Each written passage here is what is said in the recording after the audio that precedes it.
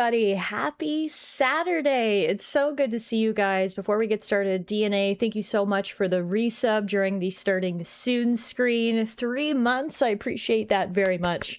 It is so good to see everybody today. Happy Saturday. Welcome into the start of a brand new adventure here on the channel. Today we're starting a brand new game, Death Stranding 2, which I am super excited about.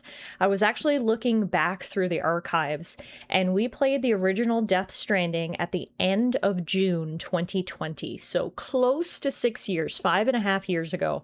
The summer of the plague is when we played the first Death Stranding, and it was a crazy experience. I've talked about it before. When Death Stranding was first announced, I was extremely hesitant. I was like, what the heck is this? I wasn't really interested. I had never played a Kojima game before, and what I had seen of Death Stranding, I was like, this just looks fucking weird, to be frank. But then the game came out to rave reviews, and I was like, huh, and I watched some gameplay, and I was like, this looks super interesting. Let's give it a shot. And ultimately, I'm really glad I did, because I loved Death Stranding. Was it wacky and weird? Yes. Did everything make sense? No. Was it a enjoyable and memorable experience? Yes. So I'm very much looking forward to diving back into Hideo Kojima's crazy brain for Death Stranding 2. And most importantly, I'm excited to share this journey with you guys. So thank you all so much for being here. We should say hello before we get into things. Hello, Meerkat. Hello, TS. Hello, Bronny. Hello, DNA. Hello, Ash. Hello, Funky. Hope you're feeling funky today. Hope everybody is having a great weekend so far. So when we first played the original Death Stranding, we played it on PS4, which was, like I said, 5.5 years ago. And now we have moved up. 5.5 years later, we are going to be playing Death Stranding 2 on PS5. Look at the evolution. I thought this was kind of cool too. Death Stranding on PS4 to Death Stranding 2 on PS5. The back cover of the original Death Stranding had the subtitle, "Tomorrow is in your hands." Sam Bridges must brave a world transformed by the Death Stranding. Carrying the remnants of our future in his hands, he embarks on a journey to reunite the shattered world. So as I mentioned, this game is sort of convoluted at baseline, paired with the fact that it's almost been 6 years since we played Death Stranding. I am going to start today's stream off with a recap or two. Apparently, Death Stranding 2 does contain a recap in-game, but it's my understanding it might be a little light on details. So what I'm going to do is I'm going to load up the game. We're going to take a look at the recap that is contained within Death Stranding 2. And then I actually found a separate recap, which is actually like a chronological timeline of everything that happened, that I think might be helpful as sort of a backstop to fill in some of the blanks. So I think we're actually going to watch 2 Death Stranding recaps before we start Death Stranding 2 today. It seems only fair, right? 2 is the name of the game. So for any of you guys who have not played Death Stranding, or you don't remember it like I do, hopefully these couple of recaps here at the beginning of stream will get everybody up to speed, and then we are going to dive into the game here. So without further ado, let me just flip over to my PS5 screen. We can boot up the game. I haven't actually even booted up the game, so let's do that together. And we'll take a look at the recap that's contained in here. 3-hour stream watching a brief YouTube recap of Death Stranding. Hopefully it won't take 3 hours, but we'll find out, right? Is this game also a Monster commercial? I don't know if Monster has sponsored the sequel. Maybe someone else has stepped in. Maybe we got Red Bull this time, but I don't know. Yeah, there's a lot of new faces. So we definitely have lots to catch up on. But yeah, I just want to say hi, everybody. I've literally been looking forward to this stream all week. I was off last week, of course. I last saw you guys last weekend for our community day, and it was a lot of fun, but I was off last week. I've been looking forward to this stream all week long. I love starting new games. There's something about starting a new game that is just so exciting. So thanks for sticking with me, and thanks for stopping in. Let's take a look in the options, actually, maybe before we start anything. Shared content, avatar images, help icons. I mean, a lot of this stuff, I really won't know what setting I like best until we try it, I think. But anyway, okay, we'll leave everything as it is. We'll go normal for sure. Motion sensors. No, absolutely not. Turning off any motion sensors. Sprinting toggle, sure. Vibration intensity. I actually hate vibration in video games. There's a fun fact. I'll put it on weak. I might turn it off entirely. We'll see. The trigger effects are fine. I actually kind of like those. If you guys don't know, PS5 has adaptive triggers. So, like, for example, one of the areas that it's used a lot is when drawing a bow. The triggers will actually tighten like the bowstring does, which is kind of cool. So we'll keep that on. This is all just controls. We'll leave that alone. Voice language, subtitles, yes. I like speaker names as well. Graphics mode. I actually like performance better. Okay, master volume. Is it touch loud? Okay, I'll turn it down then. In master volume. How's that? Again, we can always sort of optimize once we get into things. I do not want controller dialogue audio. I do not want any audio coming out of this controller. I do not want any sound effects coming from this controller. I still feel like the Spider-Man games use the adaptive triggers best. Yes, that's a good point. Hi, Euro, by the way.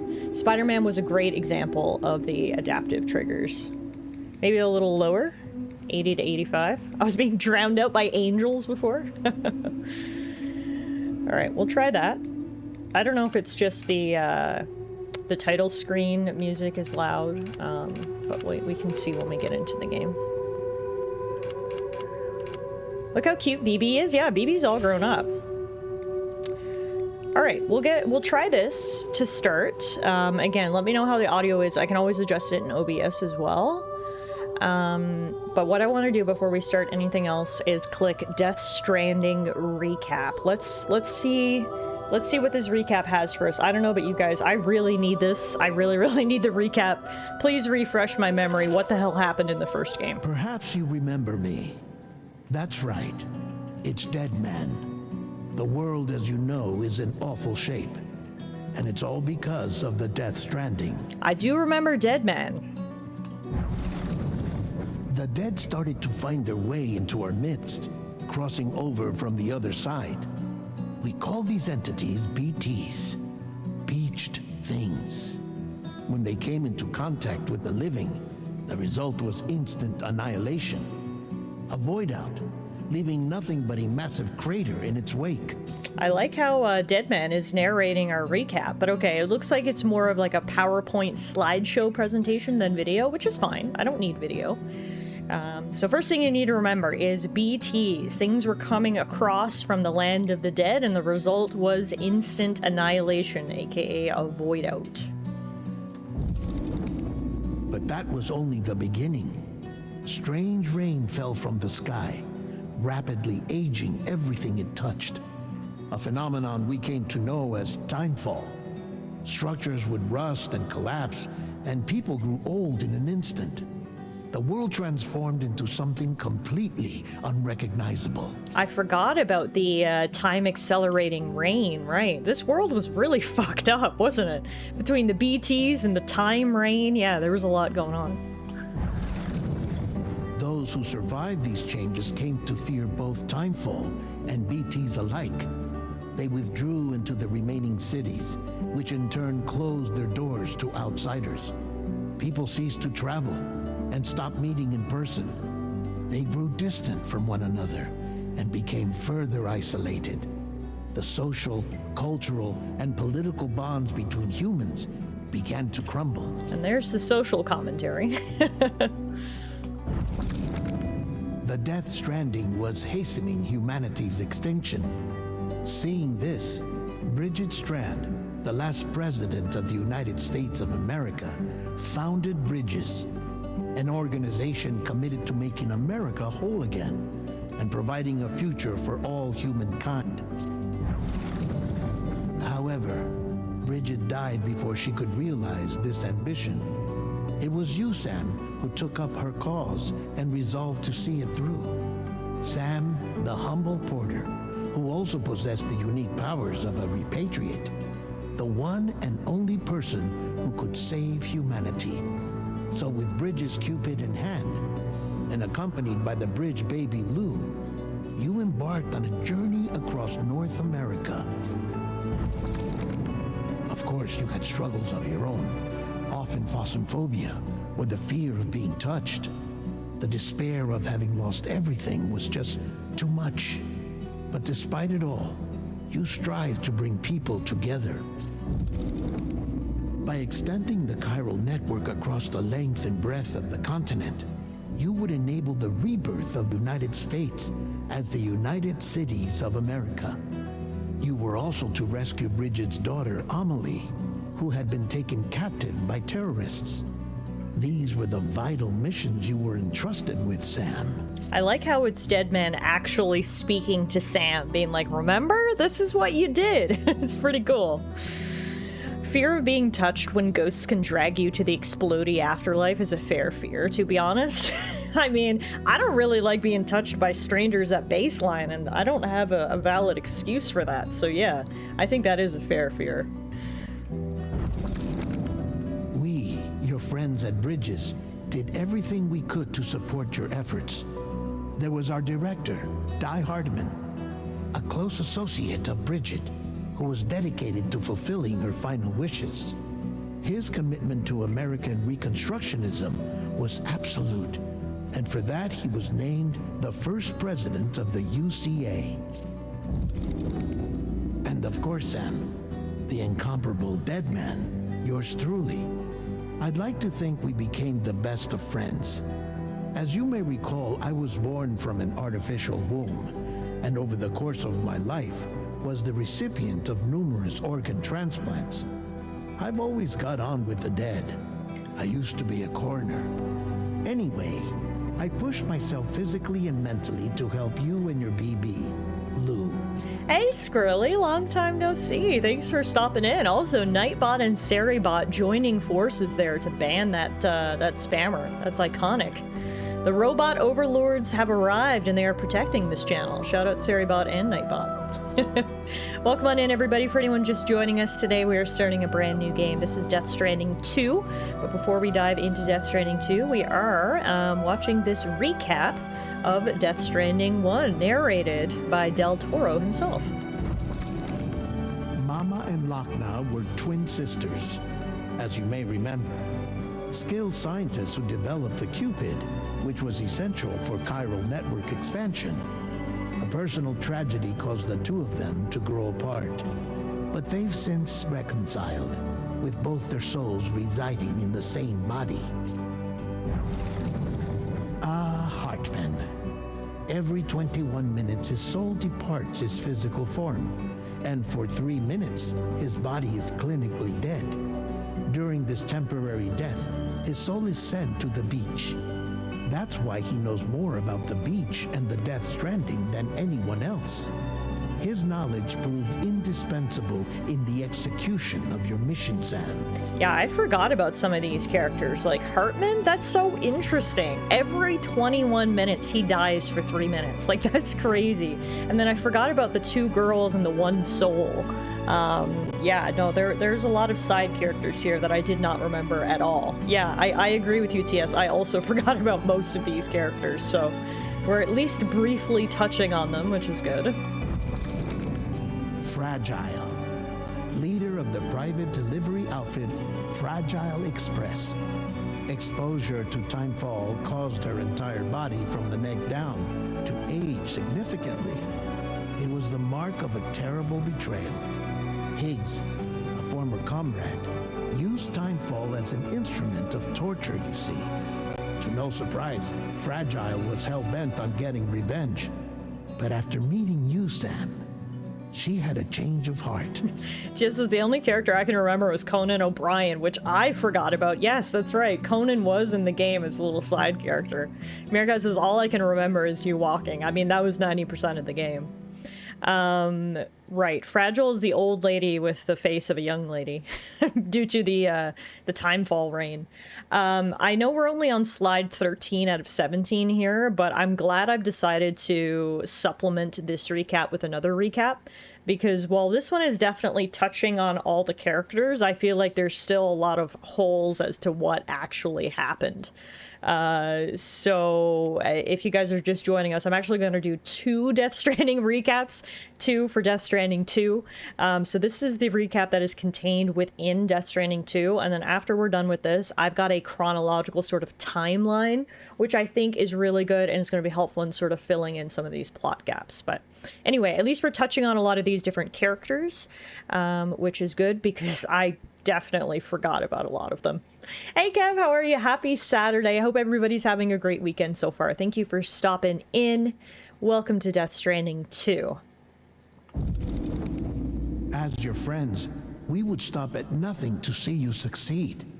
But ultimately, crossing the continent was something you had to do on your own, with only Lou for company, and with no end to the forces that stood in opposition.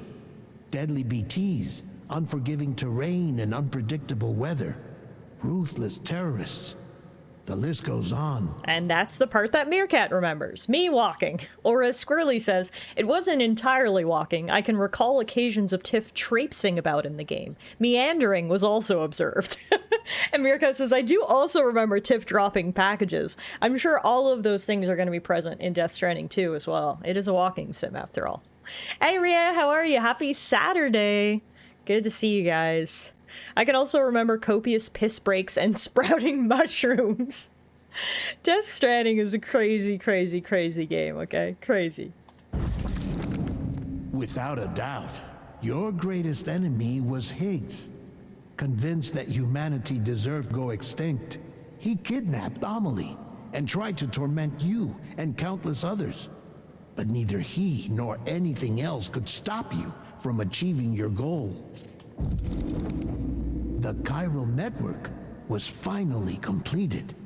The bridge to the future was built, but your ordeal was not yet over. You had to learn the real nature of the Death Stranding, a secret that Amelie had kept hidden from us all this time, and a terrible truth you had to face. But you accepted this final revelation, Sam, and did what had to be done. Yeah, I don't know about you guys, but this isn't a very good recap. Again, it's putting faces to names, but like here, what is the secret to the Death Stranding? What was the terrible truth? What did I do that had to be done? Like, it's very, like, cryptic. It's basically Deadman speaking to Sam, like, remember?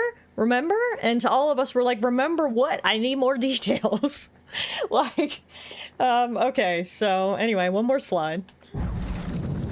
America rose from the ashes as the UCA, and as the people celebrated your accomplishments, you carried out one final mission in secret: to save your BB, to save Lou. You removed the child from the pod that was their prison and began a new life together. And so it was that the two of you vanished without so much as a trace. So there's the setup for Death Stranding 2. Sam saves Lou, the little baby, and they go off on their merry way and live happily ever after until the events of Death Stranding 2. So that's where we're going to pick up with Sam and Lou. But clearly, I think we need more information about what actually happened in Death Stranding 2. So, as I mentioned, I am going to switch gears here. I found what I think is a really great sort of chronological recap of the first game. So how about we head over here, and it is story time with Tallara. Alrighty, so in the beginning, oops, wanted to zoom in so you guys could look at this as kind of a slideshow while I read the text. There we go. Billions of years ago, life began when matter and antimatter collided. Think of matter as the substance of life and antimatter as the substance of death. The explosion that resulted from the collision was a catalyst for matter to grow and evolve into the universe and all life within it. However, whether through simple, unconscious machinations or some unknown divine will, the universe continuously attempts to correct itself back to net zero and wipe out all life within it through extinction events. In the history of planet Earth, as per Death Stranding, There have been 5 extinction events, which are brought about by a randomly ordained organism classified as an extinction entity, or EE. They love their two-letter acronyms in this game. A EE is a creature with a deep connection to death and the afterlife. Death Stranding is about the 6th extinction event, and the 6th extinction entity is Bridget Strand.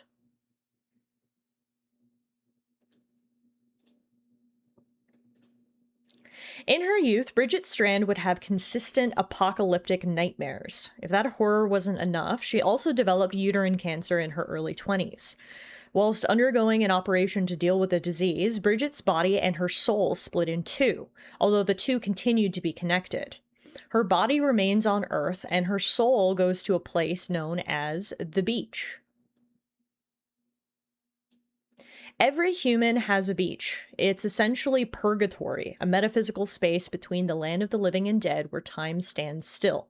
Most people can only travel to their own beach after they die and as they move on to the afterlife. But as the extinction entity, Bridget's soul can travel to them all. It is here that she comes to understand her destiny as an EE, and that her apocalyptic nightmares are actually visions of the future. Since time stands still on the beach and is a conduit between life and death, the complete knowledge of the entirety of the universe is at her fingertips. Dang. This goes well with the 3rd cup of coffee I got here. Yeah, sit back and relax. It is story time. Yeah, so this is a chronological, it's a timeline, basically, because in Death Stranding, you don't learn everything from beginning to end. As with any game, you're filling in blanks as you go. So this uses endgame knowledge from the start to just give one continuous timeline story, which I think is going to be super helpful, at least for me. Hey, Nine, you arrived just in time. We're doing our Death Stranding recap here. At first, Bridget's soul is determined to do whatever she can to stop the 6th extinction event, and plans to utilize her essentially unlimited time and unlimited access to knowledge to figure out how to do so. Meanwhile, Bridget's body in the real world continues to age with the passage of time. She becomes a politician, working her way through the ranks until reaching the office of Vice President of the United States. Now we're going to talk about the first void out. So that's Bridget's backstory and how she became president of the United States. The beginning of the titular Death Stranding arrives when a doctor performs a C-section on a pregnant woman who has suffered brain death, the physician attempting to save her dying baby. However, the splitting of Bridget's body and soul has created a crack in the walls separating life and death, and this event further erodes that separation. The child dies and in its wake leaves behind a BT, or a beach thing, a soul that cannot pass onto their beach, a creature of pure antimatter. And when the matter of the doctor comes into contact with the antimatter of the BT, well, boom. The government covers up the event, claiming it to be a terrorist attack, but Bridget knows what it really is, the beginning of the end. Eventually, more antimatter will spill into the world and her nightmares will become reality. Whilst her soul has eternity on the beach to figure out a way to stop it, her body is running out of time. She devises an experimental program under a new department called Bridges, hoping to better understand what caused the void out to prevent future ones. This program requires babies born to mothers who are brain dead, still mothers. They dub the children bridge babies, or BBs for short. One of these early experiments goes wrong, however, causing another void out that decimates the entirety of Manhattan. Which leads us to this cool screenshot. The government tells the program it is shutting down the the government tells the public it is shutting down the BB program, but Bridget, now the president, after her successor died in the Manhattan void out, continues the experiments in secret, implementing a pod to secure the BBs in order to prevent them from coming into contact with the outside world. So that's why the little babies are in the tanks, because if they're not in their tanks, they will blow up. And, Mama Bridget, the president, continues her experiments. Now let's learn about this guy, Cliff. The next candidate for the BB program is brought in. Her name is Lisa Unger, whose war veteran husband, Cliff, brings to Bridges to save not only her life after an accident that left her brain dead, but to save their son, unaware of the true nature of why Bridges needs their child. However, it just so happens that the man Bridget put in charge of the Bridges program, John Blake McLean, is a former soldier that once served under the Captain Unger. When he realizes that his former commander, a man who saved his life countless times in the war, is the father of the BB, John informs Cliff of Bridges' true intentions with his son.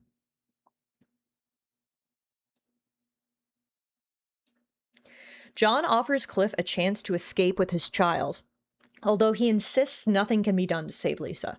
Cliff mercifully ends his wife's life and attempts to escape with their son, but he is unsuccessful. Bridget, desperate to get back what she believes is the key to stopping the sixth extinction, orders John to kill his former captain. When he hesitates, she pulls the trigger for him, tragically killing both Cliff and his son. Bridget is a bad, bad motherfucker. On the beach, Bridget's soul tracks down Cliff's son as he passes into his own beach. She fixes his wounds, connecting herself to him, and returns him to the land of the living. Her body decides to raise him as her own, although he keeps the name given to him by his real parents, Sam. So that is the backstory of our main character. He was dead and then brought back to life by the power of Bridget, who then raised him as her own son. Cliff spends the entire game trying to drag you to hell to save his wife and baby. There's some very weird boss fights with him. Yeah, Cliff, obviously, as you're going through the game, you don't know Cliff's deal. All you know is he's a certified bad guy. But as you find out his story, it's quite tragic. But yeah, this is the story of Death Stranding so far. Bear with me. So now we get to Sam. Sam is raised by both Bridget's body and soul. Her body, now considerably older looking than her soul, creates the lie that her soul is actually her daughter, Amelie. Sam grows up believing that Amelie is his sister, and he forms memories with her on her beach, which, thanks to the connection formed when she saves his life, is a place he is able to travel to. So this is where it gets a little trippy. Amelie and Bridget are the same person. Sam thinks Amelie is his sister, and they hang out on her beach, because Sam can go there. Yes, Sam is Cliff's son. Sister mom, trippy. I'm telling you, this shit is trippy. That's why I felt like we really needed this deep dive chronological recap before we get into Death Stranding 2. At least for me, my brain works in a way that I need the details laid out in front of me in an organized manner like this for me to absorb the information. So this is actually very, very helpful for me. Sam also has two additional afflictions. The first is that he is a repatriate, someone whose soul is able to return after death to their body via the seam, the watery passageway between a person and their beach. So ostensibly, Sam is unable to die. The other affliction he has is dooms. A select few humans have developed dooms, each in different ways. Sam's dooms allow him to sense the afterlife, as well as share and suffer in Bridget's nightmarish visions of the apocalypse. Poor old Sam, he's been through a lot of shit. The circle of life, yes. Yes, Hakuna Matata and all that. Saving Sam's life, however, caused the almost complete destruction of the wall between the worlds of the living and the dead. Suddenly, BTs are appearing everywhere, causing voidouts across the world and decimating a vast majority of humanity. So, Bridget's moment of weakness in saving poor little baby Sam did have some consequences, and the consequence was the Death Stranding. The Death Stranding caused humans to disconnect and retreat into giant walled cities and underground bunkers. They begin to burn their dead, which is a way to prevent a soul from becoming trapped and turning into a BT.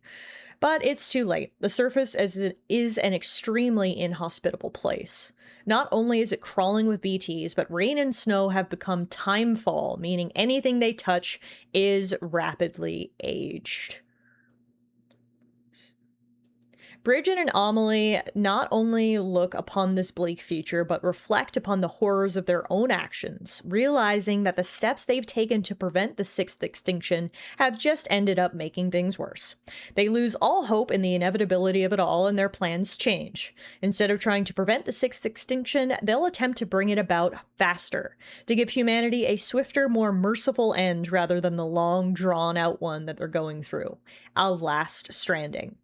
So obviously, again, in-game, you don't find out all this till the end, but this is a chronological order to more make sense of what the plot is. This was a huge plot twist. At the end of the game, you know, Amelie / Bridget were actually the bad guys, if you will. They then twist their plans for a network to connect the worlds of the living and dead via the BB program to bring about this more humane extinction. So, the scope of Bridges now includes a plan to reconnect America by providing a delivery service between human settlements and outposts, which Sam begins to work as a porter for. Another private delivery entity also forms, Fragile, which is named after its founder's daughter. So it's FedEx and Purelator. Fragile, the person, enlists the help of a man named Higgs, whose own personal history has led him on a path to attempt to save humanity. Both Fragile and Higgs have dooms. Fragile is allowing her to use her beach as a way to teleport across the country. The pair begin to work together to help those in need by getting them the valuable resources that they require. And now we're going to meet someone named Lucy, or find out about someone named Lucy. As Amelie and Bridget begin to enact their plan to bring about the last stranding, Sam meets a woman named Lucy. Lucy is, at first, Sam's therapist, who helps him cope with his visions of the future, which she dismisses as just nightmares. But the pair fall in love, get married, and become pregnant. Unfortunately, a side effect of having Sam's child is that she too now suffers from dooms, and she begins to have the same apocalyptic nightmares that Sam experiences. Bridget confirms to her daughter-in-law that yes, the apocalypse is coming and that there is nothing that can be done to stop it. The despair is too much for Lucy to handle, and upon returning from a delivery one day, Sam discovers his wife has committed suicide. Since no one was around to burn her body, a BT remains in its place. So this was Sam's trauma that it took a while for us to unpack in the game, but obviously is very traumatic. Coming home one day and finding your pregnant wife has committed suicide and left this in her wake.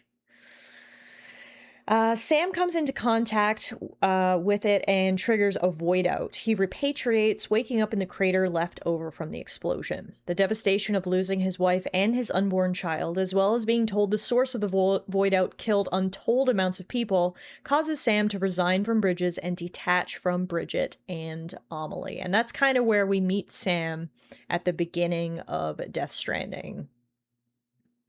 He's a sad guy who's pulled away from his family and doesn't want anything to do with reconnecting America.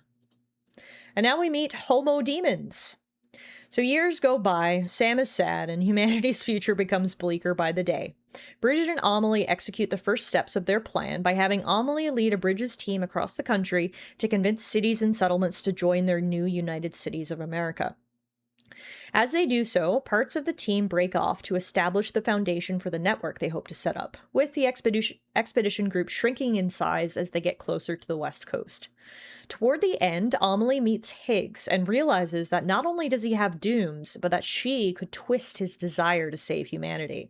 So Higgs wasn't always a bad guy. At first, he was just working with Fragile to try to set up this delivery network to help people. It's Amelie who twists him. Amelie lets Higgs in on her knowledge and her plan to bring about the last stranding, and Higgs becomes enamored with her, realizing her powers far exceed Fragile's teleporting abilities. Amelie increases his Doom's capabilities, giving him control over BTs and Timefall, and uses him and acolytes he amasses dubbed Homo Demons to create more voidouts, further breaking down the walls between life and death and making it easier to bring about the last stranding. Now, this is an important part right here. Higgs uses Fragile to unwittingly deliver bombs to two major settlements, Middle Knot City and South Knot City. Middle Knot is destroyed first, and upon learning that she is the cause, Fragile realizes what she has delivered to South Knot. She tries to get away from the city, but is stopped by Higgs. He gives her two choices: teleport away and leave South Knot to its fate, or continue her attempt to drop the nuclear bomb in a tar pit, but do so whilst almost completely naked in Time Vault, save for her face, which Higgs will cover with a mask, so everyone will recognize her still as the person that delivered the bombs. Fragile tragically chooses the second fate, and her body is rapidly aged by the Time Fall.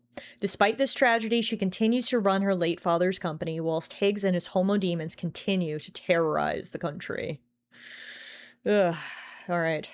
Did Sam get his sphere of touch before or after getting his wife pregnant? I was just imagining him wailing uncontrollably in the middle of the act.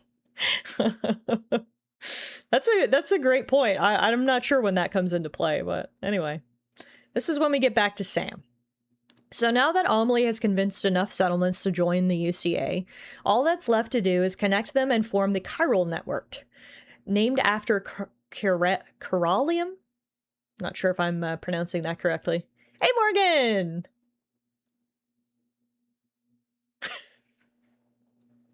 You.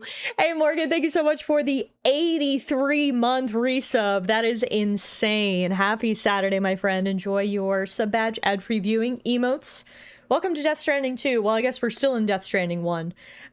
Death Stranding had a pretty complicated story, and it's been almost 6 years since I last played the game. So we are taking some time here at the beginning of today's stream to have a bit of story time. Sit back and relax as I get you guys up to speed on the story of Death Stranding.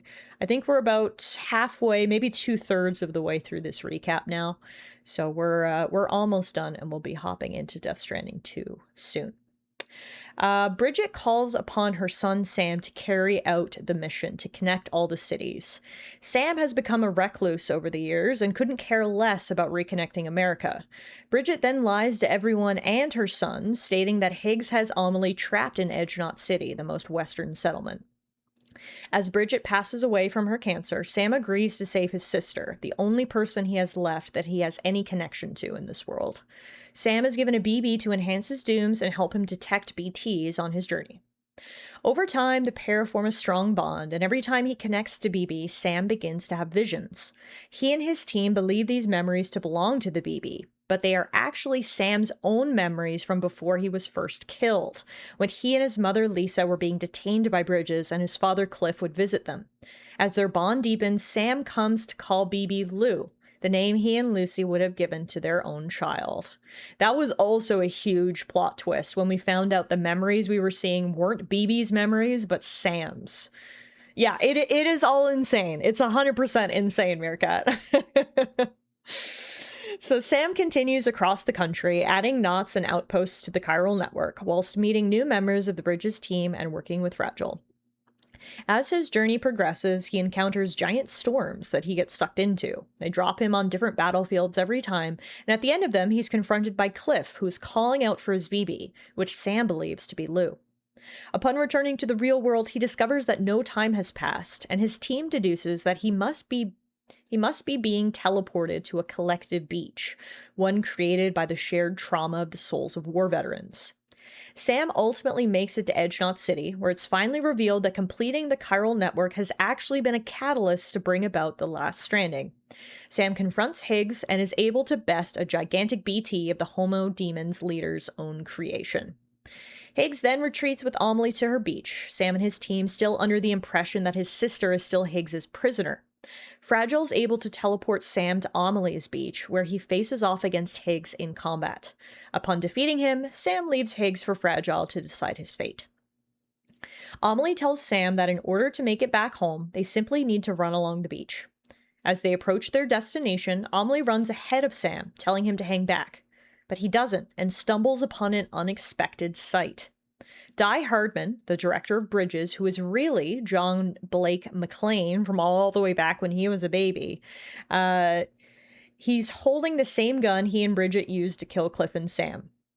He is confronting who he believes to be Bridget, but is simply Amelie presenting herself as such. As like most of the events that transpire in Death Stranding, this confrontation is by Amelie's design. So this is the end.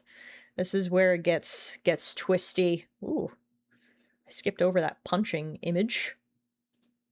Die Hardman has come to realize Bridget slash Amelie's true intentions and tries to kill her with the gun, but it doesn't work. At this moment, Cliff arises from the waters of the Seam looking for his BB. Amelie points him towards Sam, but then teleports next to her brother and pushes him into the water. This is seemingly out of fear that Cliff could harm Sam, and if Sam dies on the beach, he cannot repatriate. Sam wakes up outside of Edge Knot City and communicates with his team. The director's still missing, and the amount of BTs and timefall appearing across the country is at an all-time high. The walls between the lands of the living and the dead are about to be completely torn down. Fragile is able to quickly gather the members of Sam's team back to Capital Knot City, where Sam began his quest. But teleporting them so frequently, across beaches that have now become extremely volatile, has left Fragile weak, and she cannot offer the same luxury to Sam. He must return home by himself, and from there she can take him directly to Amelie's beach. So what does that mean? A cross-country journey. Sam crosses the country back to the East Coast, but just before arriving at his destination, he is caught up in one last storm of Cliff's design. At the pinnacle of their final confrontation, Cliff comes to realize the truth, that the BB Sam is carrying is not the one he's looking for, but instead, Sam is his child. He embraces his son one last time before passing on, his quest to reconnect with Sam fulfilled, although Sam has not had the same epiphany as his father. Sam awakens, this time in Port Knot City, within spitting distance of his final destination. It is here that one of his team members, Deadman, reveals a discovery to Sam via a recording left behind by the director, in case he were to not return from Amelie's beach. Die Hardman reveals that he was able to get to Amelie's beach thanks to an invitation from the extinction entity herself. He then explains that due to the timing of Bridget Strand's cancer, Amelie cannot be Bridget's daughter. In fact, has anyone ever actually met Amelie in person or only interacted with her via hologram? Sam swears that he has, but when he thinks about it, he realizes that the only time he ever had physical contact with Amelie was on her beach. Sam takes the time to ponder everything as he completes the final leg of his journey, bringing a vat of cyptobiotes, edible creatures that help alleviate the effects of timefall, for Fragile in order to wake her up from a coma. That's a cool shot right there. Upon awakening, Fragile tells the team that Higgs, who she left alive, revealed that Amelie was the one behind his powers all along, and that he was enacting her plan for a last stranding. To avoid it, Sam had two options: travel to Amelie's beach and convince her to stop the last stranding, or kill her, but wind up being stuck on her beach for eternity. So in the end, it all came down to Amelie. Sam expresses that before his journey across America, there was very little that he believed in or connected with, but he's met so many people and formed a bond with his BB that he once again believes in life and that he believes it is worth saving. So with that, Fragile teleports him to Amelie's beach where she is waiting. And this is the last stranding. On her beach, Amelie explains everything to Sam about how the universe is attempting to correct itself to net zero and is doing so through her as an extinction entity, about how she initially wanted to stop the last stranding, but when she saw the steps she was taking to do so only caused more suffering, she decided to bring about it even quicker to provide a merciful ending to existence. As the last stranding begins, she explains that he has two choices. He can either stay with her on the beach and watch the last stranding unfold, or he can try and disconnect her beach from the real world, which would only delay the inevitable. The last stranding will happen, whether it's today or years from now. But Sam chooses a third option: to embrace his sister. When in doubt, hug it out, right? Sam remembers a time when they were together when he was a child, and she told Sam that he was the only one that could stop her. Amelie explains that her visions of the apocalyptic future were never the same. They were always different, and she never knew which ones to trust. So she spread dooms to humanity to help her make better sense of it all, and see if those connections could help her come up with a solution. She sees now that Sam's choice to try and save humanity after having reconnected with it isn't as futile as she believes. After every previous extinction, life has found a way to survive. And maybe if she can contain the last stranding to her beach, she can buy Sam and humanity enough time to figure out a way to stop it. She pushes Sam under the water just as the last stranding occurs on her beach. He washes ashore on his own beach, his soul trapped there. As he futilely attempts to escape, Amelie reaches out to Sam and explains her history. how she became separated from the body of Bridget Strand. Along with Bridget, they initially attempted to avert the last stranding by building a network that would allow them to access all of the knowledge of the universe and figure out how the Big Five previous extinction events failed to wipe out all life. She now theorizes that maybe, like her, the previous 5 EEs had a change of heart and chose not to unleash the last stranding upon the world, to let it become stronger and wiser, let it live to fight another day, giving it a shot at figuring out how to stop the last stranding.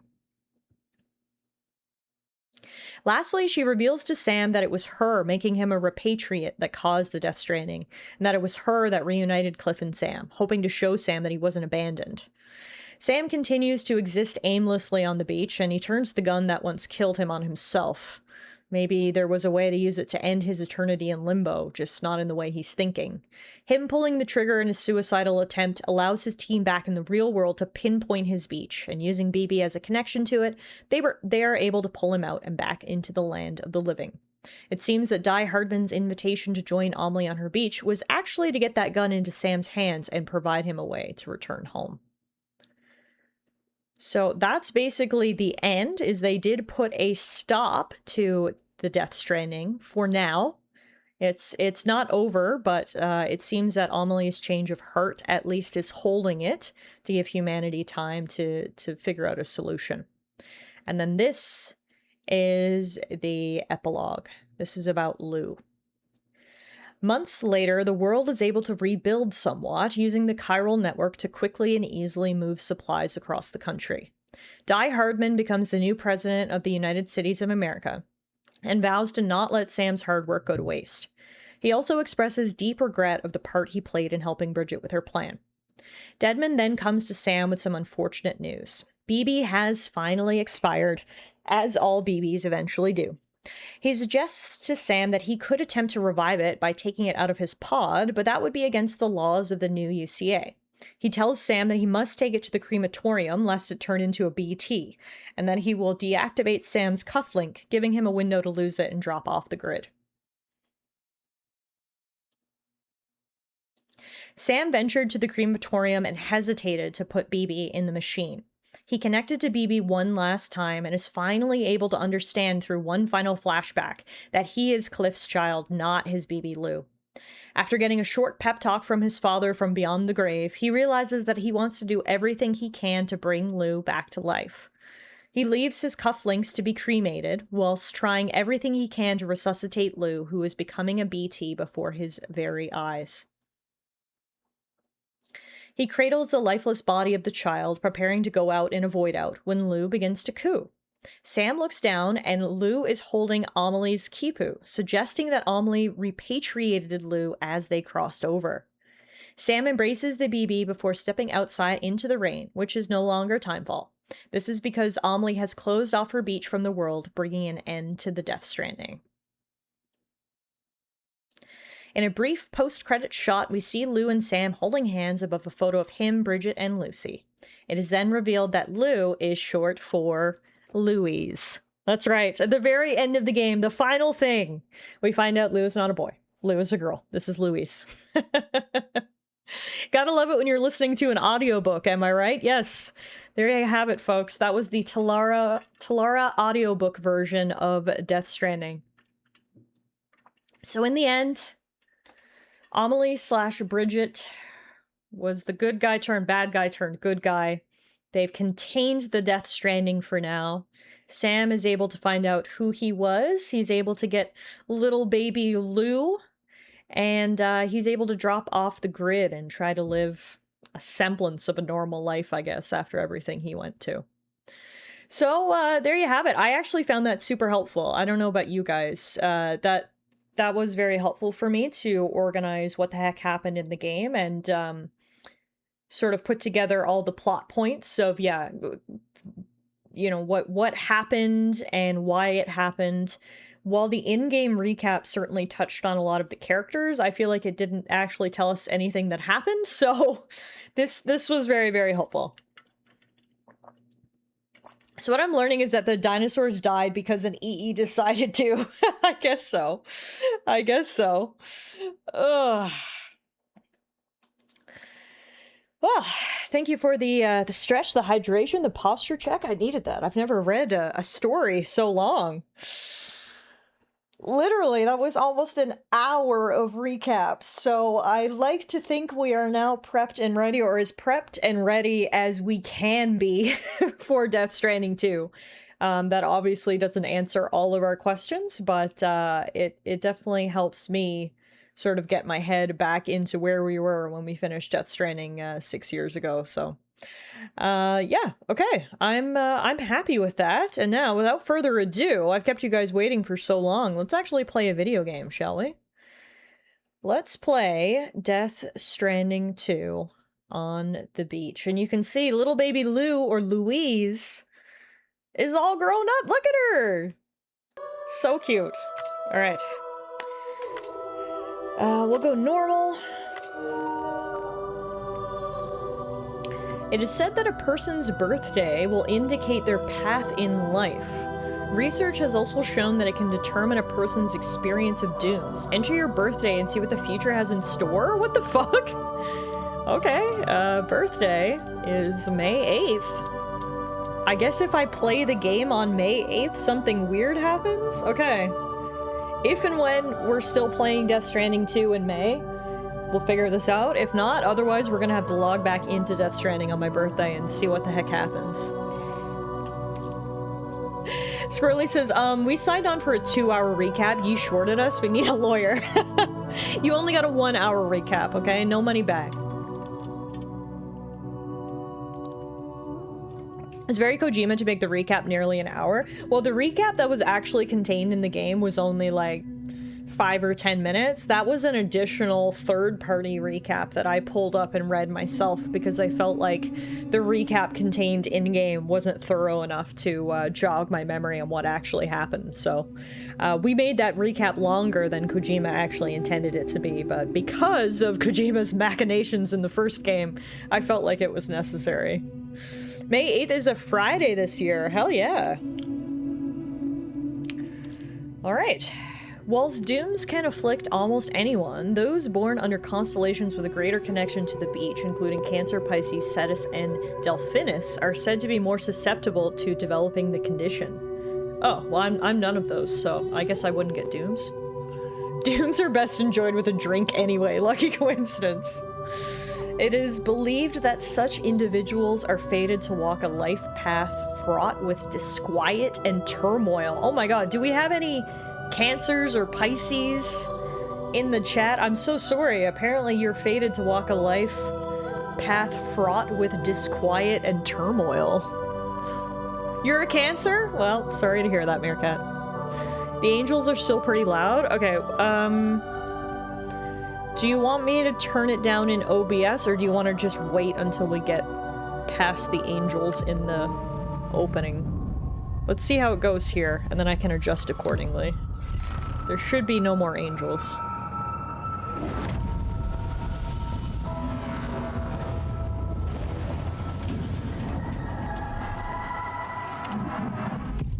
Dang, okay, Kojima Productions, let's do this. Once there was an explosion.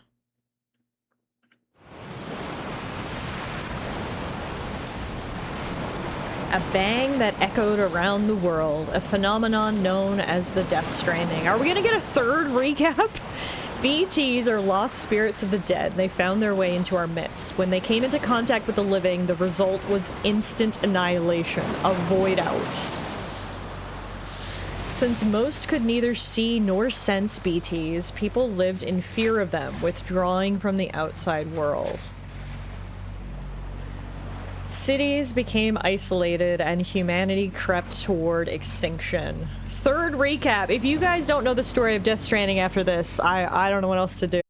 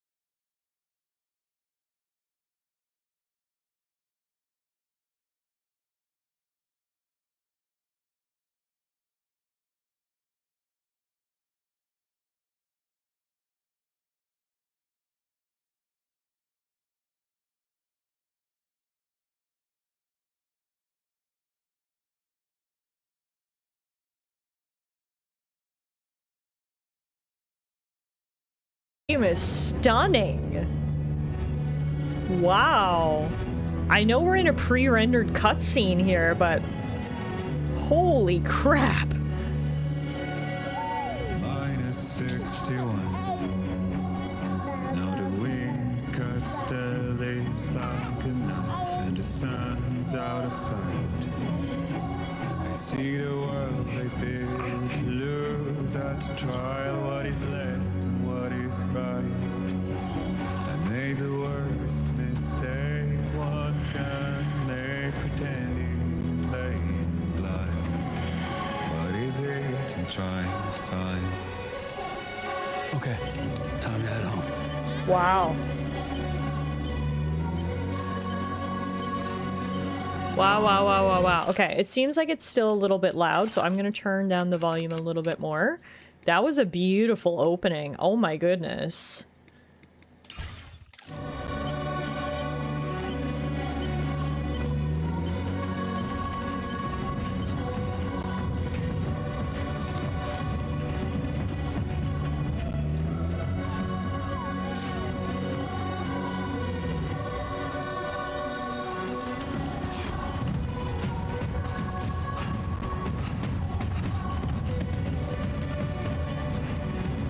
What is this?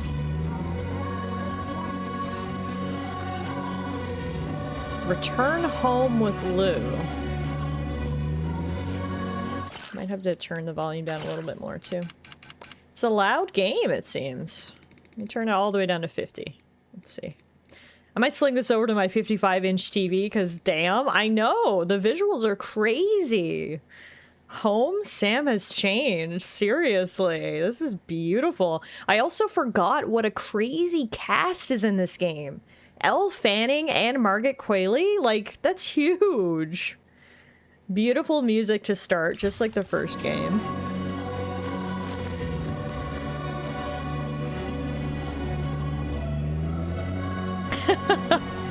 Meerkat says I turned it all the way up to 480p on mobile. I just want to, like, stand here and look around. This is crazy. Kojima has an insane pull, I guess. Wow. Okay, I guess I should actually play the game, so I need to go home. And my home is where? Just in the middle of this canyon. It looks like there's a city over here, though. Alright, BB. Let's do our thing. I guess we shouldn't go straight. I guess we shouldn't go in a straight line home, or, might have trouble considering that is a straight drop. So I guess we're gonna have to go back and around. Timefall doesn't happen anymore. No, apparently not. The rain is no longer harmful. Straight line or nothing. Does that mean we have to deliver in the rain? Oh, it says I've left the delivery area. It's not even gonna let me go that way. It's gonna make me go in a straight line. That's loser talk. We go as the crow flies or we don't go at all. Well, apparently that's what the game wants me to do. That's where we're going right now. Alright, fine.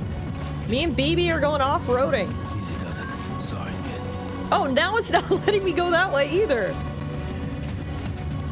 Oh, I gotta go this way, I think. I think that's why these stones were here, as a marker of which way I had to go. Okay. Holy crap, guys! Wow. Oh. Can you imagine being 11 months old and going on an adventure like this? In your little carrier thing? Also, I love a girl dad. Is there anything cuter than a girl dad? Grumpy old Sam with little baby Louise. Look at her little hat. Look at her little feeties. Oh, I love her. This is a lot of trust in your ankles. Yeah, I hope those boots have good ankle support. Jesus Christ. Please take the baby concussion route. I can't believe the game is literally forcing me to take this route. I was gonna take the safe route for sweet baby Louise, but not today. Finding a safe route. Tap L1s use the terrain scanner. These icons will indicate where it's easy to lose your footing. So everywhere. I mean, I don't think I needed the terrain scanner to tell me I'm probably gonna lose my footing if I go down there, you know? You know what I mean?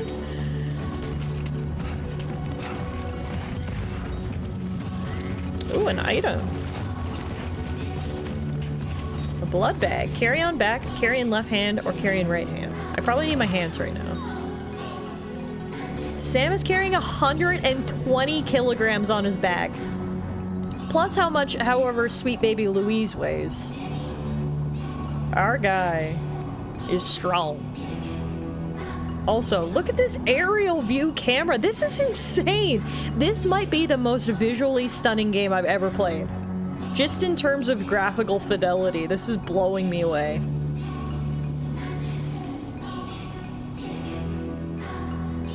Doesn't Sam have robo legs? I don't think he has robo legs, but I mean, you heard about all the powers he has. He's a repatriate. He was brought back from death. He's now essentially immortal.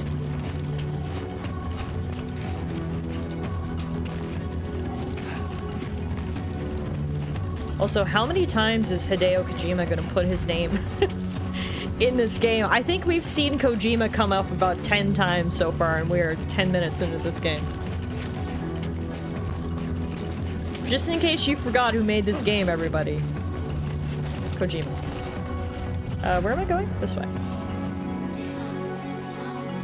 That is so cool. It's 953 meters away, and you can see it's a decrease in elevation. That is such a cool touch. Wow. This is friggin' gorgeous, man.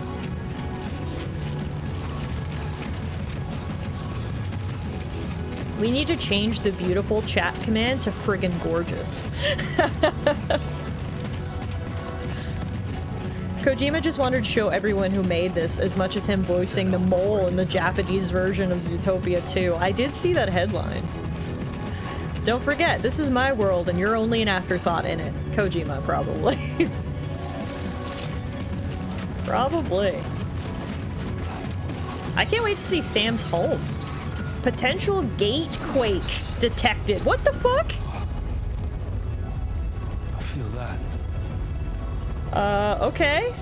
A gate quake measuring 4 on the G scale has occurred.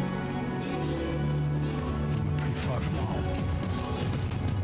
Well, that's new. We don't have time fall anymore, but we've got gate quakes? Never a dull moment in this world. Oh god, it's happening again. Oh shit! It's an avalanche! Holy crap, that's crazy! A gatequake measuring 7 on the G scale has occurred. Are you okay, Lou? Are you okay, little baby? Don't cry, my angel. Come here. Come here, my baby. Okay, you're all right. I know you're scared. Come here. Come here. Oh.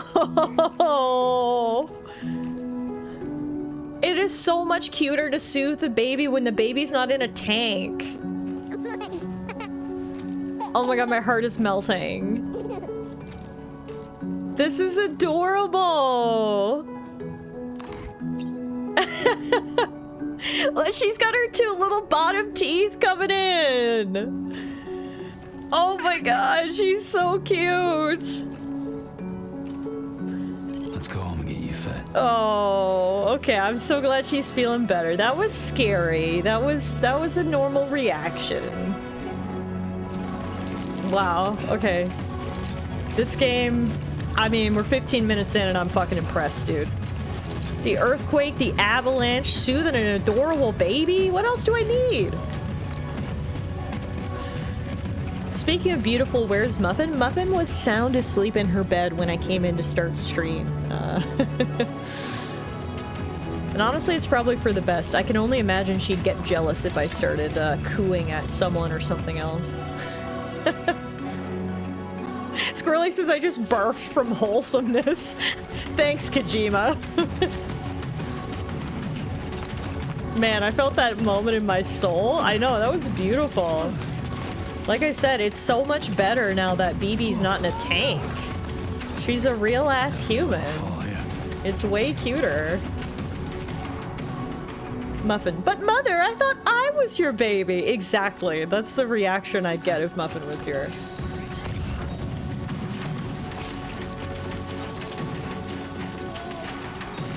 Yeah, I can only imagine my ankles, knees, and lower back would not hold up on this terrain, so shout out to Sam carrying all this heavy equipment and a fucking baby as he navigates what I can only assume is very loose stone.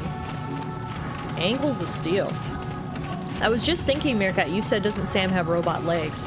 That was something you could get in the first game. It was like an upgrade, so it was like robotic parts on the outside of his legs for extra sturdiness. He still has like normal human legs, but you're right, there was a robotic leg upgrade in the first game. It doesn't look like he has any upgrades right now, though. Those are just basic-ass pants and basic-ass shoes. Yeah, an exoskeleton, that's the word. Rain. Gotta move. Oh, here's the rain. But the rain's not gonna make us old, just wet. Oh, look at Lou's little hood! My heart! Oh my god, I'm gonna throw up. This is too cute. Look at her little hood and her little mittens and her little booties. Oh, oh my heart. Also, look at the rain on the screen. Wow. Wow, wow, wow, wow, wow. PS5 is really showing off its power here. This game looks great, and we're playing in performance mode. I always enjoy performance mode over quality mode, because I would rather a more stable game at a higher frame rate over visuals, but just imagine if we were playing on quality mode, it would look even better. Yeah, the weather really turned here, didn't it, Sam? Jeez. Are we still going the right way? Yes, but, hopefully I can, if I go up this side, I'll come down the other side. We gotta start our descent at some point.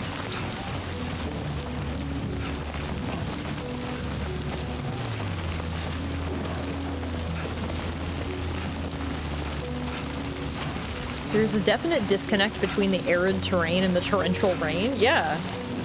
It's a little weird. No, Sam! Oh my god, I almost stepped him right off the ledge. Whew. I see a climbing anchor there. I guess that's how we're gonna get down. Just wait for PC when you don't need quality or performance modes. I mean, depending on your rig, I guess, yeah.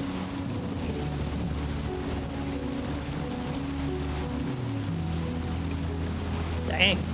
Okay, we gotta get home before little baby Lou gets too wet.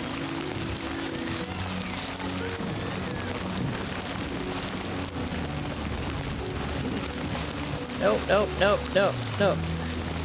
Just want this. Come on. Alright, we're even heavier. Fantastic. Now. Imagine trying to get down this in rain. Imagine how slippery this is gonna be. I got a baby strapped to my chest. Do not fall, Sam. And if you fall, for the love of God, please fall on your back. This is dangerous business. Holy moly. My heart is in my throat right now, and I'm not even the one walking. My butthole is clenched. We cannot fall. Whew.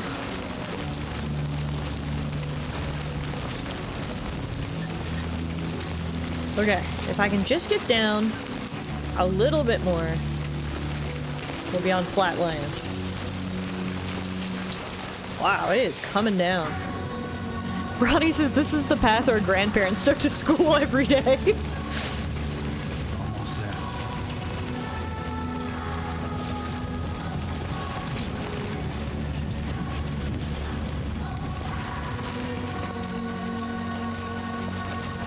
Oh, flat land, thank God. That was stressful, holy shit. Okay. We made it, little Lou. Now, looks like that's our house right there. The question is, though, is how are we gonna get across this river? The weapons tools menu. Use this menu to quickly switch between weapons and tools. Select a category with the right stick and use L1 or R1 to cycle through your options. Finally, press X to equip or use your chosen weapon / tool. So I've got climbing anchors. I've got rope or strands. I don't have any weapons. I've got a blood bag. Oh, I've got a ladder. A 10-meter ladder that can be deployed to scale cliffs or cross rivers. 2 ladders can be joined together to double their length. A deployed ladder cannot be recovered once it has been used. That seems weird. A single-use ladder? Okay. Anyway. It's fine. We just need to get home, so... is this long enough? I think so. Hey! I got an achievement! My first structure! Build your first structure! No, Sam, you're supposed to use the ladder.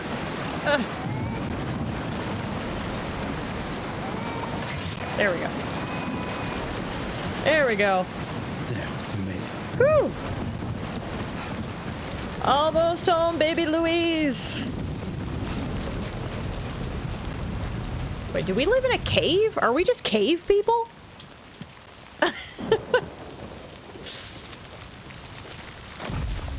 Oh.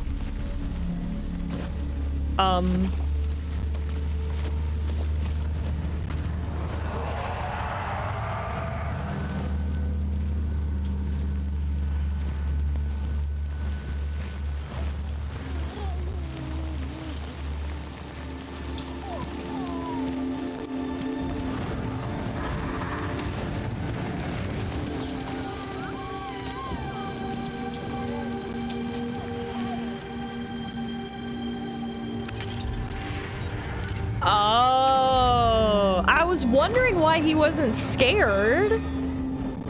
That's essentially his version of a moat. Keep intruders away with scary holograms. Got it. That's why Lou was casually playing with ghosts. Ah, and they don't live in a cave. They've got a little house. It's just behind fake rocks. A hidden base, yes. Galaxy brain. Sam keeping him and Lou safe. Wow. Okay, so we made it home.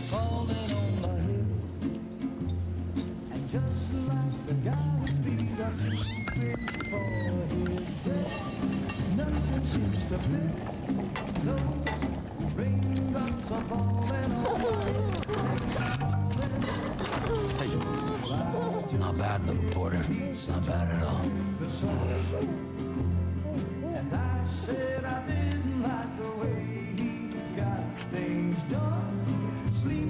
Oh, not the photo wall!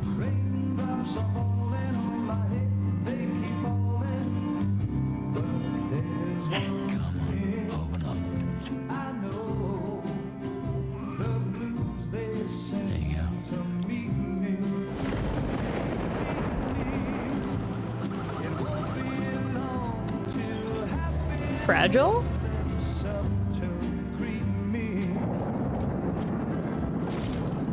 Yep.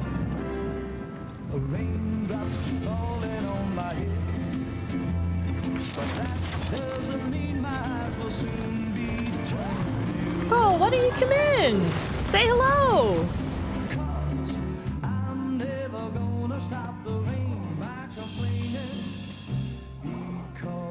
Oh, that is the coziest bed! It's just like Sam's otter hat in the first game. They made a bed out of it.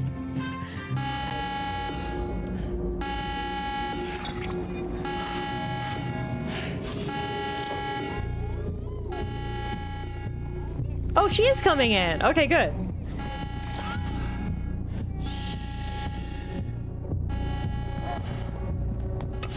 Sam, I know exactly who that is. How do you not know? Chill out.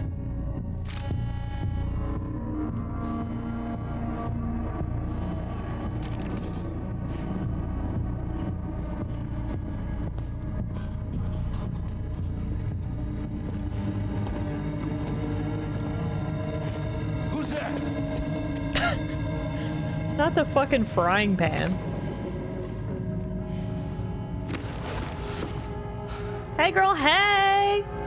You don't gotta be afraid of rain anymore. Who are you? Oh! Fragile? What are those Were you cooking? little hand things? What are you doing here? I've been looking for you. What the heck are these little hands? But okay. It seems like this is maybe Sam and Fragile's first meeting since the events of the first game.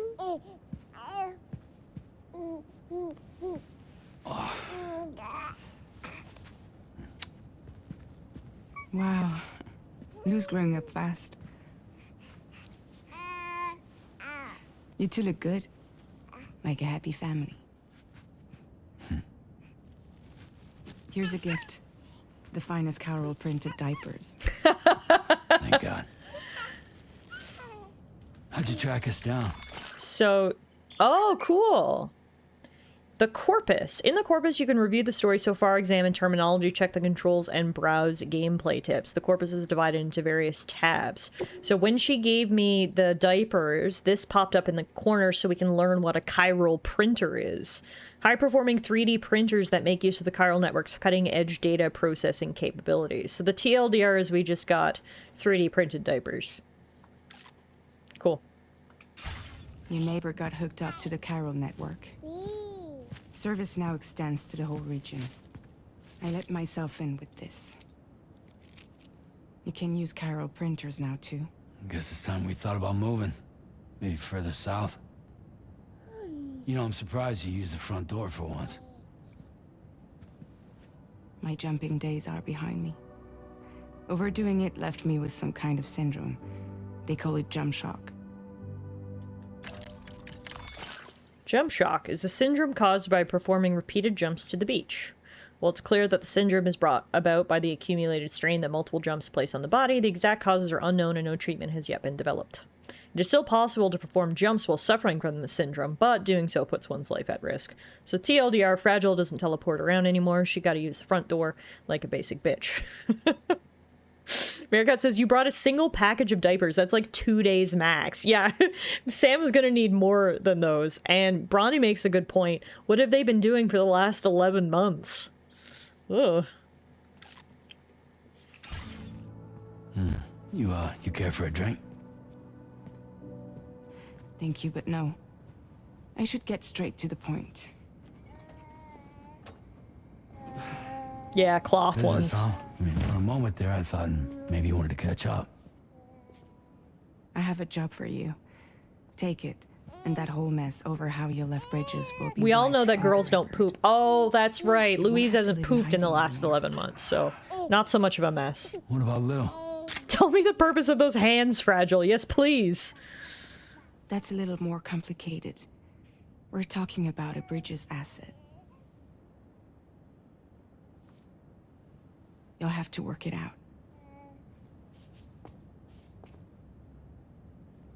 Sam, you brought America together. Helped it be reborn as the UCA. These hands are creepy.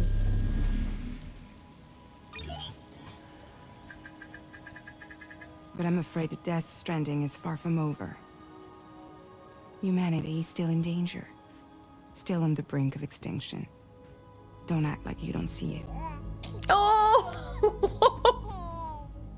A lot of things changed after you went off on your own. I would die for Especially Lou, which I within the assume is the UCA. plot of this game.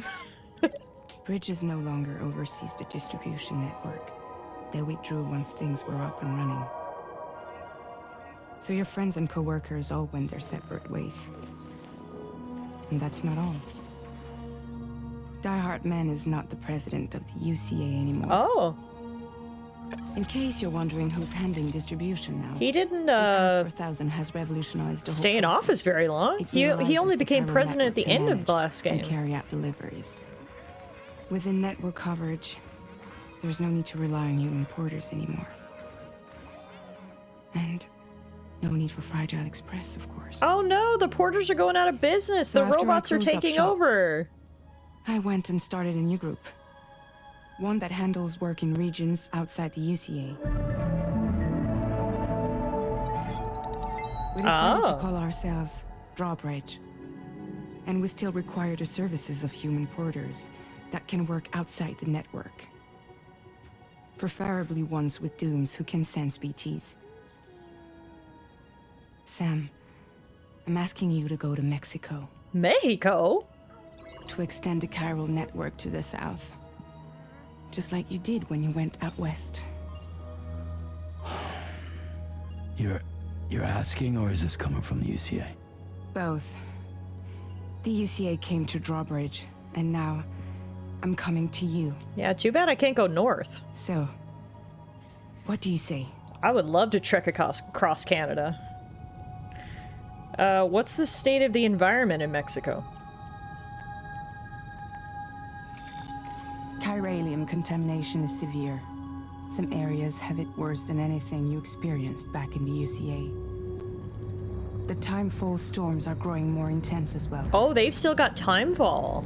And, as you can imagine, everything in their path is subject to temporal acceleration.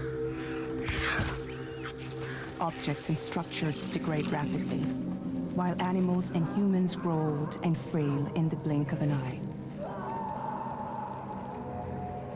Timefall often precedes the appearance of BTs there too. So you should do everything you can to stay out of it as much as possible. There are many other dangers, though. The rivers can flood in an instant, and earthquakes happen daily. Interesting. As we know from our 1 hour recap, at the end of Death Stranding, the world wasn't saved. It was more just, the disaster was put on hold. We managed to hold back the Death Stranding for a while. But it looks like a lot of that holding only applies to the US. Like, we don't have timefall anymore, but Mexico still does, which is strange. I'm not sure why Amelie used her powers to only hold back stuff in one country. But anywho, are there BTs out there too? Mexico has no shortage of beached things. Spirits of the dead washed up from the other side were stranded there just like everywhere else. Any human corpse that hasn't been properly disposed of will become a BT.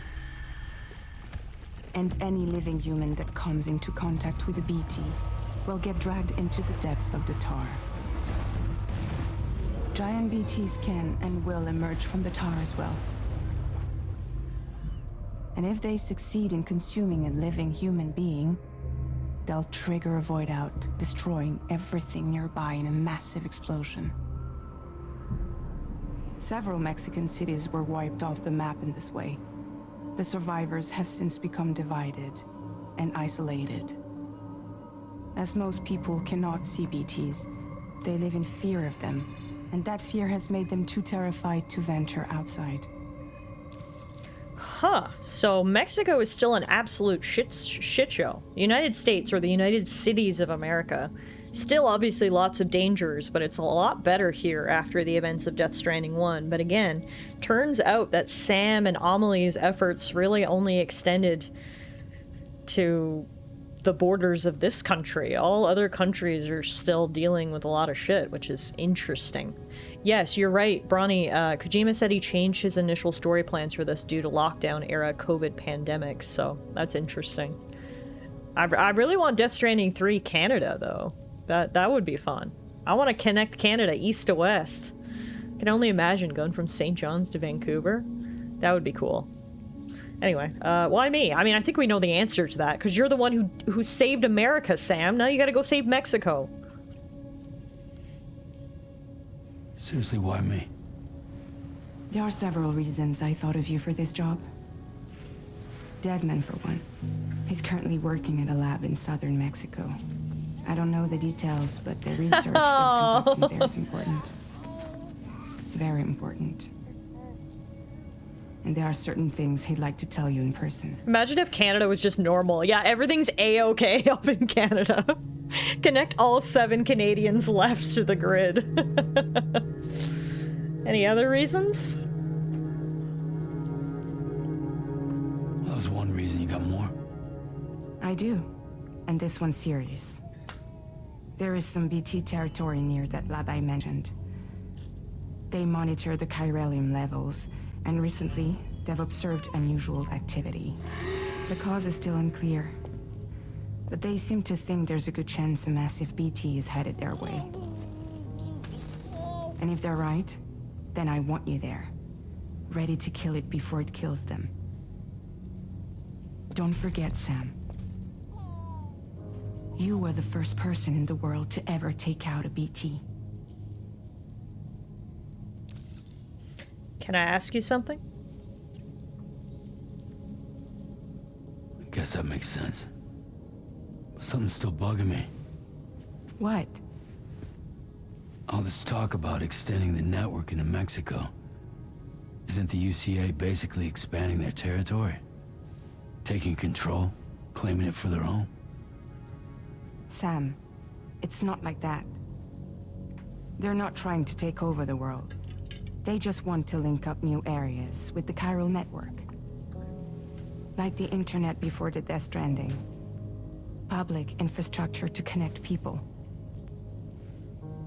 Which is why, instead of turning to an established government agency like Bridges, the UCA contracted a private organization, like ours, who then decided to employ the services of a freelancer like yourself. So please, Sam, won't you help us out? Meerkat says, what about the hands, Fragile? The hands! Are we gonna go this whole friggin' game never getting answers about these goddamn hands? Okay, we've asked all of our questions. We now either say we will do it or we won't do it. I gotta be honest, I'm not bringing baby Lou down to Mexico, which sounds like a fucking disaster, and I'm not leaving baby Lou behind. So, if I was Sam, I'd say I won't do it.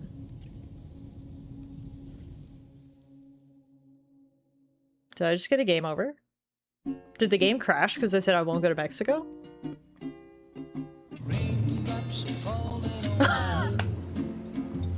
Oh my god, are they gonna make me redo the entire day? If you say I won't do it, it's just game over. Okay, that's actually very funny. Wow. Talk about the illusion of choice. Okay, that's actually pretty good. Well, clearly there is only one right answer here. I guess we can skip all this. We're gonna have the exact same day and the exact same conversation. And this time we learned that there is only one answer. Sam's going to Mexico.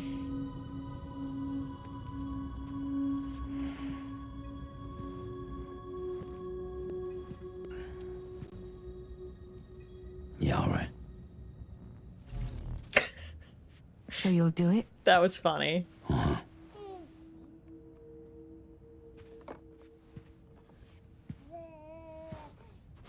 What about Lou, though? It's not like I can take my kid with me. If I do this, can you hold the fort for me while I'm gone? Play babysitter? We're inside the network. There's a child care app I can use.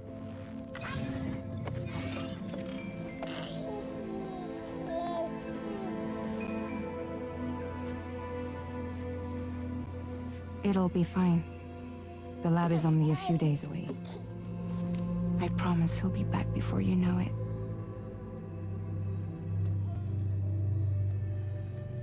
Link up the region as you head south, and come home safe.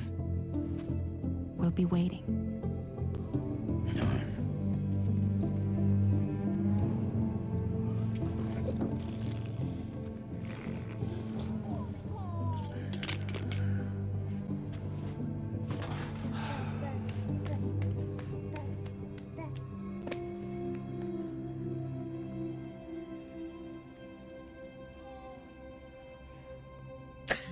Surely Sam could have at least got the tea on the hands in exchange for accepting the offer. Now he just looks like a chump. Welcome to episode 1 of Death Stranding 2. This is all about Sam. No brand deal on the can. I guess we can truly kiss the monster deal goodbye. Yeah, that was a missed opportunity for product placement. Why wasn't Sam crushing a Miller Lite? Kojima, do you not like money anymore? Go on. Slide it on your thumb. Like a ring?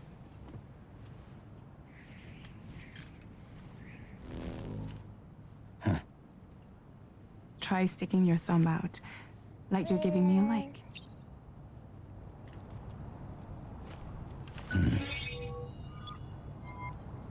Access the ring terminal to view the map. From here you can check order details as well as the cargo for delivery. Cool. Now then, let's review the mission that you'll be undertaking on behalf of Drawbridge. Your destination is a research lab in southern Mexico. When you arrive, you'll need to use the Cupid to connect it to the chiral network. Chiral communication utilizes the beach, where time barely passes. Using the Cupid in conjunction with a delivery terminal will allow us to initiate a zero-time massive data transmission. But because of the distance, it's not feasible to head straight to the lab to establish a connection. You'll need to use the way stations to extend network coverage until you're close enough to get the lab online. Your first stop is C1, Ciudad Nuda del Norte. Bring them a delivery and welcome them into the network. Improper corpse disposal remains a serious problem in Mexico. With every additional corpse that spawns a BT, the risk of a void out grows even higher. C1 in particular is struggling to handle this issue. But once they're online, we can give them the technology they need to address the situation. Why don't you take a look at the cargo you're carrying by opening the menu? Yeah, I guess Sam is either in Texas or New Mexico, based on how close he is to the Mexican border. I doubt he's in California because we didn't see any water. It's really rocky, so he's probably in what would be modern-day New Mexico, although I can only imagine the terrain has changed quite dramatically. I mean, we don't have to go very far at all. When she said we had to go to Mexico, I was like, oh god, we're gonna be gone forever, but we only need to go, like, right here. Based on the shape of the border, it's definitely Texas. Maybe the terrain has just changed then. But I guess that city we saw, we were actually looking right across the Mexican border, which is interesting. Or there's a city here, and there's a city here. This is pretty cool. Like, you're giving me a like is such a Gen Z fucking thing to say. Just a little thumbs up to communicate. Don't worry about it. Don't worry about it. Tiff, do Canadians know about Malort? Is that a type of beer? I've never heard of it, but I mean, I don't want to vouch for all Canadians. I don't know if there's any Canadians here who can chime in and say I know what that is, but it's not a beer I've drank. We didn't see any water, says the lady who used the ladder to cross a river. Well, the Pacific Ocean is a little bit wider than a river. I wonder if the game will turn yellow when entering Mexico. Yeah, I think that's what Meerkat said earlier. I wonder if it'll have the Breaking Bad Mexico filter. Okay, so we're going from Sam's shelter down to... Oh god. I apologize in advance to any Spanish speakers. I don't even know if I want to attempt to try to pronounce this. Ciudad Nudo del Norte? Maybe? Something like that? You can access useful information about your deliveries via your ring terminal. To review the cargo currently in your possession, select Cargo Management. Cargo Management. This is the cargo you'll need to deliver. Be sure to get it to its destination in one piece. It's an excellent idea to place the most important cargo in your backpack. Okay, so we've got the Chiral Network Gateway, a device used for expanding chiral network coverage. It allows for stable and instant mass data transfer beyond the boundaries of the UCA. Since it contains chiral matter, like the Cupid, it can only be carried by doomed sufferers. We've given you some additional equipment. It can be carried in pouches or in special hooks, just like cargo.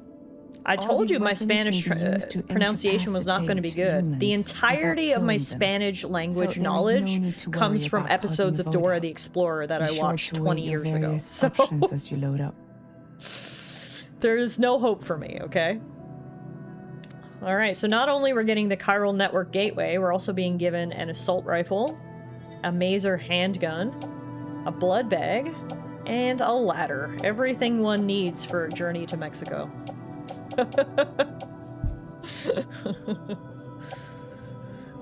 Alright, so, what do I need to do with this? Oh, I need to pack my equipment. I see.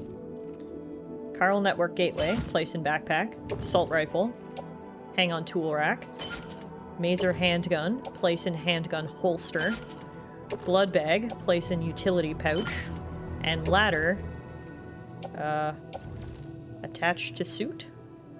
Or place in backpack? I don't know, what's better? Let's go attached to suit. Oh, I see.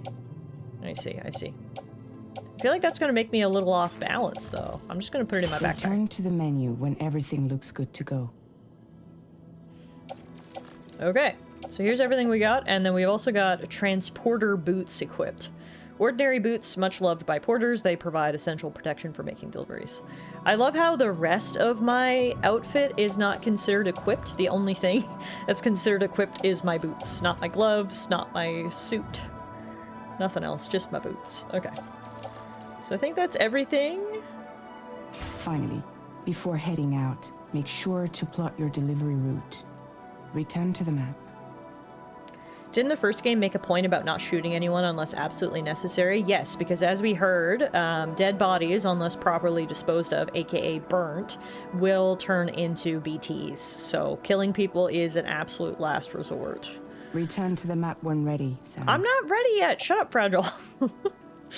Okay, how do I plot social strand service Sam's stats? Oh, this is new. Were there stats in the first game? I don't think there were. Sam's stats. View Sam's delivery, combat, and stealth stats. Higher stats indicate greater proficiency. So we've got traversal, carrying capacity, endurance, KO resistance, lung capacity, strand skills, melee combat, handguns, and assault rifles. So everything's level 1 except for KO resistance, which is level 2.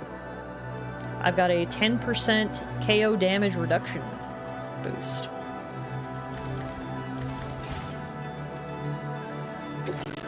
Okay, so there's a bunch of information in the Quartus. We learned about Sam, about BB, about Lou. Apparently Lou's serial number is BB28. We learned about Fragile, Di Hardman, former president, Deadman, who's down in the lab. We know about Porters. Learned about BTs. Random Bandits, a hostile group that's active in the former Mexico. We've got different tech. The ring terminal, a data terminal in the shape of a ring. It records all manner of useful data, including the wearer's vital signs. It is also used as a communications device. A connection to APAS 4000 allows the ring terminal to support Sam's activities in a variety of ways, such as providing him with maps as well as information on his orders and cargo. The databank you are currently perusing is another of the ring terminal's features. There are these little guys. I forgot about these. Cryptobiotes, creatures that first appeared following the Death Stranding. They take their name from the process of cryptobiosis, in which an organism suspends its metabolism and effectively enters a state of provisional death to survive in harsh environments. The word comes from the Greek for secret mode of life. Tardigrades and sleeping chironomids have been known to enter cryptobiotic states. These new organisms are also capable of living on the beach or in the sea. They were never given a formal scientific name. Cryptobiote is now the term that is used in all contexts. They are very much an acquired taste, but are known to boost blood levels when consumed. Right, Sam would eat these little things. I remember that now. We know Dooms. Chiral Network Gateway, this is what we're delivering. The Chiral Network, which was used to connect the UCA and now provides the infrastructure that supports all of society, is a complete and closed network. Chiral Network services are only available within the network and therefore only within the UCA. To expand the Chiral Network south into the former Mexico and beyond, the Chiral Network Gateway must be installed in Spanish name, the connection point between Mexico and the UCA. The Chiral Network Gateway will also act as the limiter that will gradually increase the amount of data transferred from the UCA, ensuring that the network remains stable as it is expanded.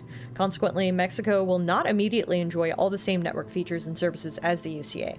The ability to build structures and fabricate weapons will depend on the status of the network on the Mexican side. Got the handgun, the assault rifle, the suit, backpack, boots, all my tools, the strand, the ladder, climbing anchor, canteen, blood bag, organizations. We got UCA, we've got Bridges. Bridges' first expedition, Fragile Express, and now Drawbridge, which is Fragile's new business. Since APAs have taken over deliveries within the chiral network, human porters are no longer required. Outside the network, however, they remain as essential as ever, leaving Drawbridge to conduct deliveries beyond the borders of the UCA. So the APAS 4000 is the Automated Porter Assistance System. APAS has now become more than just a delivery system. It is now involved in all areas of life, from child rearing to healthcare. Okay. Cool. I think that's it. See your destination? There's a river you'll need to cross to get there. There are bandits in the area too. Armed groups that have attacked porters in the past. Think about what route you might take from your current location. Hold square to start drawing a route. Try drawing a route all the way to your destination. I mean, hopefully the route could bypass the bad guys. This is a deep river, so we're not going to be able to cross there. And this has a bunch of armed hostiles. So, like, realistically, hopefully we could go this way.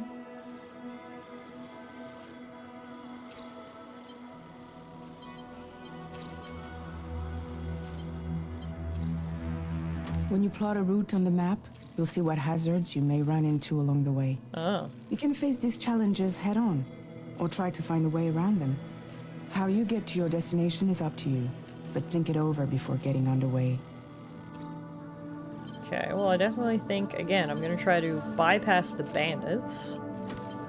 Probably bypass whatever this town is, too, or at least go along the outskirts. And then we're there. Delivery route finalized. The issue, of course, is we are gonna have to pass 3 different instances of deep water, but we'll figure it out. At least we won't have to deal with bandits, hopefully.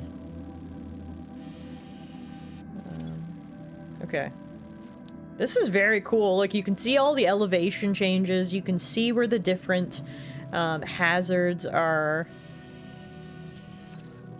Alright, I mean, it seems like a good route to me. Maybe? We'll find out. Okay.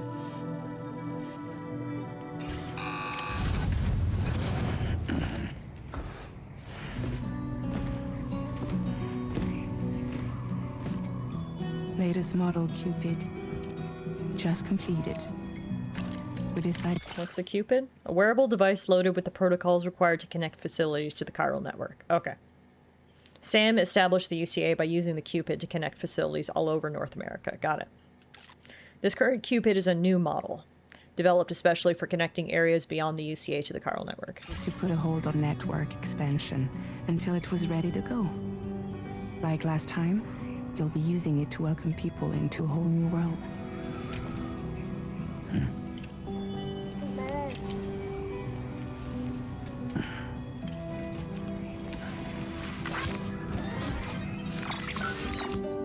It won't be any harder than before either. The chiral network terminals are ready and waiting. Bridges saw to that. Emily's expedition split into 2 groups midway. The first continued west, while the second cut south into Mexico. But again, they were only able to lay the groundwork. Until you bring those terminals online with the Cupid, the network can't grow.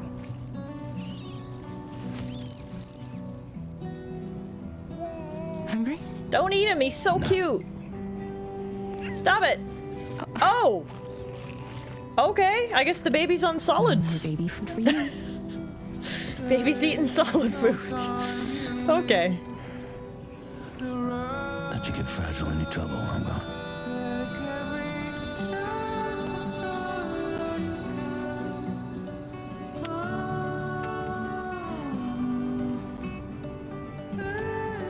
Don't you break my kid. Okay, they seem fine, yeah. Okay, sure. Bye, my sweet baby. I love you. I'll be back in a couple days. Now who wants to eat?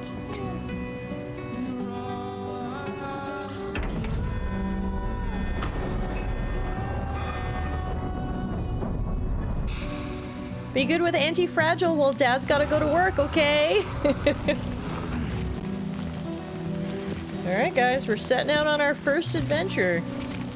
Welcome to Death Stranding 2, and it is raining again. Alrighty. We've got our route planned out, so if I follow the route, it should bypass the bandits. It is going to take us to a river, which we'll figure out how to cross when we get there.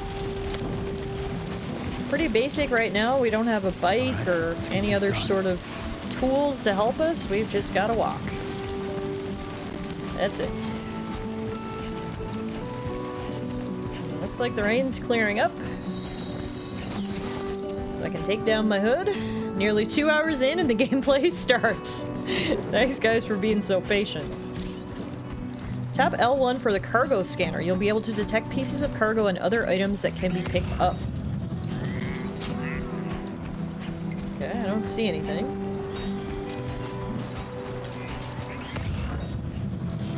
Guess we can just hit L1 as we go along. Is this our first river? It sure is. Oh, that doesn't look too bad. If we use a bridge, we'll get across there. Alright. Just gotta remember the right button now. It was, none of these buttons. This button? No. Fieldware menu. Fieldware is categorized by where it is selected. It can be switched out quickly from this menu. Select a category and cycle through your options. Oh, cool. Sunglasses. Hell yeah.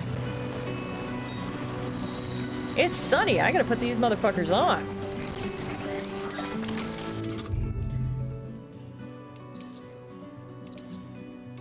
May as well wear our hat too. We don't want to get heat stroke.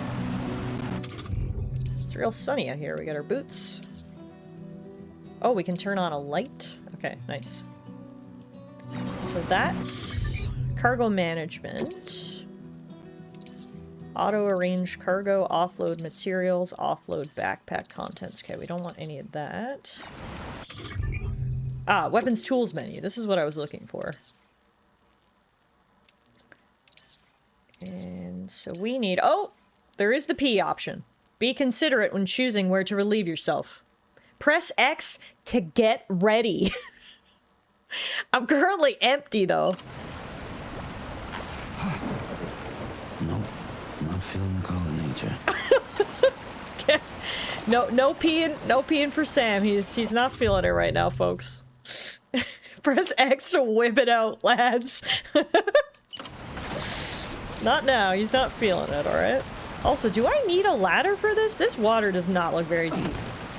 You should be able to just walk through this, Sam. I am not convinced we need a ladder. I thought they said this was deep water. That was like knee deep at most. Jeez Louise. Oops. I didn't mean to do this. Also, hey, Kung Fu Asparagus, yes. Welcome to Death Stranding 2, where it is a mechanic that you can pee. Welcome to the mind of Kojima. However, Sam will only pee if he's got liquid in the tank, which he doesn't appear to have right now. Which means no peeing for us. We did get a chiral crystal, though. Chiral crystals are made of a mysterious substance that becomes buoyant when assembled in bulk. The more chiral crystals you collect reduces Sam's load. Okay, great. The worst part now is before... Ah, I missed it. I was going to say before I had my route marked out that I could follow. Back here. Whoa! Oh god. Okay. Our first stumble with the game, folks.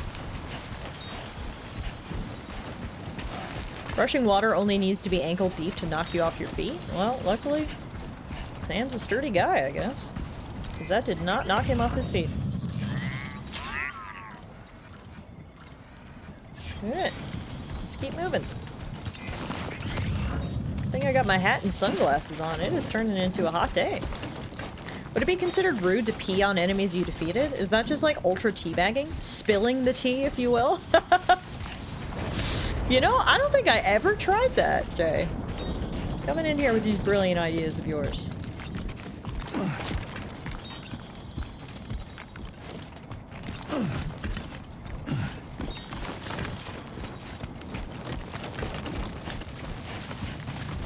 Alrighty. So far, so good.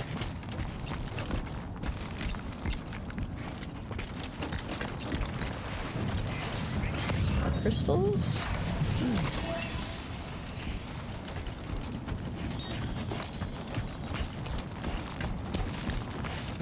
Obviously, I can veer off course if required, but may as well just follow the course that we plotted. It did seem like it would get us there.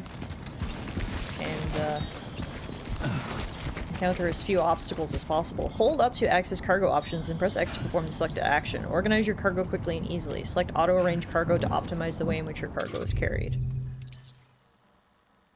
I mean, we could do that, I guess. Auto.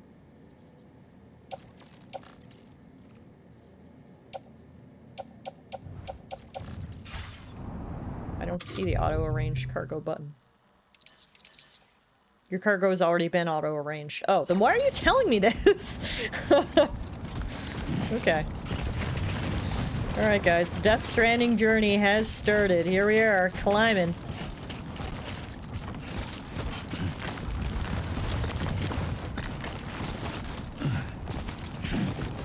How are you doing today, Jay? It's good to see you. Thanks for stopping in. We're starting a brand new game today, as you can no doubt see. We are playing Death Stranding 2, a sequel to a game that we played on stream almost 6 years ago now, which is crazy. We are back now playing the sequel, and literally just getting started. Climbing up this damn mountain. Trying my best not to fall, but I did. I did. Seriously? Did I break any of my stuff? Only a little tiny bit. 6% on the chiral network, it's fine. This is really tall. I still think we should have taken on the bandits rather than the mountains. It's too late now. Those were my two options, bandits or mountains, and I chose mountains. Let me see. If I kind of go to the right, there's like a bit of a... I don't know if I'd go so far as to say canyon rather, but it looks like we won't have to go directly over top the mountains if I kind of just stay to the right of them. So let's do that. I've been okay. I've been MIA from the internet for a while because IRL got, well, IRL, you know how it be sometimes. My New Year's resolution is to have a social life this year that includes dropping by friends' streams. I totally understand. I've mentioned previously, I've actually deleted some social media apps off my phone. I'm trying to be less socially connected in unwanted ways this year because there's a lot of news being pushed down our throats that is hard to digest. So I'm trying to be a bit more conscious with my media intake as well and spend more time with people and in places that give me positive energy, so I totally understand, and it's really good to see you. Thanks for stopping by the stream today. Trying a social media free New Year, says Tiff streaming. I mean, I think streaming is a little bit different than social media. When I think social media, I think, you know, Instagram, Twitter, Facebook. Plus, I'm so fortunate that the community that I've curated here on Twitch is all people that I like hanging out with and hearing from, so it's a much more curated social media experience. I know what you mean. I wanted to be funny. Oh, gotcha. Nothing wrong with that. Network features cannot be used. Launching in offline mode. Okay. The live stream isn't a hellscape curated by an algorithm. Exactly. It does look like there is a dust storm coming up, which is not ideal, but hopefully we can bypass the worst of it. Nope, we're gonna be walking right into it, aren't we? Yeah. On the bright side, we got around the mountains. Coming up will be our next river. But it's gonna be hard to see with this storm. Do you know what they call dust storms in North Africa? I don't. Hit me with a fun fact. Also, we've met back up with my planned route. The one that went right over the mountains. We've now intersected with it again, so that all worked out. They call them haboobs? No, they don't. Do they really? That's my fun fact. Haboobs! Well, guys, we are entering a haboob. Please keep your hands to yourself, where I can see them.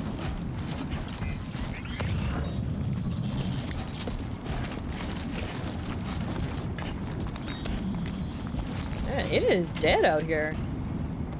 I mean, I did take the route that would intentionally bypass encountering any other humans, but there is nothing out here.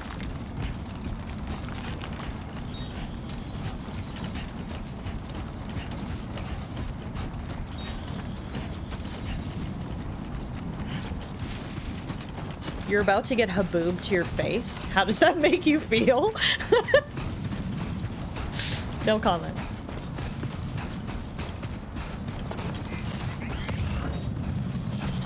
Oh, now this is a river. Oh, shit. Okay. The other one was a stream. So far, so good. So far, so good. Sure, but how in the heck are we gonna... We're not gonna cross this. The only way, we're gonna have to use that bridge. There is absolutely no way we're gonna get across this. So we are going to have to... change tactics. We're gonna have to go over that bridge. Now, on the bright side, it does look like the bandits are kind of over this way, so I think if I just kind of go up the speechy part and hop on the bridge, we might still be able to avoid the bandits. You can see they've got a circle that doesn't appear to encompass the bridge itself. So, let's head that way. Oh, okay, you're good.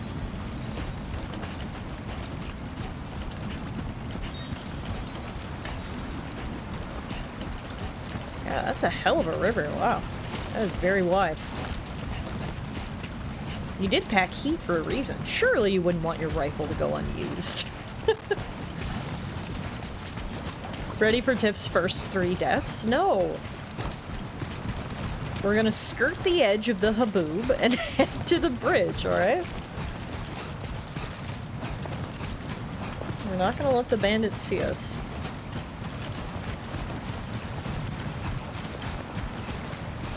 So you set up your permanent house less than a 20-minute walk to a bandit checkpoint. Yeah, apparently.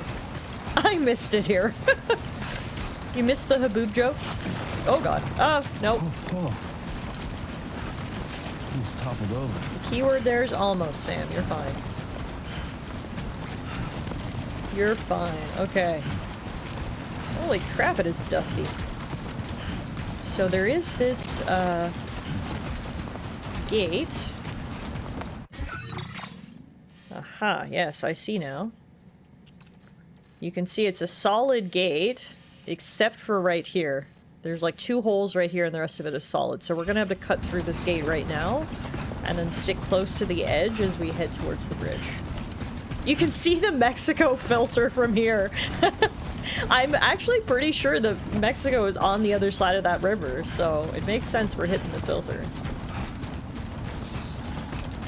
This is the IRL border wall. Yeah, I think you're right. I think you're right. So the bandits are camped out at the border checkpoint, I guess, essentially.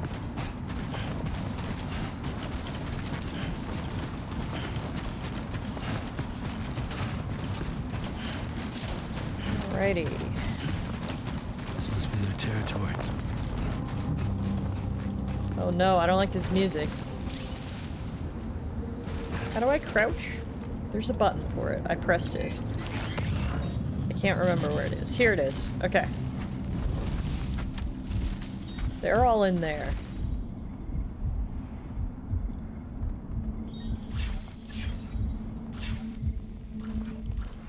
Okay, I think I'll still be okay if I just get right on the highway here.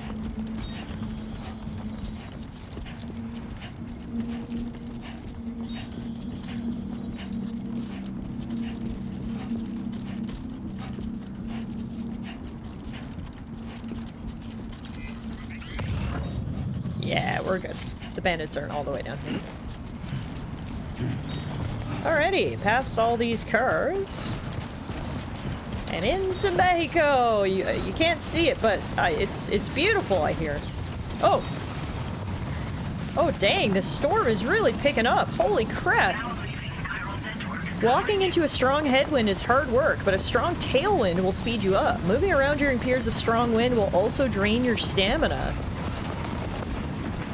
Dang! It's already yellowing. Oh, this is crazy. Alright, not ideal.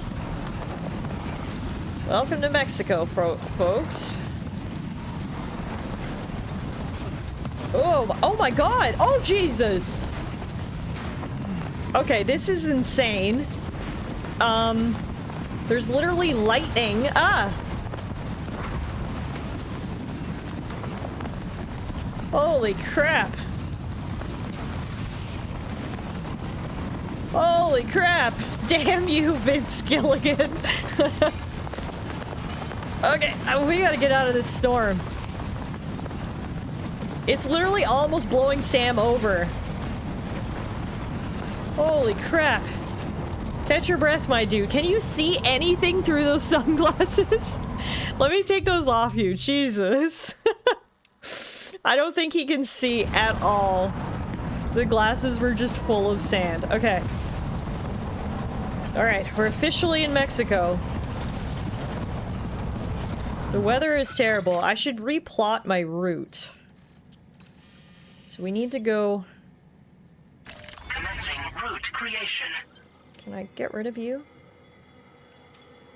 Remove. Remove. I want to make a new route. Delivery route finalized. No, remove all markers. There, okay. Draw route. Commencing route creation. Delivery route finalized. Draw route from Route Sam creation. to here. End route here. Delivery Okay. route finalized. Woo! Alright. At least now I've got a marker so I can somewhat see where I'm going, because otherwise I'd have no fucking clue. Oh, this is terrible. I can't believe I left my baby at home for this. I could be at home knocking back beers and watching my baby play with blocks, and instead I'm doing this. Can't you see why I said no to Fragile to start? Oh my god, okay. I can't see shit. I hope there's no bandits out here. Oh, this is a building. This is a, what is this? A security camera. It was a good thing we left the baby at home. She would be scared with all this going on. Yeah, absolutely. Lost cargo. You'll receive likes by way of thanks if you deliver this cargo to its intended destination. How do I know what its intended destination is? Security camera. Oh, it's going where we're going. Perfect. A camera that was once used at a border crossing point. It no longer works, but it seems its components could be reused to improve facility security. Perfect. Well, we're going there, so I'll bring them this camera.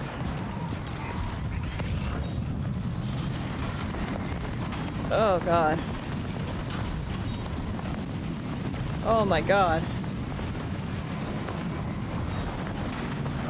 Oh, okay. A little bit of respite in this alley. Whew. Sam, you are working hard today. And the respite is over. We are just in a wide open plain now. There's no hiding from the storm. Oh, we reached the river. Shit. Wait, the storm ended? I mean, it's kind of still happening, but kind of not? Okay, we'll take it. That's felt abrupt, but I'm not gonna complain. And you know who's definitely not gonna complain? Poor old Sam. Look how dirty he is. Okay, this is great. I can see things. Wow.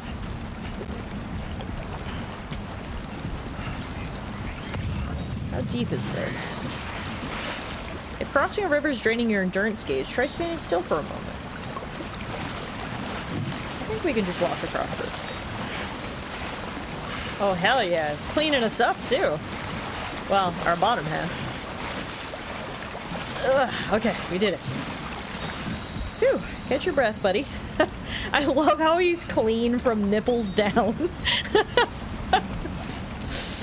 Alrighty. Hopefully it should be smooth sailing from here.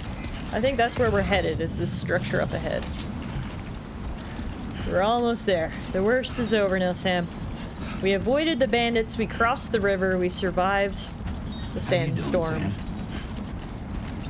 Yeah, the sand getting washed off is a nice graphical touch for sure. Moist on the bottom, powdered on the top.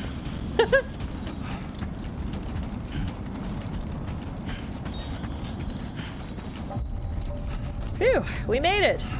There are 123,000 people living underground here?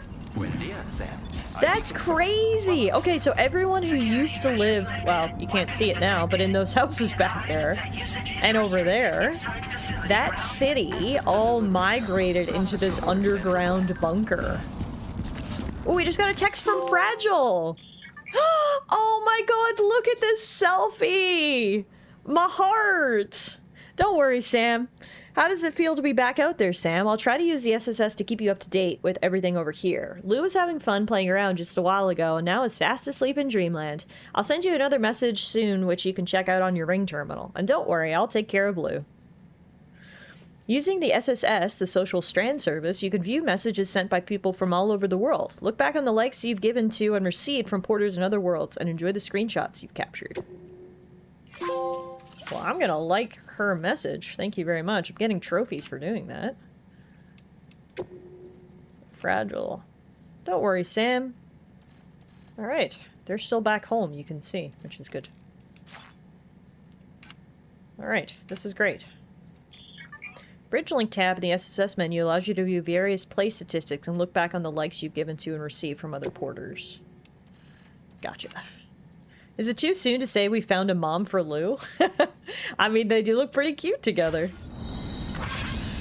Alright. Whew.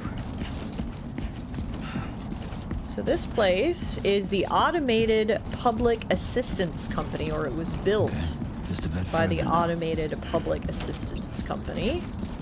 It is a giant bunker. And this is where we are to deliver the goods.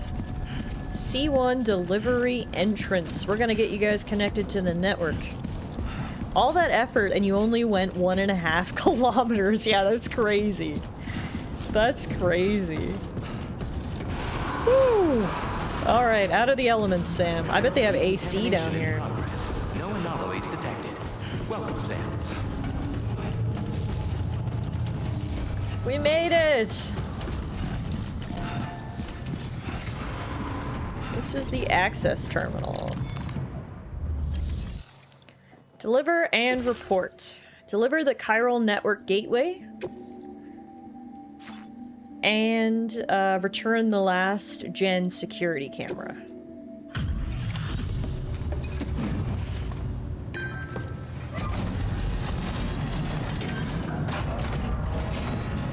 Is there a shower we can use? Hopefully. Hopefully they've got some rest facilities. Sam. It can't have been easy to come this far south. You're here to bring us onto the chiral network, right? Ah, that's a relief. We'll be able to dispose of corpses properly once you've got us online. That'll be one less thing for our residents to worry about. Anyway, I believe you have some cargo for me, yes?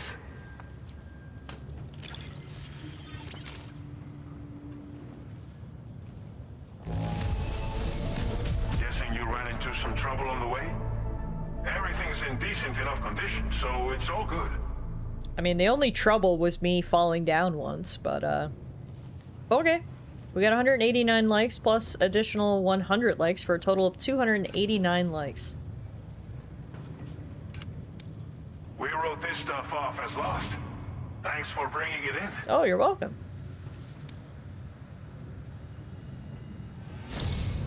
It's just like everyone says. You're a man that people can rely on. Thanks, dude. We got 375 total likes from this guy, which brings us to 1 star. Okay, use your Cupid to bring us online. Likes are a currency? Apparently. Should allow us to establish a connection between Mexico and the UCA. And with state-of-the-art tech at our disposal, we can finally solve a lot of our problems. So dusty.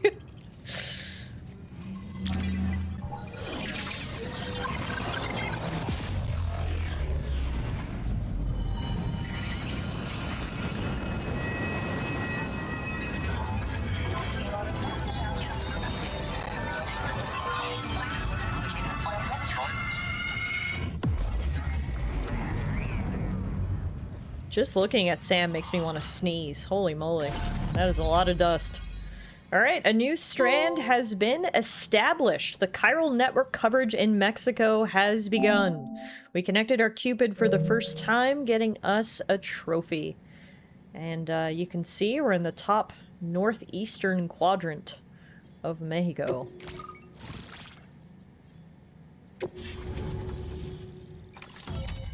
Oh, and you can see our path we took. That's cool. Expanded. Commencing data collection.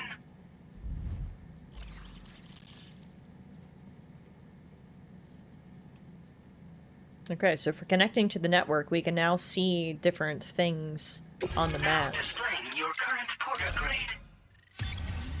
Ooh, my porter grade's leveling up. Oh, dang! My porter grade increased all the way to level 7? I'm now a silent handler. Porter grade increased. Congratulations. Every evaluation you receive as a porter will contribute to your overall porter grade, calculated by APAS. This provides a snapshot of your experience as a porter, as well as your delivery style. It's calculated from the number of likes Sam receives during the course of an order. Hold the start button to open the corpus for a detailed description. Okay. This is an upgraded version of the UCA's porter evaluation system. There's different categories. Porter, combat, stealth, servicemanship, and bridge link. So our servicemanship went up to level 1. Our porter went up to level 2. And our stealth went up to level 4. For getting here undetected. There's my career statistics. And now we can see him way better. And hey, now Noberto. we can begin fabricating the latest corpse disposal equipment. Until recently, we've been dealing with our dead by burying them in tar, but that solution was growing untenable. We should be okay moving forward. I really can't thank you enough. You must be exhausted after your long journey. We've prepared a private room for your exclusive use. Oh, thank God. There are countless dangers in these parts. You should rest until you're fully recovered. Don't push on until you're ready. Please, stay here before you set out again. Sounds good to me. Tiff, how many people had that achievement? How many didn't even make it this far into the game? Let's take a look.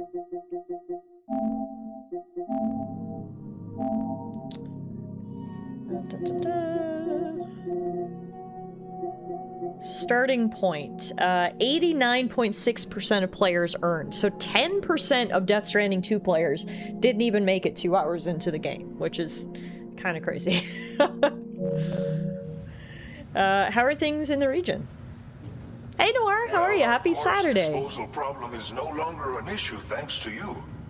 But there's nothing we can do to get rid of the BT area we created. Fear of BTs and damage from timefall and chiralium exposure will continue to be a concern. And let's not forget about the bandits willing to attack travelers and facilities. But so long as we remain connected to the network, we'll have access to new tools and technologies to help combat these threats. You brought us more than a connection to the outside. You brought us hope. Damn, you're welcome, Noberto. But yeah, hi everybody, happy Saturday. So many people stopping in. I just want to say hello to everybody. I hope your weekend is going well so far. Welcome to Death Stranding 2, the next main game that we're going to be playing here on Twitch. We're just getting started today. We, of course, played through the original Death Stranding back on PS4 in the summer of 2020, which is crazy. Almost 6 years ago since we played this game, and now we are getting started with Death Stranding 2 on the PS5 here in, I was going to say February of 2026, but I guess today is still January, almost February. Today is January 31st. Where has the time gone, by the way? Holy crap. We are already a month into 2026. But yeah, thank you everybody so much for stopping in. Hope you're enjoying what you're seeing so far. This weekend is going to be a double header weekend, so we're going to be playing Death Stranding all day today, and we'll be back tomorrow afternoon with some more Death Stranding as well. So hopefully I will see you guys there. Meerkat's heading off for now. Yeah, sounds good, Meerkat. Enjoy the rest of your day. Thanks for hanging out. It was good to see you.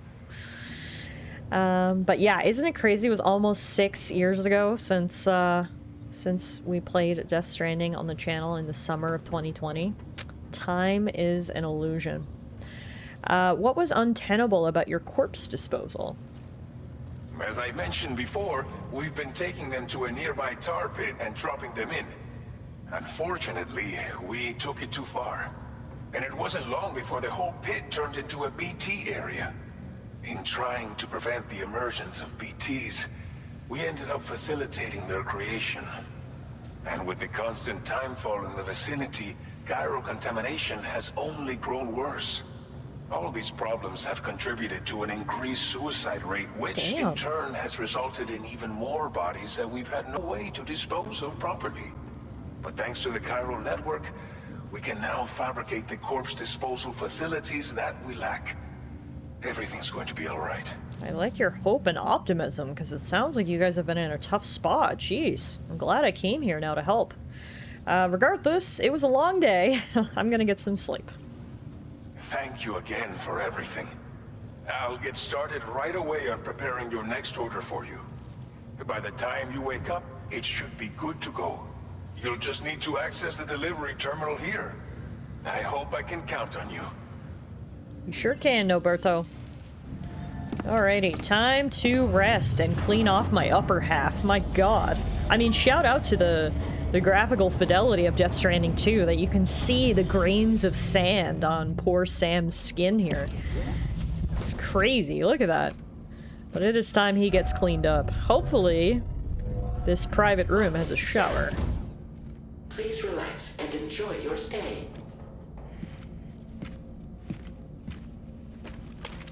Oh wow, even when he unclips the backpack, you can see the dust shaking off. Wow, the attention to detail is crazy.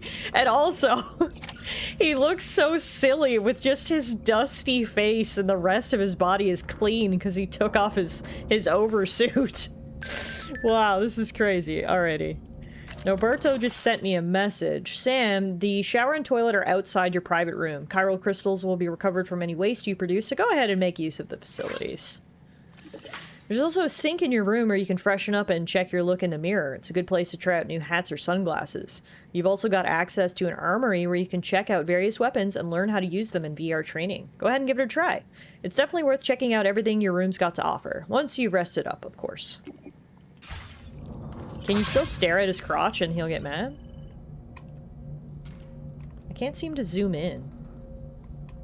I feel like before you could zoom in.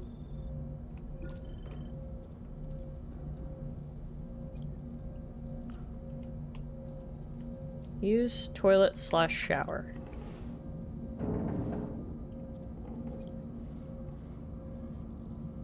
Trying to zoom in on your crotch, Sam.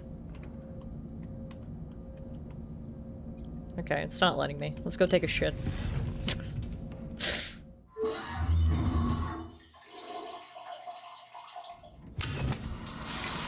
Oh yeah! Oh, that must feel good. After the day he's had. Whew.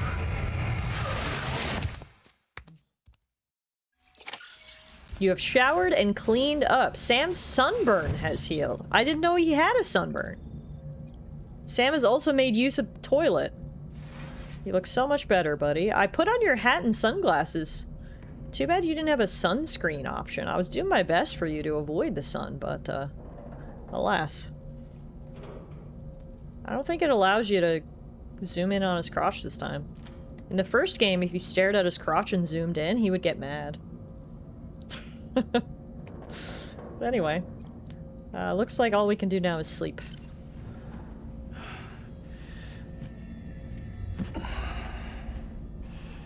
No blankets or pillows? Dang.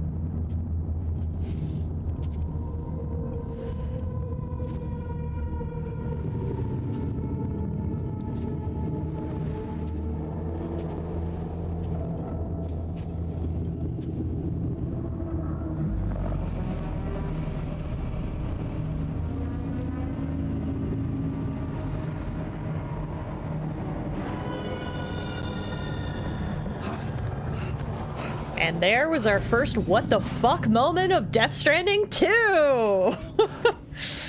Dang. Are you alright? If you're worried about Lou, don't be. I'll admit, this stuff is pretty new to me, but the app has been a big help. Figuring out why a baby's crying, getting the milk just warm enough. It's had the perfect advice for every situation. Hi. I guess Fragile teleported here? I thought she wasn't doing that anymore. So, oh no, they're How does it feel holograms. to be back in the saddle? Work's same as it ever was. It's the first time I've been away from Lou. We're fine. Trust me. Just focus on the road, okay? Yeah.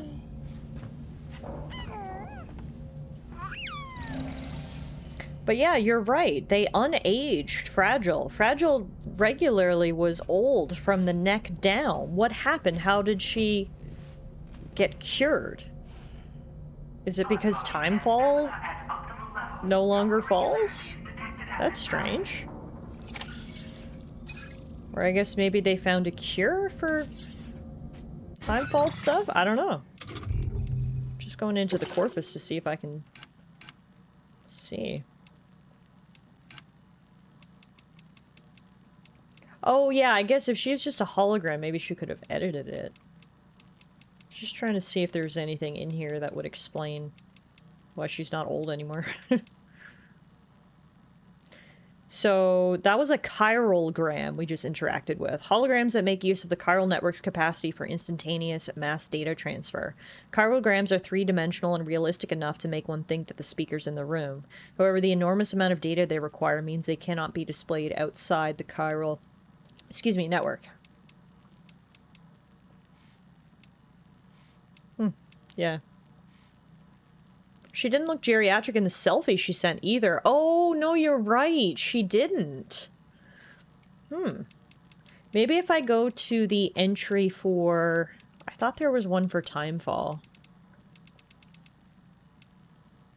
Maybe it would say something about them finding, like, a cure? I don't actually see anything here for Timefall.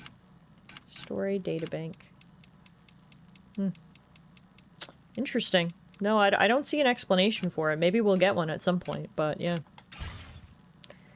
Interesting. Entering a private room gives Sam a chance to have a replenishing drink, to use the shower, toilet, and sink, and to sleep in a proper bed. Private rooms also allow you to examine your weapons and access the firing range. What are these no-name energy drinks? Boo. Chiral tea? I want Monster Energy. Come on.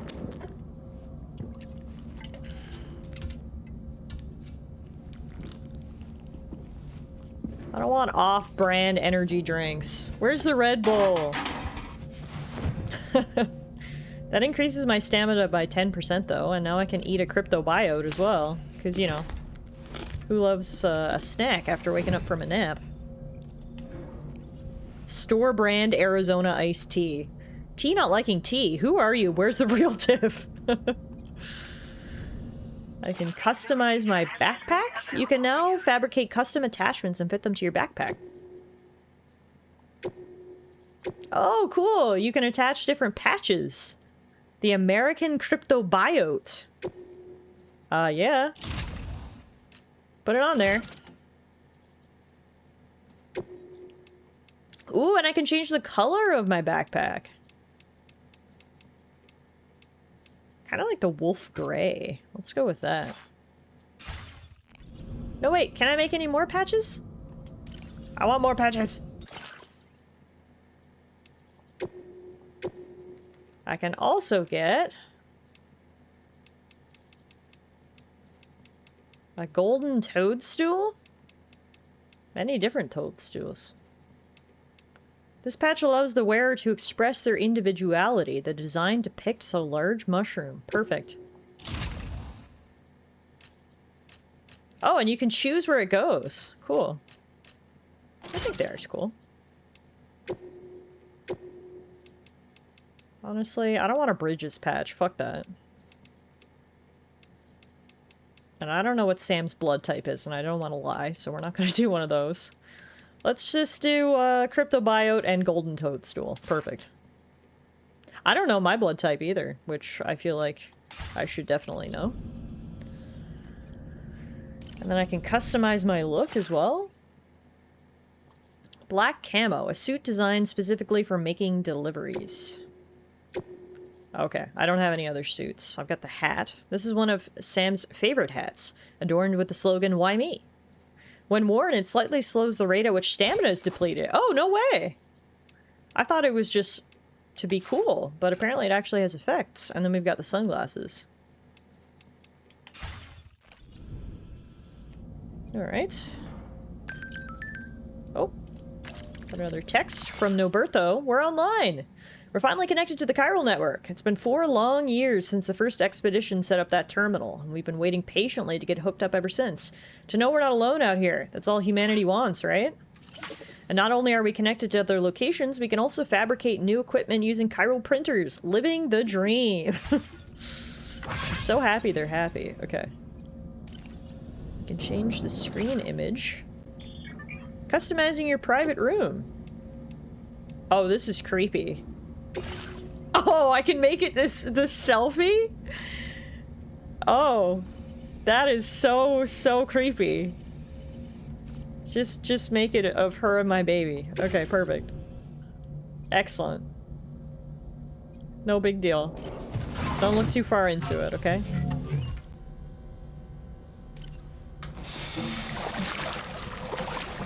I feel like you should take your hat off before you wash your face, but...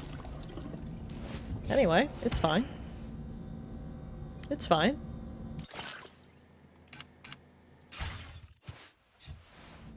Looking good, buddy.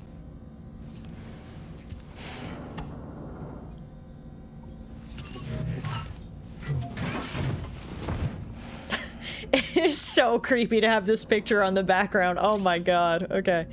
What else do we got? I guess we should try viewing and testing weapons. I'm obviously going to try to avoid combat where I can, but it would be good to know how to combat if and when needed. Squirrely says, I do it differently. I take my face off before I wash my hat. Oh, Squirrely. I've missed you, dude. I hope you're doing well. Alright, let's start the combat training. VR training. Porter Fundamentals Program. Learn the basic skills required to make deliveries. Covert action, cargo recovery, melee combat, and firearms. Is there a giant Alana behind your monitor? I'll never tell. I'll never tell. Alright, let's do some VR drills. I gotta get ready for the real world. Also, I meant to ask, how is the audio now? Is it, does it sound good? Do we need to adjust it up or down? It's much better? Okay, excellent. I missed you too. I drink with lawyer buddies on my days off and I wish you were one of them. Oh, me too, Squirrely. Someday. Someday. Alright. Press R3 while in compass mode to zoom in. Enemies patrol their bases, keeping an eye on their surroundings. Observe their movements to find gaps in their defenses that you may exploit. Press R1 to crouch and suppress the sound of your footsteps in order to make it harder for enemies to spot you. So the objective here is to make our way to the goal without being detected.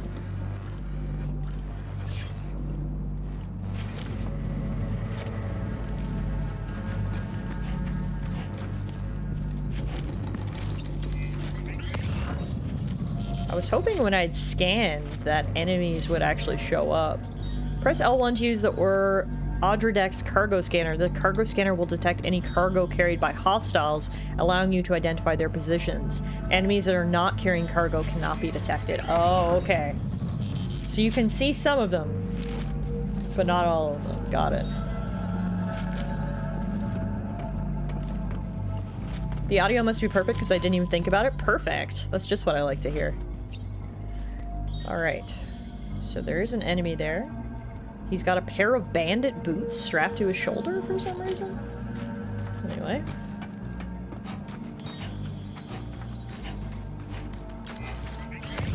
You can wall hack only if they have loot. Yeah, basically. Press L1 to use the cargo scanner to detect enemy footprints. This will help you identify patrol routes and the areas under heaviest surveillance. Proceed to the objective area without being spotted by the enemy. What do you mean? I don't see footprints. I mean, I do, kind of, but like... I thought they would sort of highlight footprints. Huh.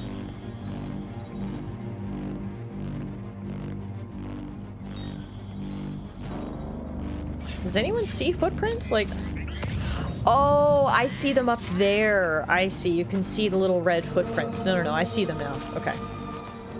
I misunderstood what I was supposed to see. So you can see he does a big patrol in a square. We don't need to wait for him, though. We can just move. And we did it! Yay! We made our way to the goal without being detected. Covert Action 1 training is finished. Go me! I'm a stealth master. I get 200 likes for completing a drill, and I get an achievement for completing a VR training program. I wonder if you can unlock a cardboard box for sneaking. There's a first time for everything. Hey, welcome home! Alright. So I definitely want to go through and do some more of these. Honestly, I might just do them all. I feel like this will give us a good handle on some of the basic systems. At the very least, I want to go through all the Porter Fundamentals program. Alright, let's do Covert Action 2. Maybe we'll go through all these drills and then I'll take a little break. So we are coming up on 3 hours of streaming now. So it seems like that might work. Alert hostile enemies. In areas dense with enemies, proper surveillance is essential. Enemies have various statuses. Normal, they've not noticed that Sam is nearby. Alert, they've noticed something out of place. Hostile, they found Sam and are attacking. Every enemy's status is indicated by the color of their Audra deck. Okay, so alert is yellow and hostile's red. That makes sense. Enemy visibility is limited at night, but you are still likely to be spotted in brightly lit areas. You'll cast shadows in bright places. Oh, that's cool attention to detail. That's very cool attention to detail. So there's a guy right up there. I can see him. I probably don't want to just run right down the middle of this as much as I would like to, because there's a guy up at the security post, so... We're gonna go this way. Silenced weapons. Almost all firearms will produce a noise when fired, alerting enemies and prompting them to search for the noise's source. Silenced firearms can be fired without attracting enemy attention, essential for stealth operations. To view your weapon's features, open the weapon's tools menu. Did I not just pick up the gun? I thought I did. Carry in left hand. Yes, I'll come out and have that soon. Oh, I had to hold left trigger to pick it up and then equip it. I see. Okay, that's where the issue is. So now I can look at it. It is, it's silenced. It produces no noise when firing. Okay, perfect. So if that's the case, I can shoot this guy in the head?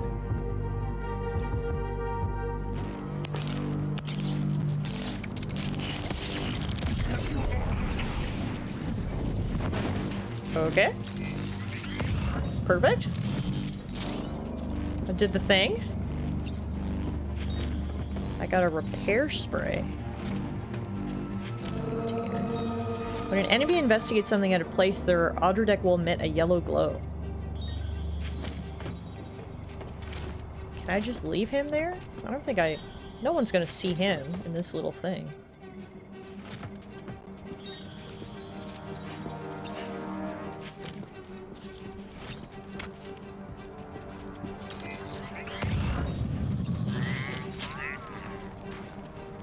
Can I just get up behind him and fuck him up? Is that an option? Oh shit, no, there's a dude. Never mind.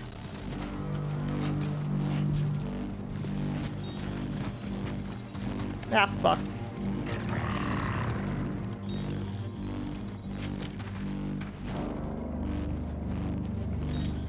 This is a proper sneaky sneak. Kojima's back to his Metal Gear nonsense.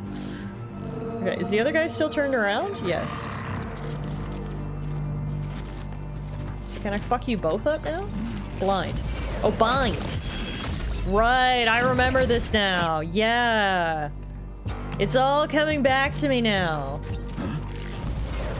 Aha. Oh yeah, we got it. We got it. And then we can steal all their stuff? Yeah, okay. Cool, cool, cool, cool.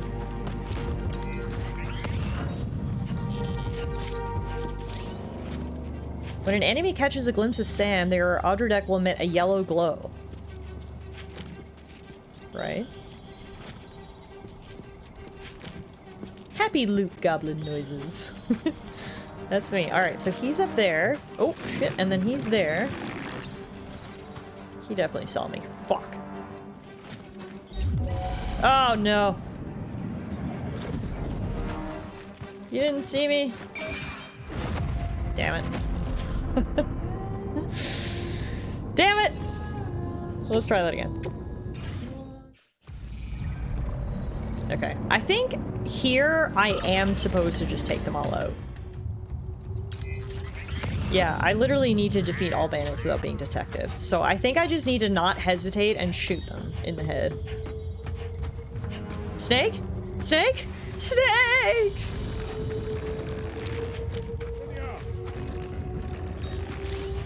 Yeah, okay. So we're gonna pick this up, equip it. Is that guy coming to investigate? I hope not. We're gonna shoot this guy in the head.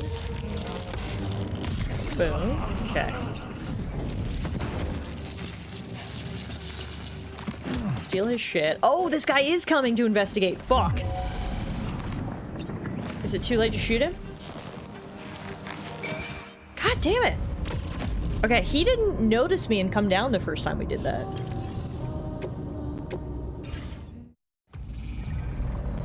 Yeah, the beauty of VR is we can just restart this and it's no big deal.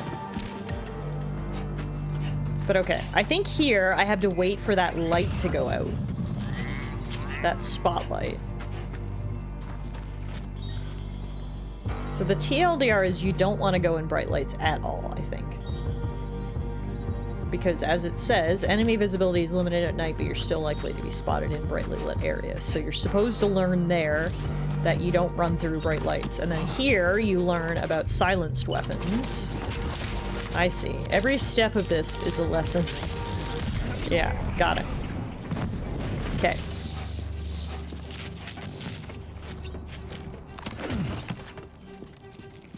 So then from here, I guess I'm supposed to shoot this guy in the head. The other guy's gonna notice and come investigate, and then I'm gonna fuck him up when he does so.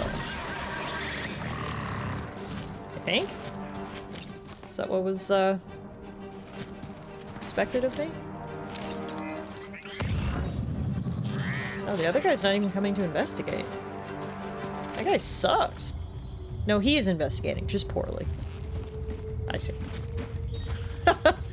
I see.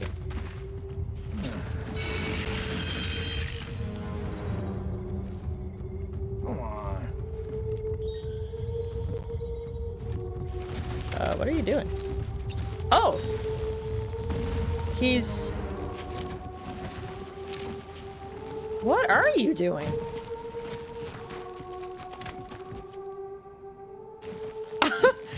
Okay.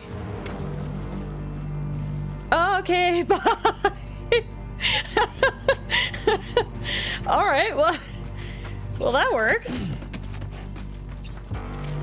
Where did you go, though?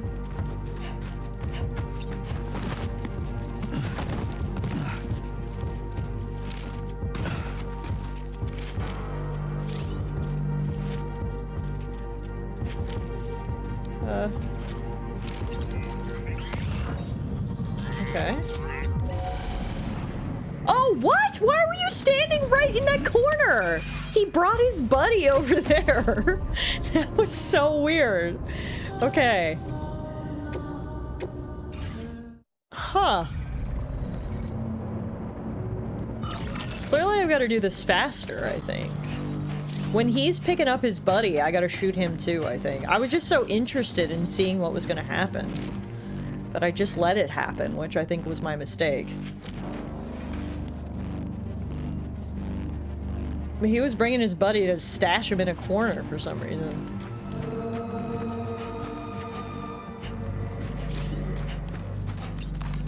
I guess to dispose of him later. Okay. 4th time's the charm? I'm a stealth master. Alright. So we got you. We got you. Now I kill you. Then the other guy will come investigate at some point. At which point we will not hesitate. We'll shoot him in the head as well.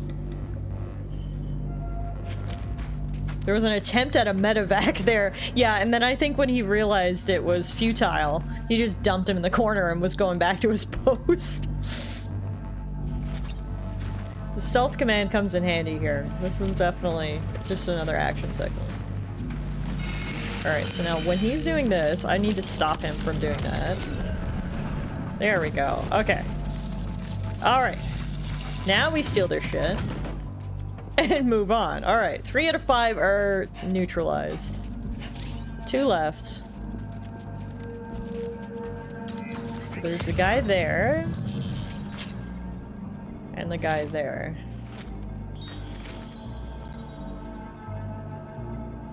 I wish there was something I could do as like a distraction, you know? Like, could I like throw a rock over there? So then that guy would stop staring at me?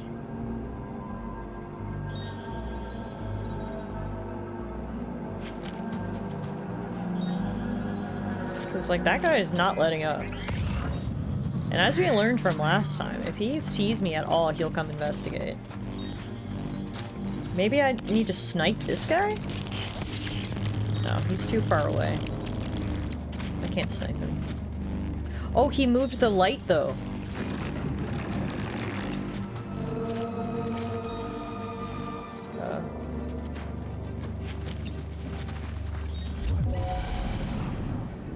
Oh, I was gonna try to get behind him. Yes, I did get behind him. Okay, perfect. There we go. Steal his shit, and now we just get rid of the last guy. Okay. Got it.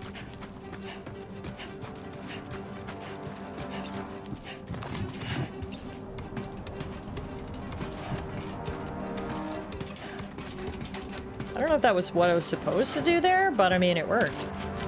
So we'll take it. Camera didn't really cooperate with us there, but we took down that guy and now we're done. Alright, great. So what did we learn? We learned about stealth weapons, we learned about light, and we learned if guys turn yellow, they will come investigate. Those are all the morals of the story we took from this VR training mission. Good job, Sam. 4th time was the charm, or was it the 5th time? I don't even know, but we did it. Alright. Covert Action 2. I did get an S. S rank. Shockingly. Alrighty, next up will be cargo recovery. This will practice remaining undetected, detecting enemies, and binding enemies with strands. Oh yeah, we also learned shooting an enemy in the head incapacitates them. We love the pixel success 8-bit Sam. Alright, so we need to recover all the cargo in the area here. So if we scan, we can detect cargo that is being carried by enemies. There's 4, looks like.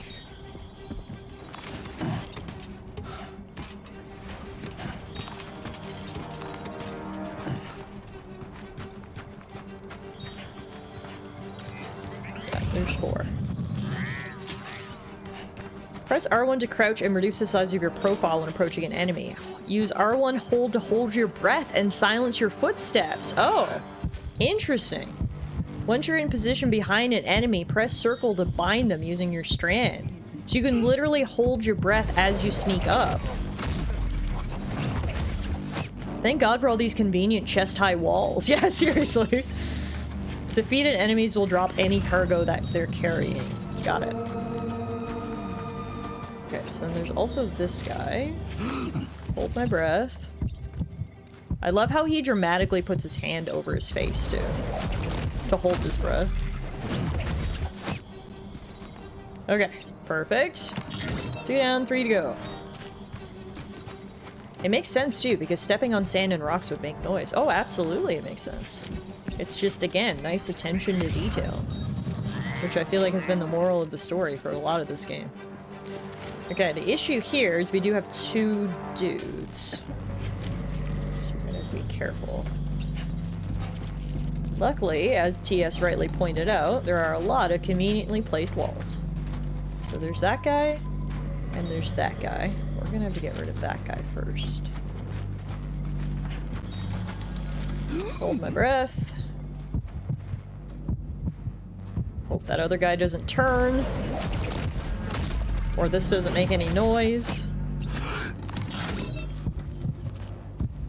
Release your breath. Hold your breath. Oh, this one is so much easier than the last one. Got it. Yeah, I remember doing a lot of these silent melee attacks in the first game. Mule post boxes. Post boxes and enemy bases contain stolen cargo and weaponry. Hack into the post boxes to unlock them and retrieve their contents.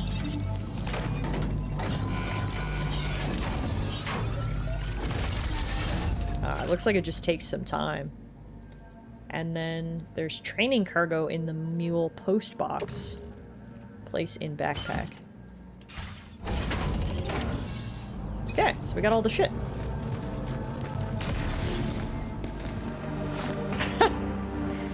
GG, Sam. GG. 2 dudes, 1 barrel. Alright.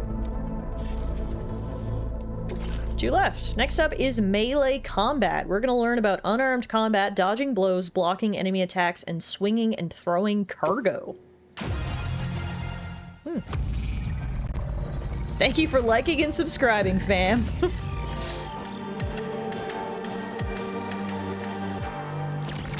Press circle repeatedly for combination attacks. Repeatedly attacking an enemy will unleash a combo of blows. Sam will be able to string together more blows as he gets stronger. Pressing L2 or R2 in response to an enemy attack blocks. Blocking allows you to reduce the damage you take. That's blocking? Oh yeah, okay. Counterattacks. Press circle after successfully blocking. Counterattacks are very powerful and cannot be blocked. You can dodge by holding left trigger and pressing... What is it? Holding left trigger and pressing X? Oh, I see. And then we've got knee attacks. Jump with X and press circle to break an enemy's guard. Oh! Sick! Attacking with cargo. Hold it, and then attack with circle. Oh, okay. And then release left trigger to throw it.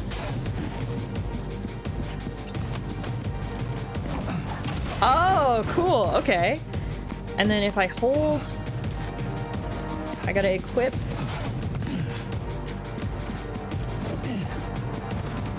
my strand. That's not what I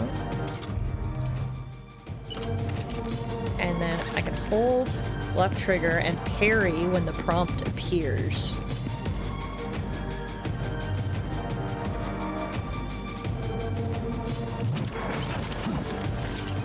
And then I can bind it. Okay, cool. There's a lot to unpack there. If you can read more about these combat techniques in the corpus, and if you need to check any controls about in the field, press start to open your ring terminal and select the corpus. Okay, cool.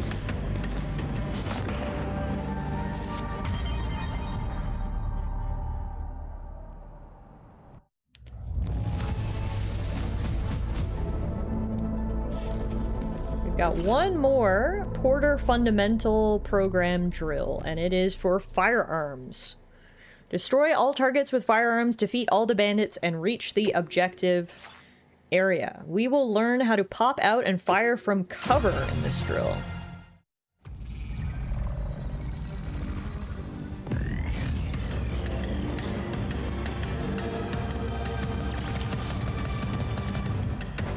Equip a weapon. Assault rifle. Okay. Hold left trigger to aim, right trigger to fire, circle to reload.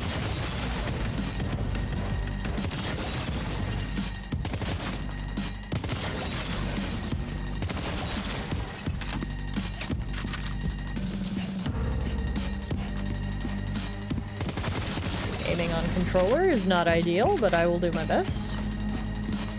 They haven't told me about popping into cover yet, though. I guess for right now they just want me to run again? Oh!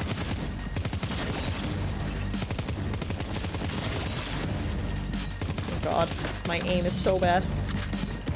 Get a little closer. I mean, they're not fighting back, so we may as well just run and gun.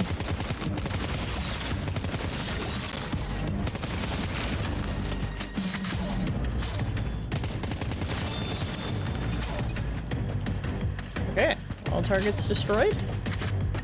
That's it? Oh no, we're not done.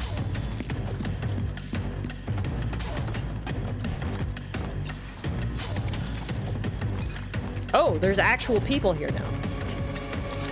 Shooting in cover. Hold left trigger while next to a wall to aim. I see. Holy crap, these guys take a lot of shots.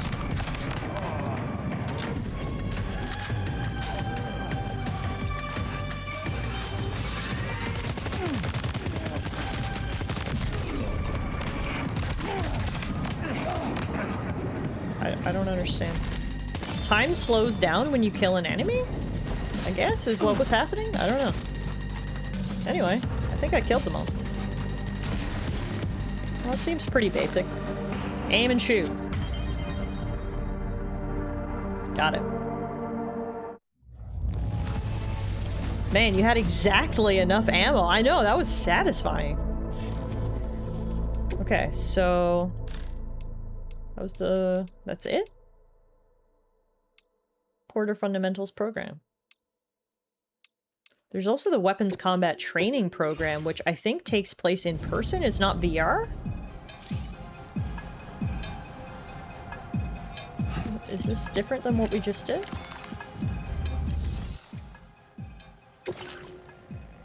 Oh yeah, you can like go up against different opponents. Okay, this is like a battlefield to just practice combat a little bit more. Gotcha. Okay. That's fine. We went through the Porter Fundamentals program. I think that's good for now. I'm sure there will be more courses added as we go through the game, but I don't want to spend too much time in the tutorials. I'm glad we at least tried out the sneaking and the hand-to-hand combat and the ranged combat. I feel satisfied with that for now. The game did tell you how to change to semi-auto on screen, but didn't care to make a tutorial of it. Yeah, I saw there was a button there, so I guess that's an option to press. Okay. I guess that's it for now. We've customized our look, we've rested, we've showered, we've ate and drank. I guess we're done for now. So, I see ads start soon. Ads start in about 4 minutes. But I would like to take a little bit of a longer break because I want to keep streaming for at least another hour on the other end. So what I'm going to do is I'll probably take a 10-minute break because we'll go 4 minutes from now and then 3 minutes of ads. I'll take 10 minutes. Elena just got home. I want to go chat with her and stuff. So let's take a little bit of a longer break. And, oh, I can pop up Contexto while I'm gone. That sounds like a great idea. Let's do that. Give me a second. You guys can play Contexto while the ads run.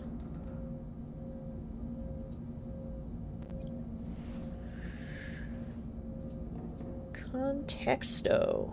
I gotta get back into it now.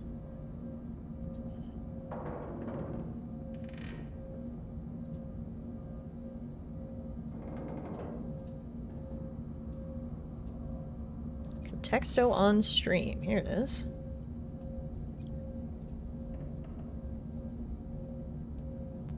Right. Contexto.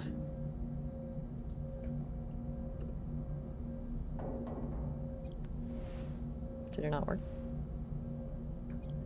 But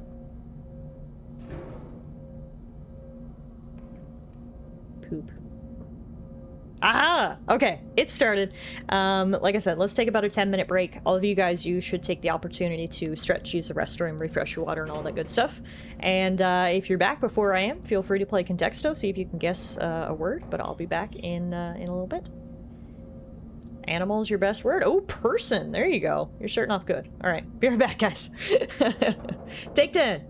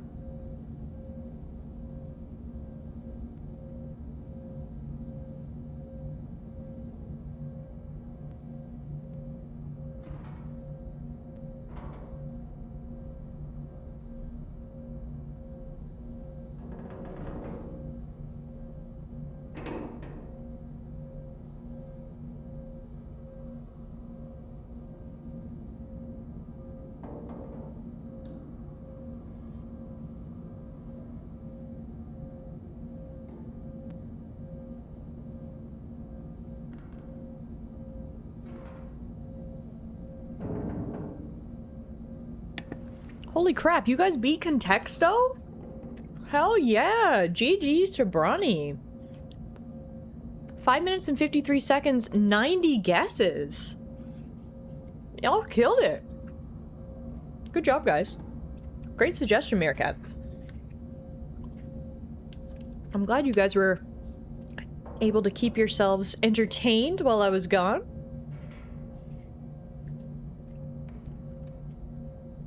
Alright, I had a snack. I flipped the laundry. Did a little stretch. I used the washroom. And you know what that means, right? I am ready to get back into Death Stranding 2. Thank you guys for playing Contexto. Let's get Death Stranding back up here. Here we go. What was the snack? I had an Uncrustable, which is a pre-made peanut butter and jelly sandwich that you freeze and then you unthaw. It's just a quick PBJ to go. It was delicious. Delicious. Tiff, by the way, you can set it to somehow to immediately do the next game. Okay, I'll have to poke around in the settings. Yes, it was yummy. Nothing like a mid-afternoon PB&J. Alrighty, Sam looks comfy here. But it is time for you to get up, Sam. We are heading back to the surface if I can figure out how to do it. Tiff has half of her diet be Uncrustables. I love Uncrustables, man. I probably have an Uncrustable every single day for a snack. I usually have it for like my mid-workday snack. My diet is half Uncrustables, half Dino Nuggies. I mean, look, if it works, right? Balanced as all things should be. Oh, man. Departing facility. New order available. Alright, I know we're obviously very early into our Death Stranding 2 playthrough here today. The first hour of today's stream was just a Death Stranding 1 recap, so we're even less time into the game than the stream uptime would indicate. But I've just got to say, all things considered, initial impressions are positive. I mean, it's just more of the same, but as we saw with Hades 2, that's not a bad thing when it comes to a sequel. This is a lot of fun, and I am ready to just dive back into some more adventuring here. Looks like we can activate the terminal and get our next delivery mission, so we'll do that. Good morning, Sam. Did you have a good rest? I did. We're already making progress in addressing the corpse disposal situation here. Once again, I've got to thank you for that. If you access the delivery terminal, you'll find that you can fabricate equipment for yourself now too. Cool. We have some materials on hand here that you can use to make supplies for your journey. Take as much as you need. Thank you. Now, we don't have all the same schematics in Mexico that you have access to in the UCA. But as you link up more facilities to increase chiral network bandwidth and improve your connection level with the locals, we should be able to share all kinds of new data with you, expanding your fabrication options further. I heard that you're planning to extend chiral network coverage to the south, down as far as that research facility. So go ahead and pick up the order I posted for you. I'll explain the finer details of the mission while you look at the map provided by ABAS. Didn't realize you guys were having Tiff roast for lunch. Jeez Louise, I look over at chat and I'm getting absolutely roasted.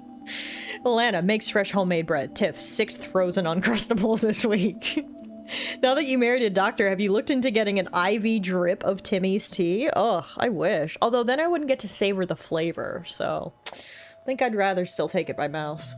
Her diet is 1/3 Uncrustables, 1/3 Dino Nuggies, and 1/3 Tim's tea. Honestly, that is scarily accurate. Oh, y'all are too funny. Too funny.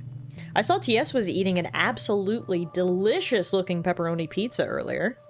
Did anybody else have anything yummy for lunch or dinner or snack? What's everyone been munching on this lovely Saturday? I think I'd rather still take it by mouth. Tiff, you can't just say that. Euro comes out to say, above. Savor the flair. Tiff's a poet and didn't even know it. What can I say? I've got talents, alright? You had burgers and fries? What do you mean just had burgers and fries? That sounds absolutely delicious. I was just saying to Alana when I was out having my snack, what are we gonna have for dinner? And she said, I don't know. What do you want to have for dinner? And I said, I don't know. So I guess we'll figure that out after stream, what we're having. Burgers and fries, honestly, sounds like a great suggestion. Pizza also sounds like a great suggestion. Barbecue pork and rice also sounds like a great suggestion. Oh, man, you guys have got some good food on this Saturday. Euro says I was literally about to mention the phrasing, but he beat me to it. Also, I saw Noella was here earlier playing Contexto. Hi, Noella. Not sure if you've retreated back into Lurk, but hello. So good to see everybody. Seriously, I've been looking forward to this stream all week, so thank you guys for being here. Thank you for spending a bit of your weekend with me. DNA's been lurking? Yeah, of course. All the lurkers in the chat, I appreciate you guys being here. Thank you for keeping me on Lurk. Hope you're enjoying your Saturday, and I hope you're enjoying the background Death Stranding 2. We're going to take on a new order here. So we need to deliver one or more remote medical units to Villa Libre. Villa Libre is home to a pregnant woman and many elderly people, but with no local doctor, they have no access to vital medical care. To help the residents and gain their trust, bring them at least one remote medical unit. Can I bring them more than one? Elderly people and pregnant women? I would like to help. Our next destination is Villa Libre. The people there don't have enough medical equipment to meet their needs. If you bring them this delivery, you'll be sure to earn their trust. And once you've done that, you'll have an easier time convincing them to become part of the chiral network. Timefall is coming down hard in this area. Cargo containers that are exposed to timefall will begin to degrade. If you carry container repair spray with you, you can use it to mitigate these effects before it becomes a problem. That's the catch. Keep an eye out for the rivers and bandit camps in the area too. Hazards like these can make your life much harder. On your way to Villa Libre, you might pass a post box we built. We left behind some spare equipment in its shared locker. If you see it, take a look inside. Everything is yours to use as you deem fit. There should be materials in there too, enough to fabricate something if you like. Also, if you have any extra equipment, you can use the box to donate it to other people. With a moment's generosity, you can make another porter's day. Finally, each postbox has a private locker which can be used to store equipment for later use, and a recycle feature that will turn any unneeded items into materials. So what do you think? Have enough information to plan your journey to Villa Libre? Take your time to finalize your route. So there are a lot of catches. There's Timefall, there's a river, and there's bandits. So like usual, I'm gonna try to avoid the bandits, but it looks to me that's gonna make our terrain a bit more difficult to navigate. It makes sense. You gotta pick your poison. You either have to fight or sneak your way through the armed hostilities, or take the long way around, which involves navigating what appears to be lots of different obstacles, such as rivers. We've got like little mountains and various plateaus. Some look higher than others. There's a lake. Let's choose a route with some chest hair this time. I gotta be honest, I feel like the route through the bandits doesn't even look that much easier. I mean, if you go right down the center path, I guess you can avoid most of the mountains.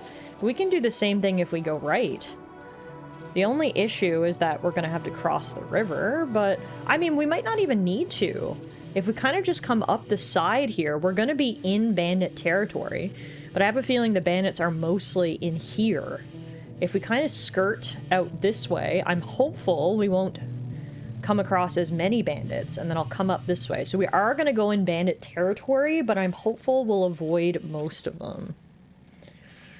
So here's what we're gonna do. We're gonna place a marker right here at the start of bandit territory. Or actually, okay. Let's go draw route. Commencing route creation. So I want the route to go here. That is going to be the start of bandit territory. And now this is a lake. Is it a lake? I mean, it's hard to tell how deep that would be. We'll probably have to go around it. So we'll add another marker by the lake. And another one here. Another one there. Just kind of gonna navigate best I can with this topographical map. Here's the post box. Definitely want to stop there. And I guess then we just do a straight shot to Villa Libre. Delivery Alright. route finalized.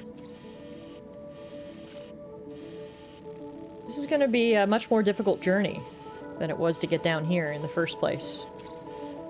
But it's fine. We're gonna do our best. Alright. Close the route simulator and proceed to remaining preparations? Yes. This order calls for some pretty hefty cargo, to be sure. But don't forget to take into account all the other extras you'll need to carry to get the job done.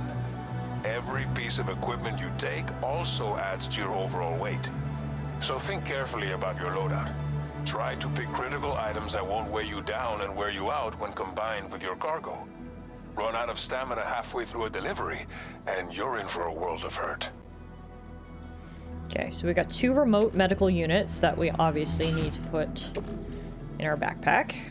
Make all necessary preparations for your delivery. When everything is in order, head out. Okay, so now we need to fabricate some equipment.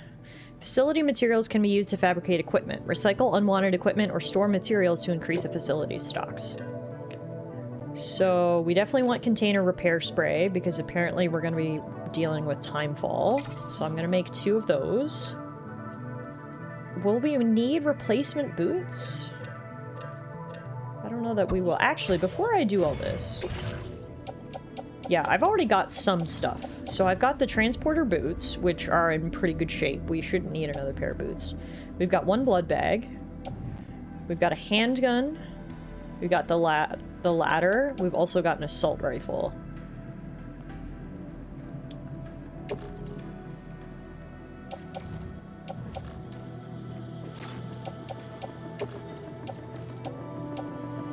I need to fix this a little bit. So this is gonna go on the tool rack. Okay, so we got the blood bag, the boots, the handgun, the ladder, the assault rifle, the 2 medical units. And then I want the 2 container repair sprays. Probably want 1 climbing anchor, just in case. Do we want another ladder? I feel like it's gonna be too heavy. Let's just make these first.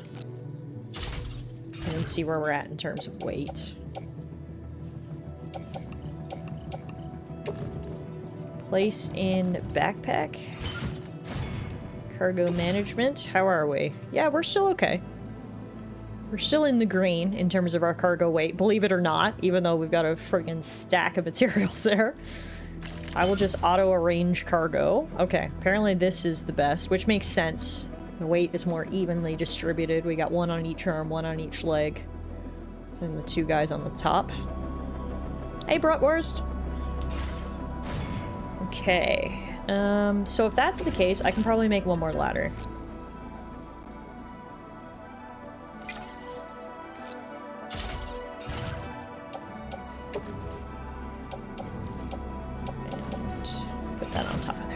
Okay. Think we're set?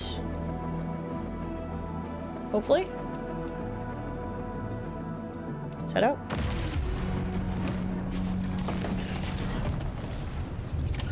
Order accepted. Thank you.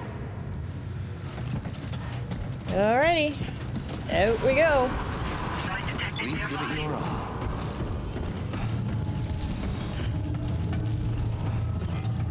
Take care of yourself, Sam.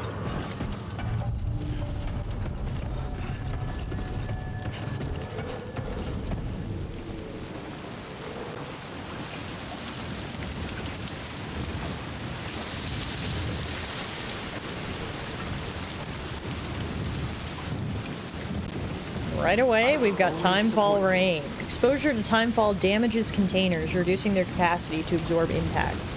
Use container repair spray to restore them to their original condition. So that's what we need to keep an eye out for, is especially the medical devices. We want to make sure that they don't wear away.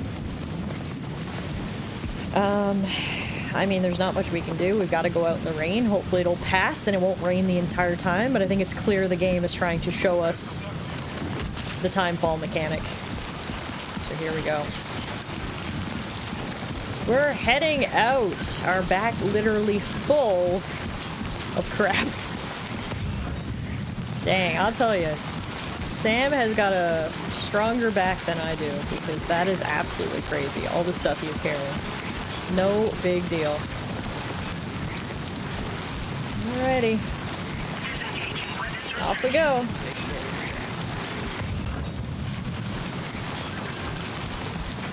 Looks like lots of other porters have left little words of encouragement around, so I give them a thumbs up when I can. I'll just follow my route. Is that the optimized carry load? Apparently.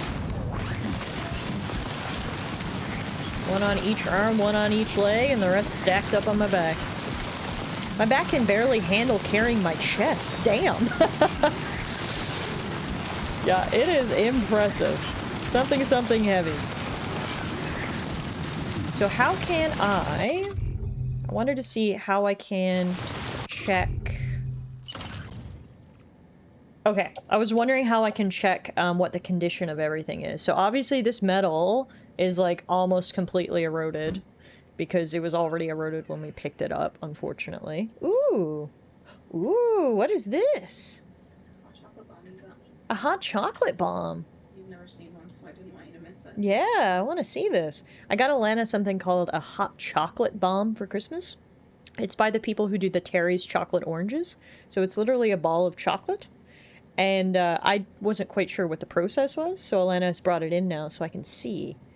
So that's a mug of warm milk, and she's dipped the ball in. Awaiting its demise. Demise, yes. T.S., Bronny, Noella, and Ash all say hello. Hi! Happy Saturday to those who celebrate. Happy Saturday to those who celebrate. Yes, yes, yes. Okay, it's open. There we go. Whoa, it's got marshmallows inside. Oh, dang. It's literally hot chocolate in a ball. Oh, this is cool. I'm glad I got to see this experience. Thank you. Thank you. Sorry, guys.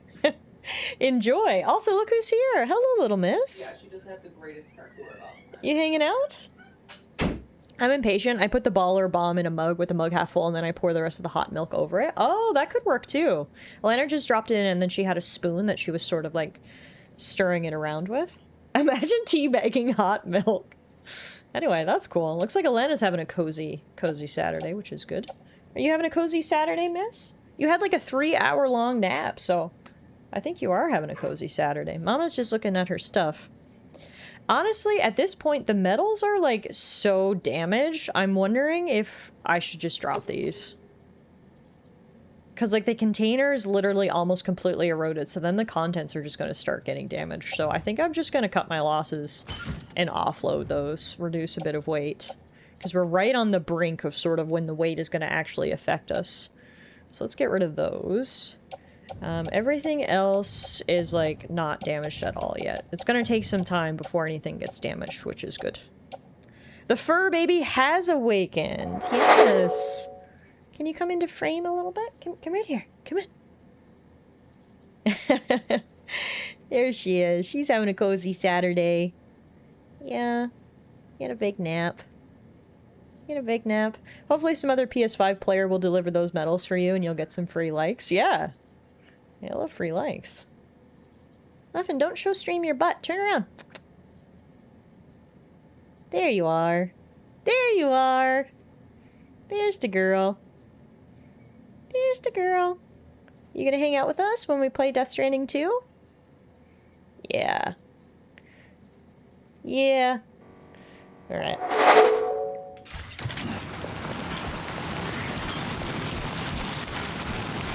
Back to the rain. It's a good day for a mug of hot chocolate, honestly. Rising rivers. Rivers will rise if it rains upstream. As a river's water level rises, there will be fewer places to safely cross. Well, that sucks. Muffin is very soft. I know I'm biased because I'm her mama, but she is the softest girl. Also, look at this. There's something over here we can pick up. Lifelong metals. Got a message from Fragile. Don't hesitate to rethink your route. Looks like the timefall's been pretty relentless. You okay, Sam? Heavy rain sometimes causes the rivers over there to rise. Don't force yourself to cross them if they're too deep. Instead, take a look at your map and see if you can find another route. I mean, yeah, the rivers are gonna be pretty deep, so... We'll just try to avoid them best we can. First, we're gonna pick this up. Lifelong metal.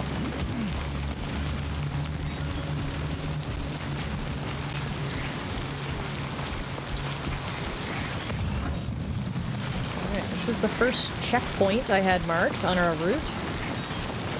Oh, there's also something else we can pick up. Children's picture book. There's so much stuff on the path to Villa Libre.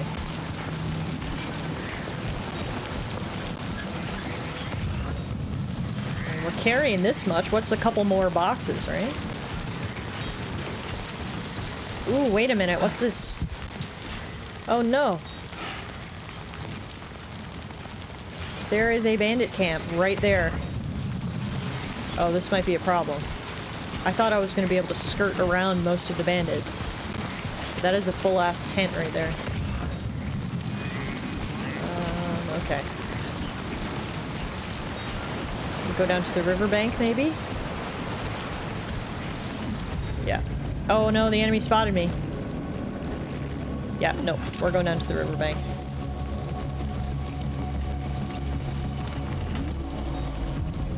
Oh no, he's coming. Oh shit, I'm not gonna be able to get out of this. Fuck! We're gonna have to fight. Alright, I've got no choice.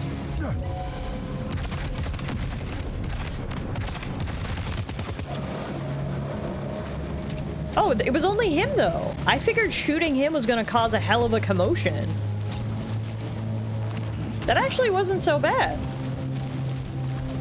Huh. Well, if that's the case, I'm going to check out this tent. I don't think there's anybody else here. It was just one lone scout. And now we can get out of the rain for a little bit.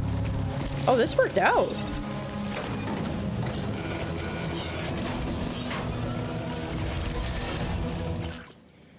Okay, what's in the mule post box? Ladders and ceramics.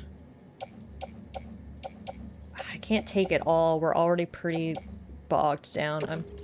I'm gonna take the ceramics. I'm not gonna take anything else. And now I'm probably gonna be able to use some of my container repair sprays because I think some of my equipment needs maintenance. Free loot! Happy loot goblin noises! Okay, cargo management. How's everything doing? Yeah, the containers are getting damaged. Let's auto-arrange our gear, and then let's use this container repair spray. Wait, how do I use it? Oh, I use it like this. An aerosol that repairs cargo containers. Applying the spray to a container restores its shock absorption properties. So if I equip this... But how am I gonna spray it if it's on my back? Do I have to take the cargo off my back to spray it? Offload backpack contents. I see. Oh, this is a whole ordeal. No, wait, he's spraying it on his back. Point forwards. Oh, I didn't need to take it off my back. He could just turn around and spray his back. Okay. This will work, but I didn't need to do this. Okay. That's fine. It's good to know. Okay.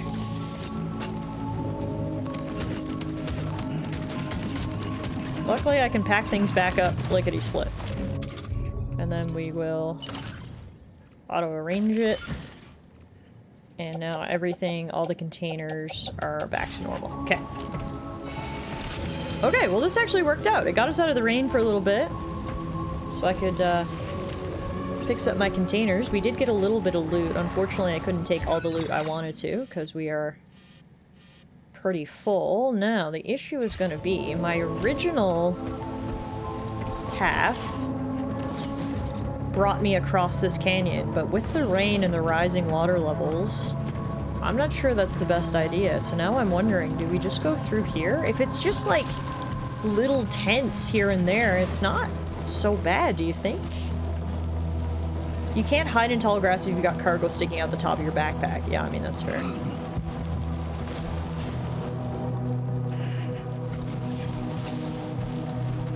I mean, I think it's probably just like one guy in this tent too, do you think?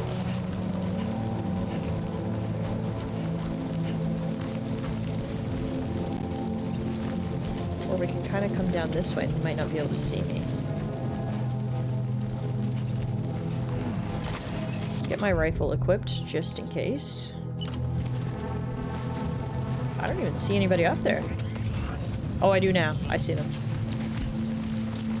There's 2 of them up there. I'm gonna see if I can just skirt on by.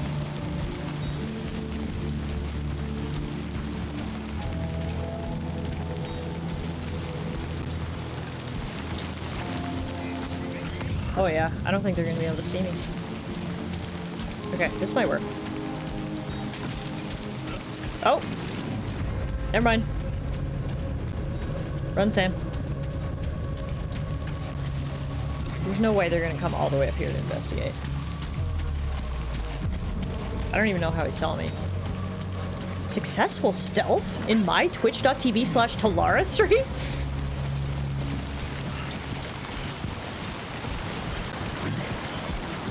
Okay. Now we got a problem. My stamina has decreased. Can I fix that by doing anything?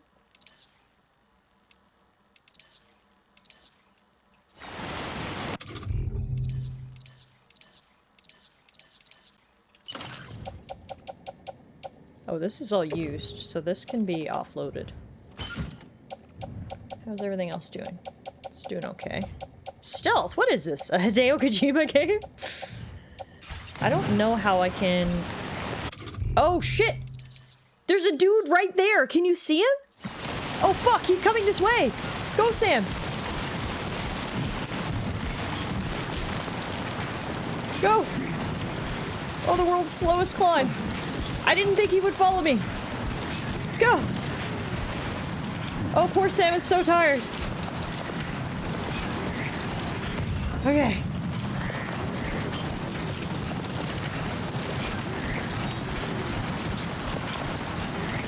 Oh! Nice. Okay, what is this? It's a post box. I can hide in the post box? Sure, let's get out of the rain.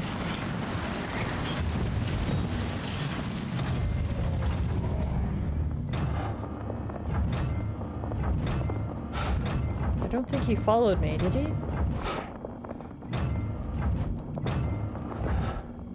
I think we're good.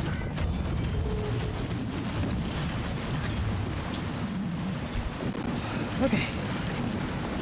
Hey! No, Sam, why are you yelling? Okay. It's fine. Everything's fine. This is great. Okay. Straight shot now. Well, we're gonna have to cross the river at some point.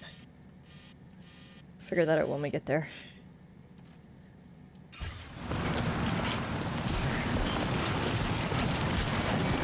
Sam, why can't you just stand up? What is wrong with you?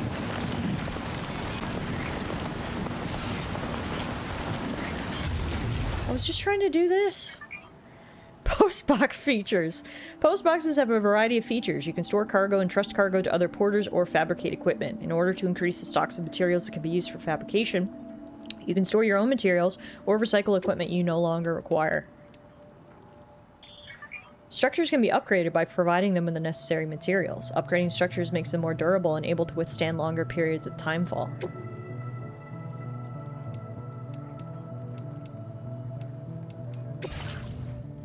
Okay.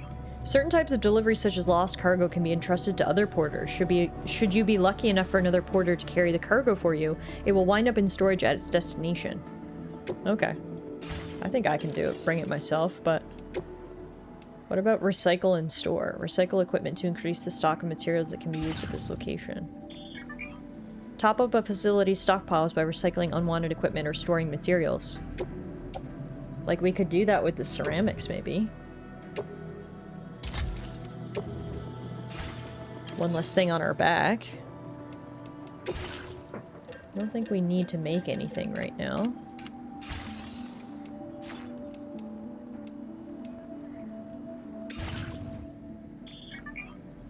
Equipment placed in shared lockers is free for anyone to use. Oh, someone's got blood bags, container repair sprays, and ladders put in here. Nice. Okay.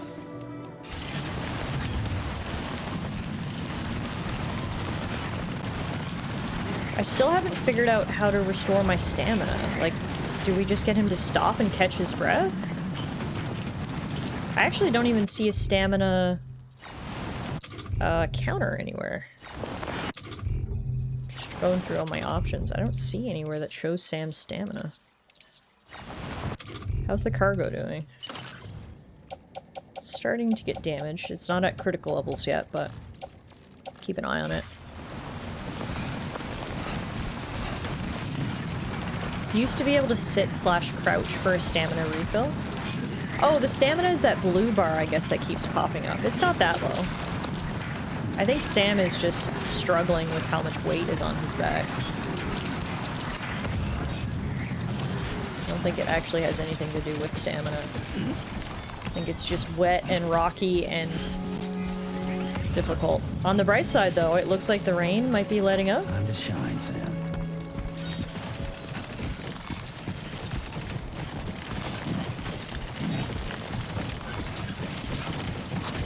Ugh. Dang it. Yeah, he is struggling.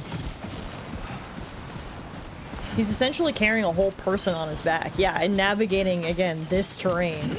At least it's not raining anymore, but like... just gotta keep shifting my weight left and right. Alright, here's the river. Someone's got a ladder down. I don't think the ladder's gonna be enough, but maybe we can add to it. Hey, what the heck? Spinachy! Look at all these fluffy kittens in my chat. Hello, everybody! Not the Spinachy raid. Rabies, Mia, Spinachy, Savage, Verdant. Hello, hello. Welcome on in, everybody. Ash, thank you so much for the raid. I hope you had a great stream today. Everybody go check out Spinachy, will you? She is absolutely fantastic. Hi everybody, my name is Tallara, or you can call me Tiff.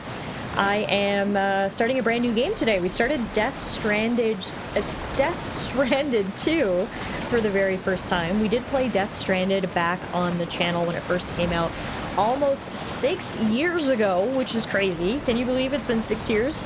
So 6 years later, here we are playing the sequel.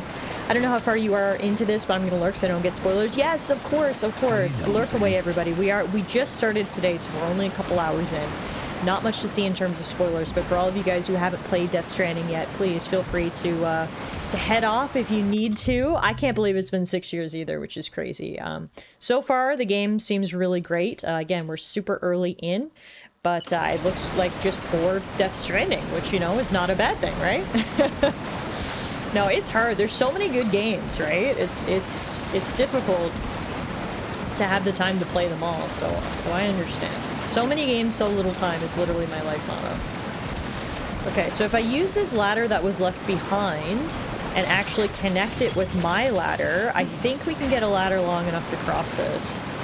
I gotta be honest though, I'm a little bit scared. If we fall off this ladder into this rushing river, things are gonna be bad. Look how much cargo I have on my back, guys. It's been tough. It's been tough. Alright, we're just gonna hope Sam's balance is on fleek today. Just don't fall. Yeah, that's right. Just don't fall. Don't fall, Sam. Shout out to the other person who left a ladder there. Woo! Okay, we did it. That wasn't so bad. I guess now the issue, though, is I gotta climb up these rocks. I don't have any more ladders. Do I? I don't think. Oh, I've got a canteen! That can be used to, restore Sam's stamina. So let's take a quick drink. Alright. Why is he carrying so much stuff? Because, you know when you've got groceries in your car and you do not want to take multiple trips? That's Sam, okay? He says, I'm going once or I'm not going at all. I'm taking all my shit, okay? And that's how we end up carrying all this stuff in our back. We currently have 67 kilograms of stuff on our back, which is insane. You gotta put a couple of the Pop-Tarts back. Alright, so now we gotta try to climb this cliff. As I mentioned, I don't have any more ladders. What I do have, though, is a climbing anchor. The thing is, though, is I think you can only put a climbing anchor on the top and then use it to get up and down. I don't think I can, like, throw it from down here, you know?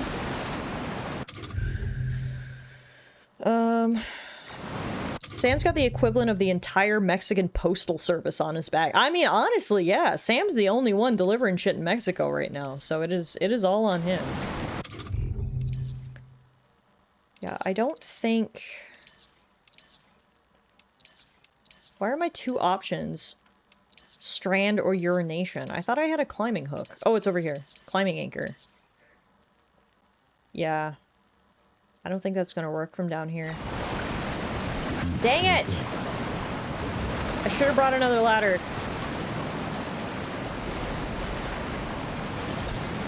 We're just gonna have to try to climb the old-fashioned way, I suppose. Yeah, for anyone just joining us, we just started Death Stranding here today, and I am blown away by how pretty this game looks. It is insanely pretty. We're playing on PS5, of course this game hasn't been released for PC yet. I'm sure it will at some point and it'll look even more gorgeous. But so far, I'm just marveling at the visuals here.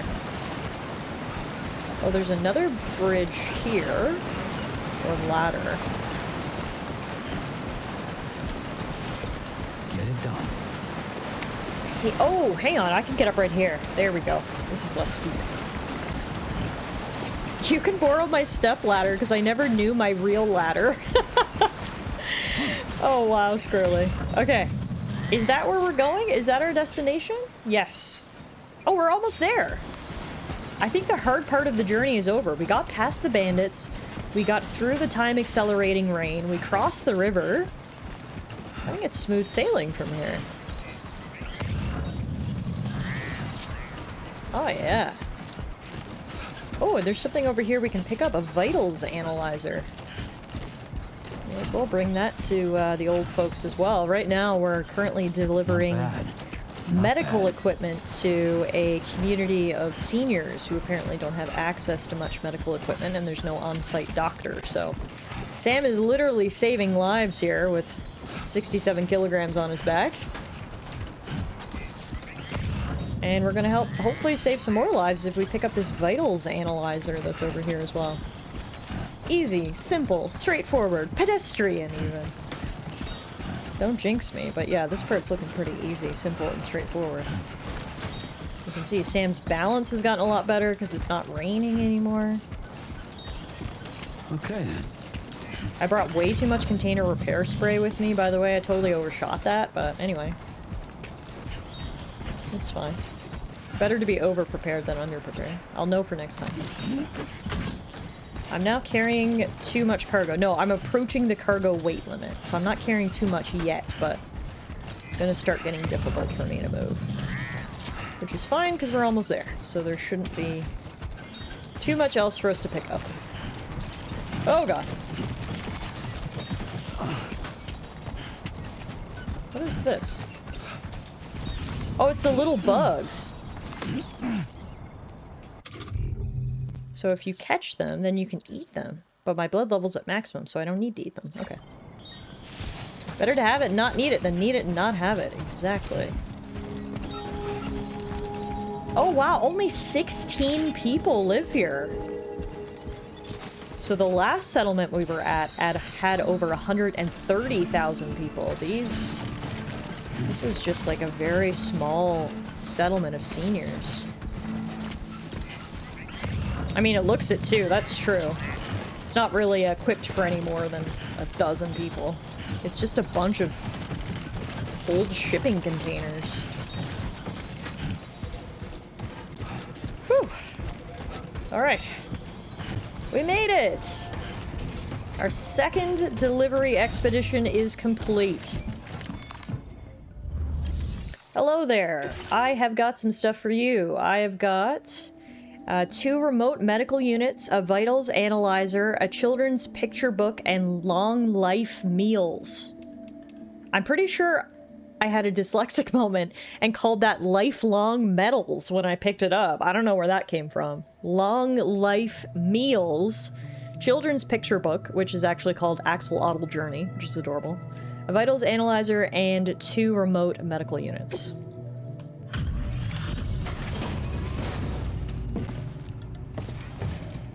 Let's get some of this shit off my back. Sam's gonna breathe a sigh of relief after this. Ooh, big stretches required. Look how much lighter he looks. You're Sam, right? Did the timefall give you a lot of trouble? Thanks for making the trip. Allow me to assess the condition of your cargo.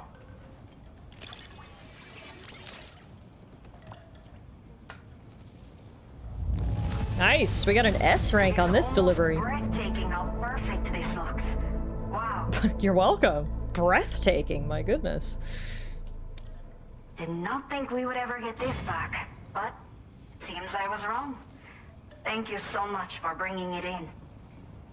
Could we take the book to Lou instead? I'm sure she'd love learning about axolotls. Steal it for Sam. I mean, for Lou. When I grow up, I want to be an axolotl. I hope you can make your dreams become reality, Squirrely. Squirrely for axolotl. Nice. We got 655 total likes. This was well worth the wait. I had a feeling you wouldn't let me down. I appreciate all this praise. Thank you. Time to connect the Cupid. Once we're part of the chiral network, we'll be able to use these remote medical units you brought. I can get myself checked out as well. We've all been looking forward to this. So go ahead and link us up. It's nice to be appreciated for all your hard work.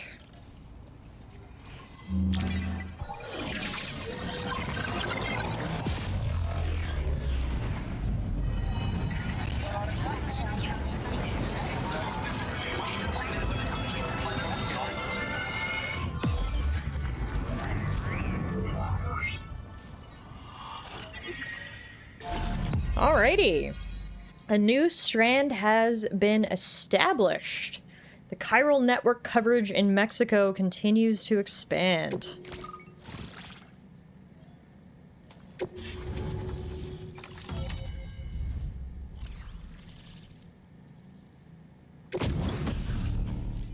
Chiral network coverage has expanded, granting access to a PCC, a device that allows you to build basic structures within the chiral network. Building structures consumes chiral bandwidth, so keep an eye on how much you have left. This device can be used to build watchtowers and post boxes.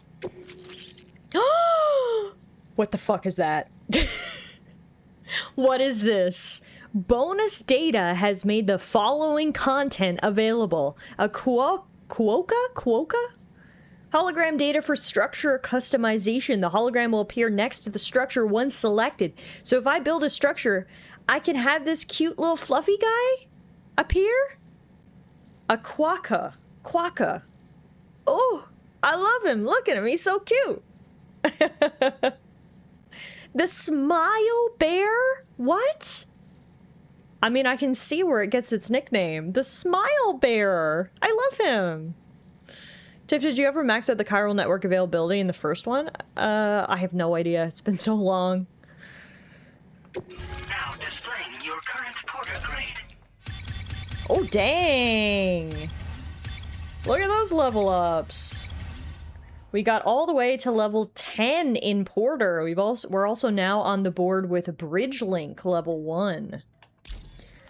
Our Porter grade is now level 20. We have delivered 96 kilograms of cargo over 8 kilometers. Chiral communications have been established.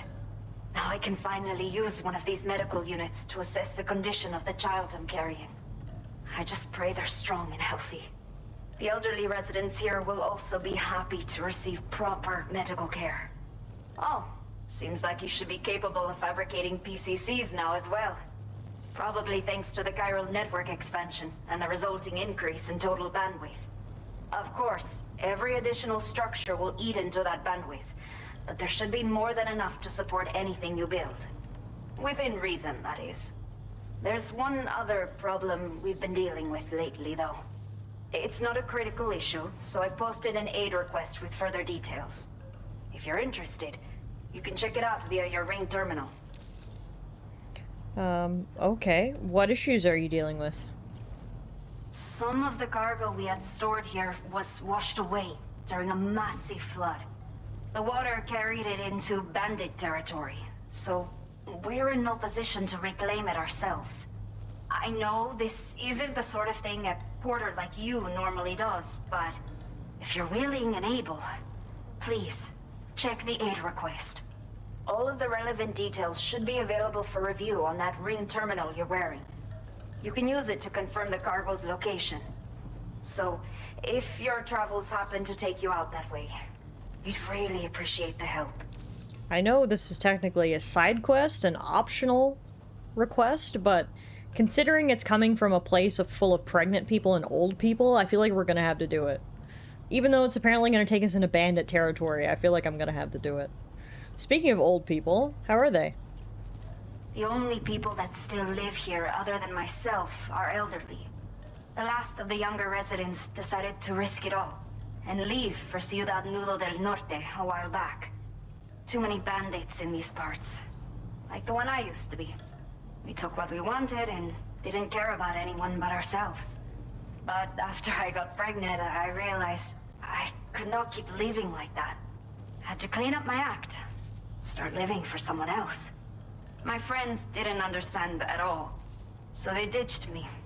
Left me to wander on my own. Until the people here agreed to take me in. Even though the poor souls are struggling with all kinds of health issues. That's why we put in the order for these remote medical units. Interesting. She used to be a bandit. Is something the matter with your baby? I'm not sure. I should have given birth to my child ages ago. Oh. But for some reason, the fetus seems to have stopped growing at 7 months. Huh? If something's wrong with my body, I can't tell what it is. And not knowing is driving me insane. But with one of our new medical units, I might finally be able to get answers. I want to believe I can still bring this child into the world someday. I'm not a doctor, but, I don't like the sounds of that. Okay, changing topics. Do you have a new order for me? A new order has just come through for you. Looks like the residents of the C1 South Distribution Center need you to recover some cargo from a bandit encampment. Oh, Jesus, everyone needs me to recover cargo from bandit You can review encampments. the specifics of the order when you get around to accepting it. Okay. So once you're good to go, access the delivery terminal here to get underway. I'll share additional info with you as soon as you do so. Okay, well, we may as well take on our next quest. So, recover all chiral density gauges stolen by bandits will be our next mission.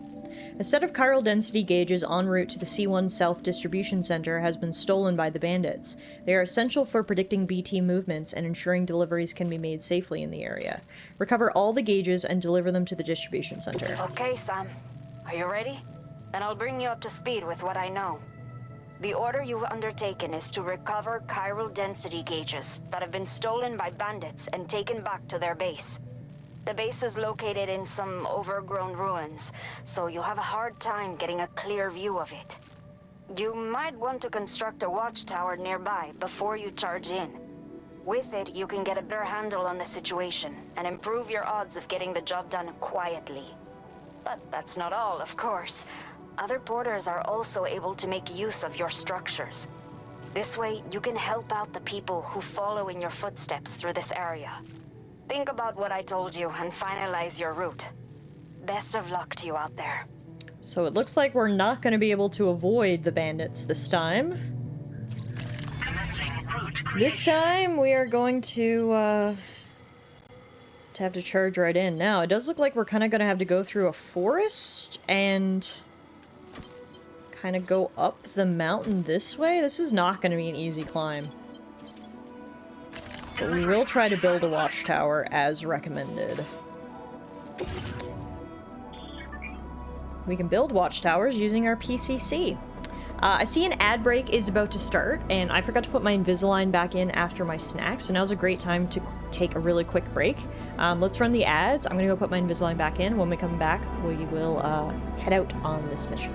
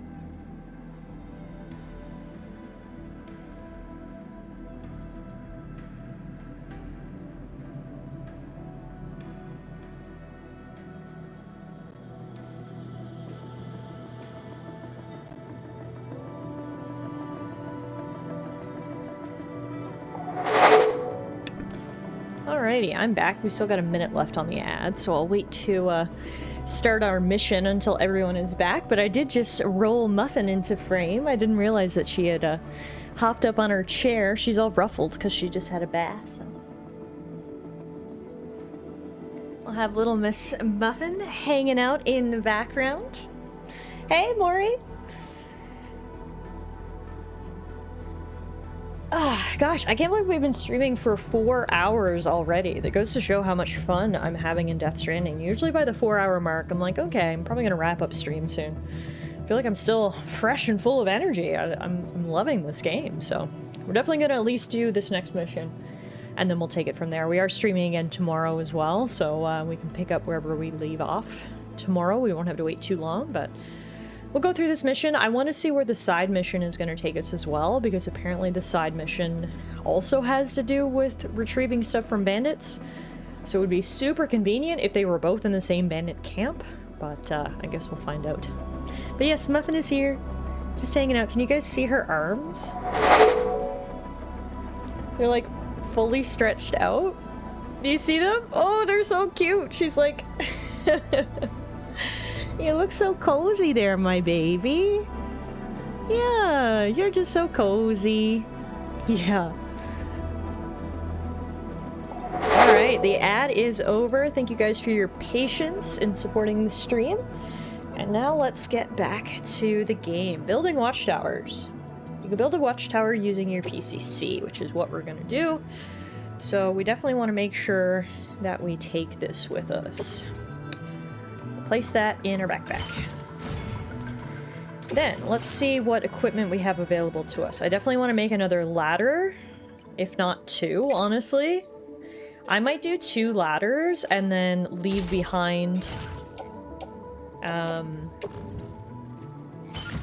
some of the repair spray. I don't think I need 3 of those. We can recycle that. And then, okay. We're at pretty good weight, 28.2, which is only about halfway to Sam's basically maximum capacity before he starts feeling negative effects. So we got the PCC, the assault rifle, 2 ladders, 2 container repair sprays, climbing acre, handgun, blood bag, and boots. Let's auto-arrange our cargo for maximum efficiency. You can see our little patches on our backpack. And I think we'll be good.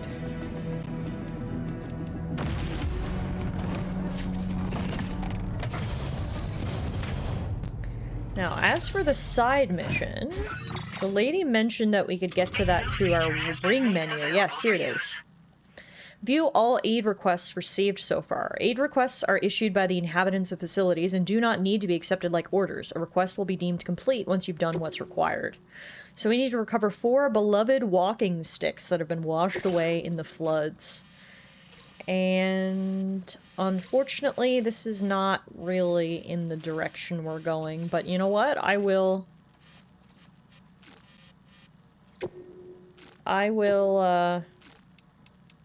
make a bit of a detour. I'm gonna go over there. How can I not go get elderly people's beloved walking sticks? Like, come on. I've got to.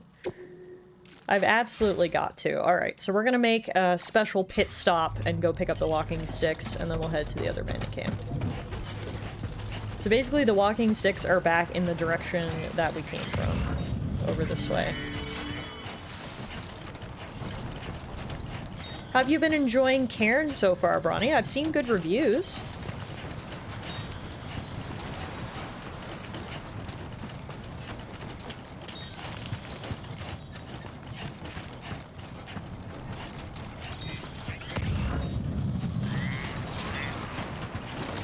I think I'm heading in the right direction, right? Yeah.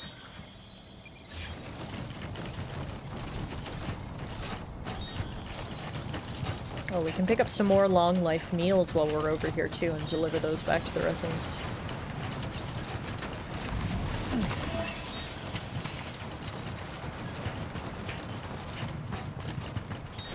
So much better now that I don't have so much cargo weighing me down. I'm nimble, I can sprint.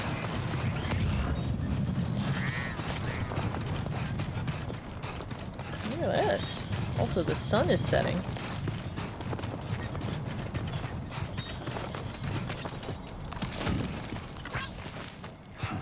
Alrighty. Soft tissues over that way, but that's a little bit off track. Herbal tea bags we can definitely pick up, though. Be there in no time. Apparently the meals are not for the old people, they're for Noberto. So I'd have to go all the way back to the other place to deliver them. Which is unfortunate. Speaking of unfortunate, how am I gonna get down here without busting my ass?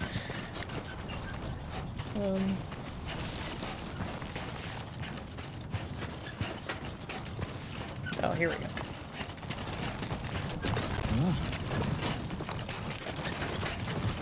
There we go.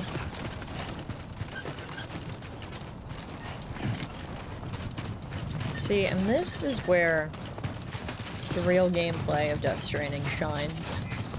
Like, it is a walking simulator, but it's like a walking simulator plus. First of all, the visuals are just so fantastic. The areas are so well done and beautifully detailed that it makes me want to explore. But then it's like, you're not just walking. You obviously have hazards that are going to come up that you're going to have to deal with. But just the act of walking itself can be made difficult depending on how much stuff you're carrying. This game is like a weird dichotomy in that it's both stressful and relaxing at the same time. I just absolutely love it. And this is the part of the game that I love the most. Just walking around, making deliveries.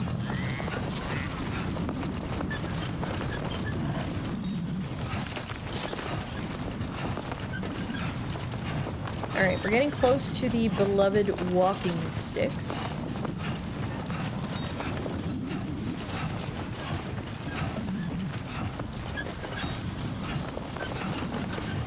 think they're actually going to be too close to bandit territory. I think we're going to be able to kind of get in and get out with these guys.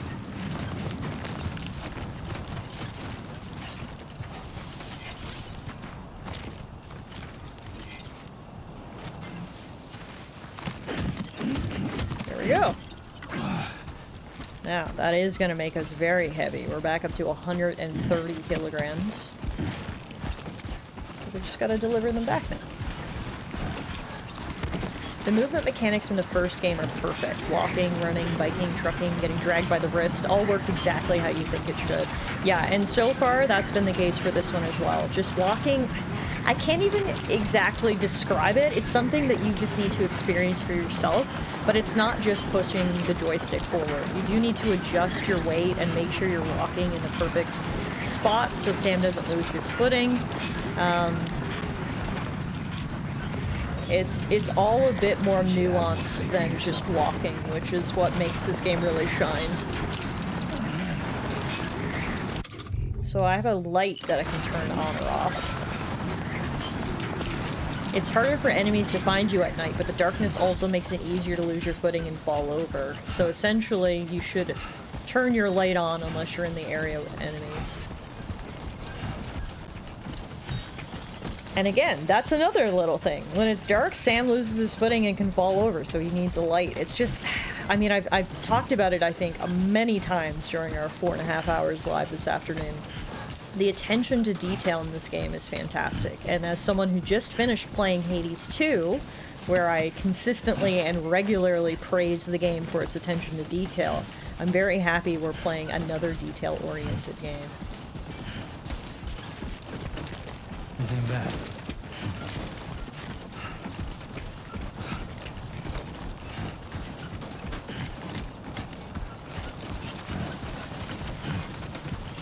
Honestly, I'd rather not make the trek up and over those mountains and through the woods in the dark, because I think that's going to be a hard enough climb for us, so it's probably for the best that we're doing this walking stick thing at night, and hopefully by the time we're finished, the sun will be starting to rise and we can make our journey outwards.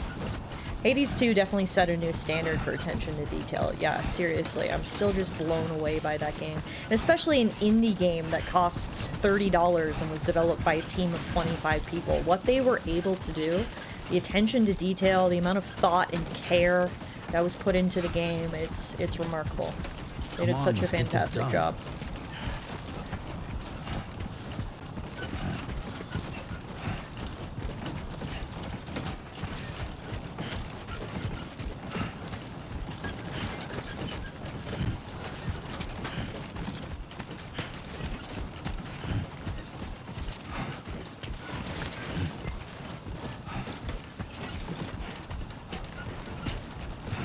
Got your walking sticks, folks.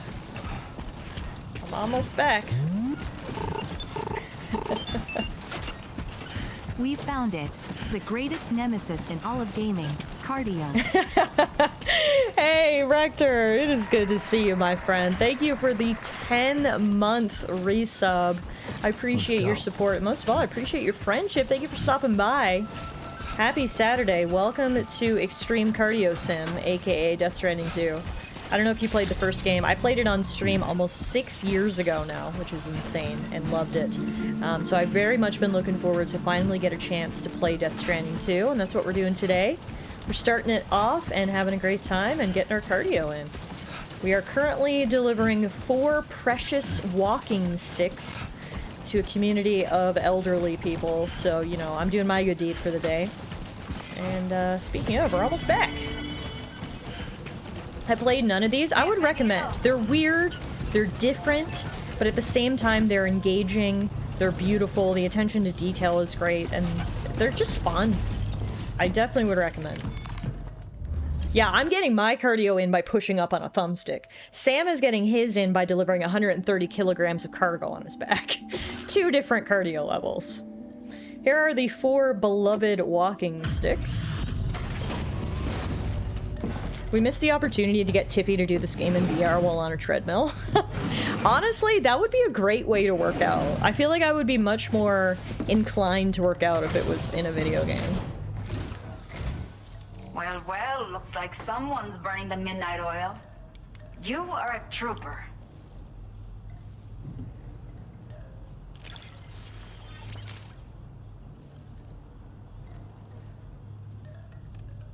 I will never know how you managed to track this down.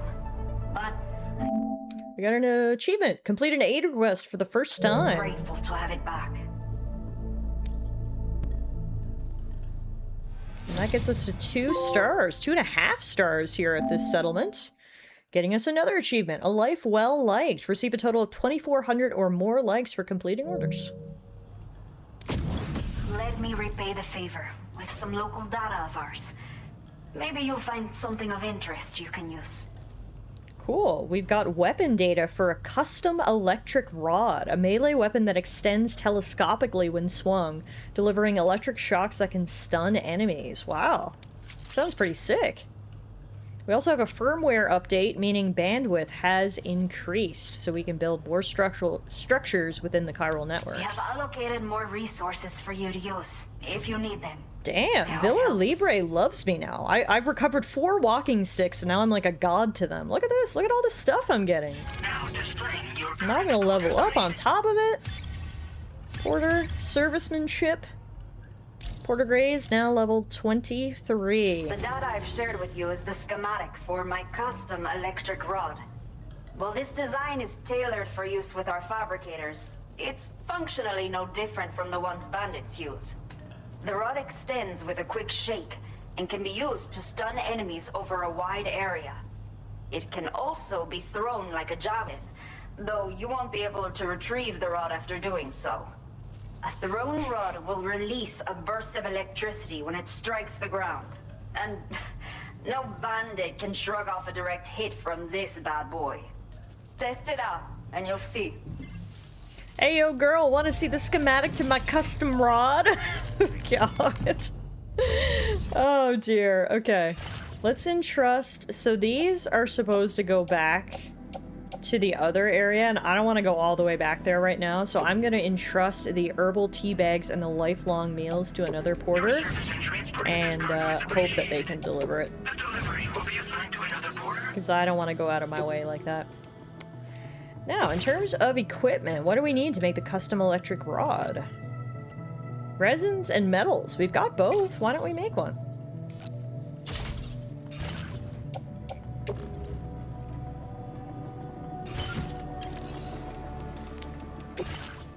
Alright, and now...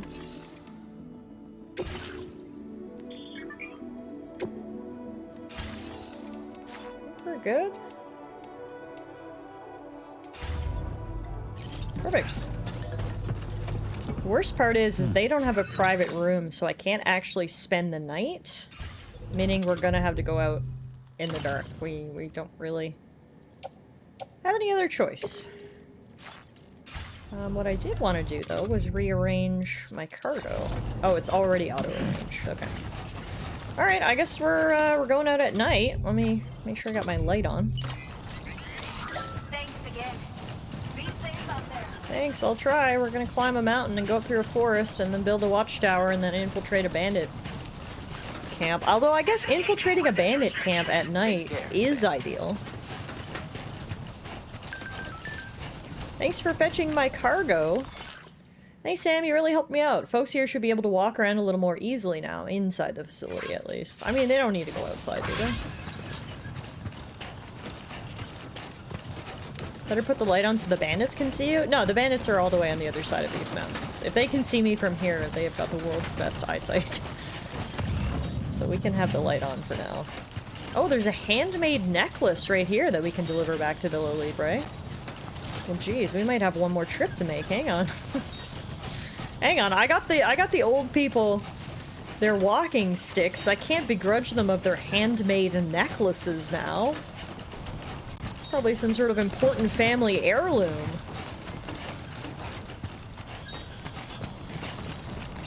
Well, I guess now I gotta go back again.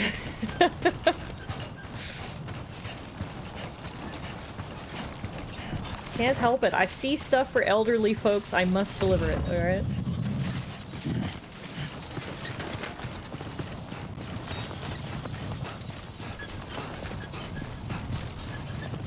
I love you're gonna hear, like, there's just little, again, attention to detail, the little squeaks of the ladder and the various cargo on Sam's back.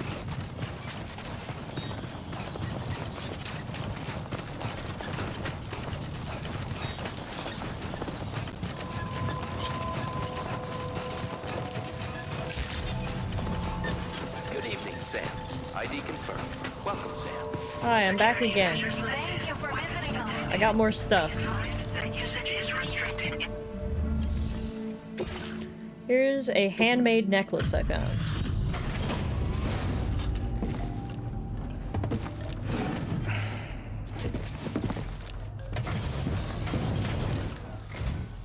There you are. Checking your order data now.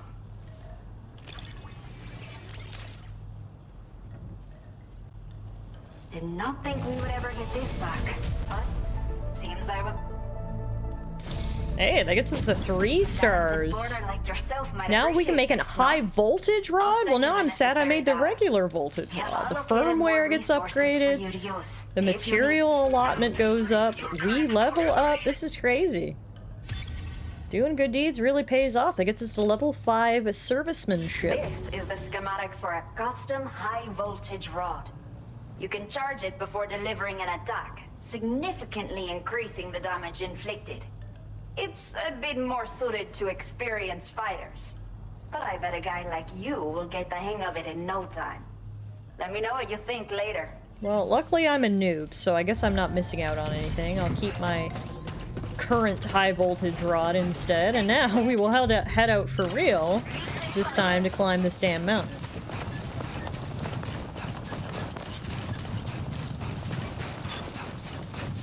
I will not be distracted by any more missing old folks stuff on the way. I will not be distracted by any more missing old folks stuff on the way.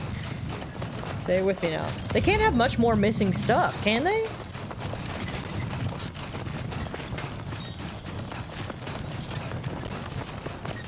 Alright, luckily the forest isn't as dense as it appeared on the map. On the map, it looked like we were gonna have a hard time getting through it, but it appears to be fairly spaced out. We can walk through this, no problem.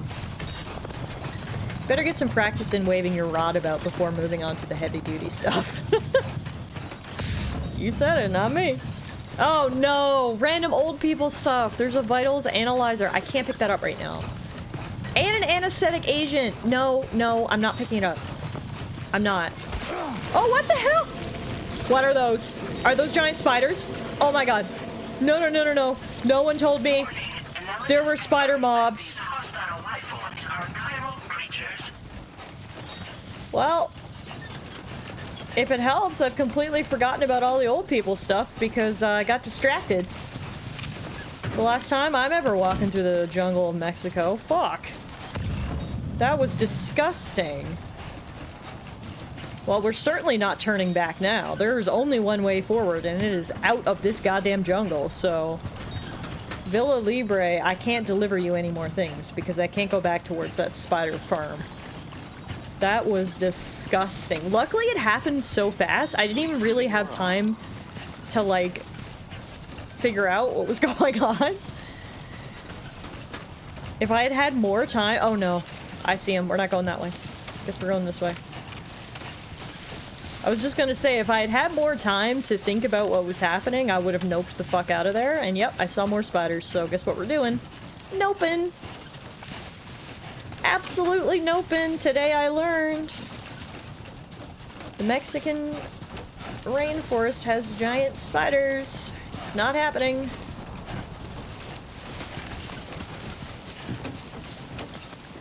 Alright. Do you think you can climb up here, Sam?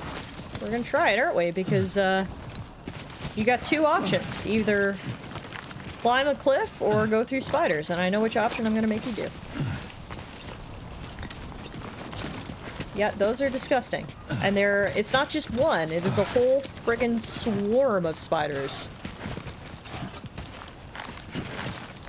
Oh yeah, Sam can do it. Sam can do it. I believe in you, Sam. Hell yeah, look at this. Boom. Attaboy. Attaboy. Imagine if there were spiders up here after everything I went through to avoid them. Alright, it's fine. Where am I? Anyway, I'm Skyrim horsing right now. Yeah, I meant to go this way. But you know what? It's fine. This way will work as well.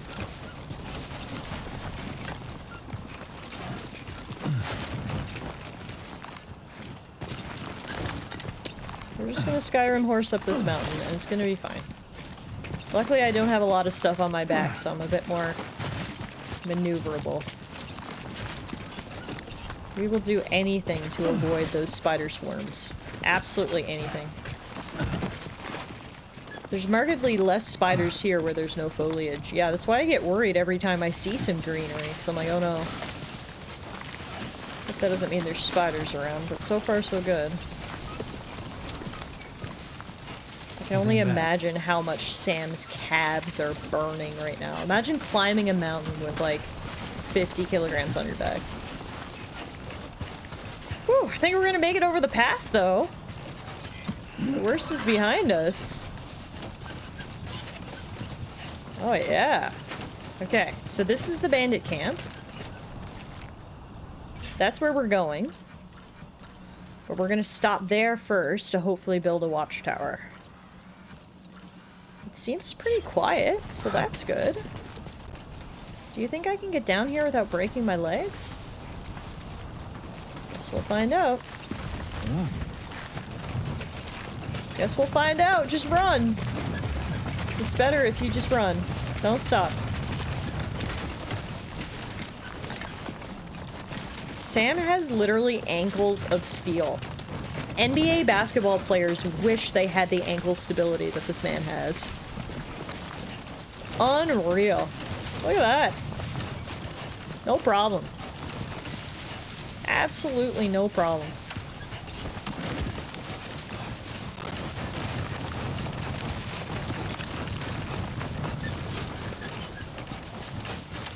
This does look like sort of a path. Yeah, I definitely describe this as a path. It's close enough. Someone built a locker here. This one's for you. Nice. Alrighty, let's try building our first structure. Tools category. PCC. Use. What? Select structure. Watchtower. Aim. Ah. Built. Looking good.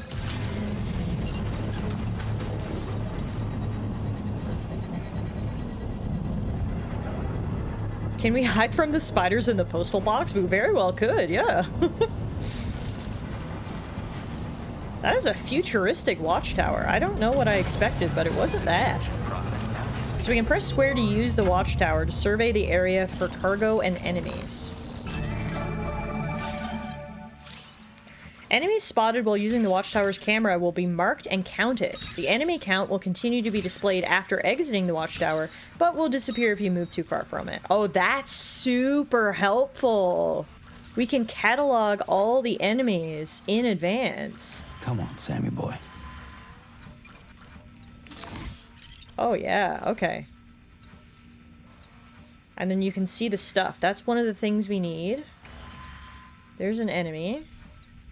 There's another one of the things we need. There's another enemy. Enemy. An enemy. So there's 4 bandits and... no, 5 bandits. And we need to recover 2 different pieces of supplies. No, there's 6 bandits. Okay, that's not too bad. That's not too bad. Let's see what else we can see before Keep it up, Sam. Back out of here.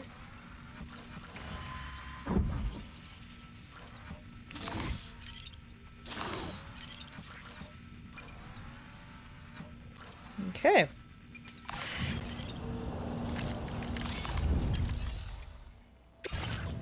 And we can upgrade... how much do you need to upgrade this structure? Oh, we need metals, which I don't have. Okay. So I don't have any stuff in here.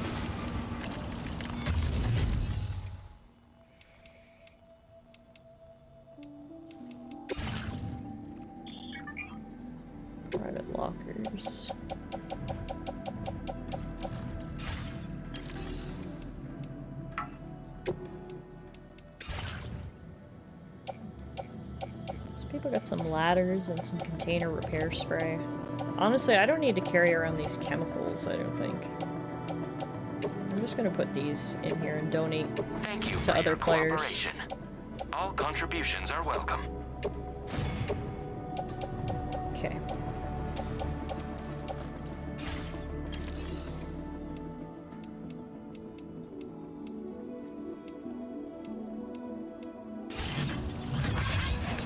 Okay. Guess we're heading down now. I should turn off my light. Looks like a way through.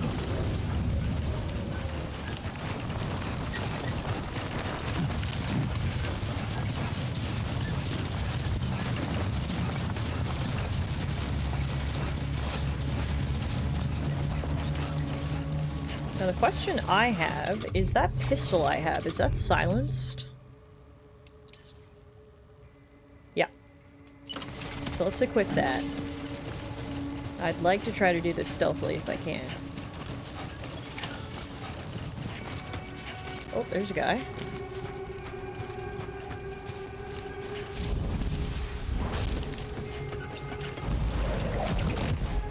Nice! Our first real-world takedown. I've only ever done that on VR enemies. And here's what we're looking for. One of the things. Chiral density gauge. Okay. One down, one to go. And, well, 5 more enemies to go. But one more item. Here we've got a locker I can open up, I think. Yep.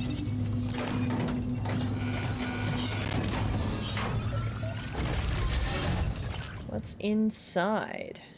Ceramics, chemicals, an assault rifle, and PCCs. I mean, as much as I would love all that stuff, I also don't want to weigh myself down right now. I'm gonna leave it. I need to be more nimble right now for this mission. So unless there's something I really want or need, I'm gonna leave it behind. Because I want to try my best to do this stealthily.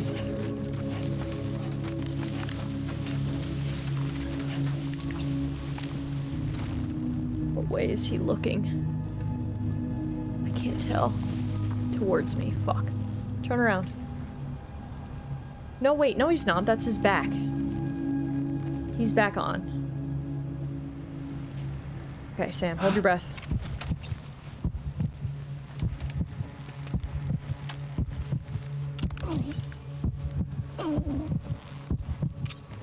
Nice!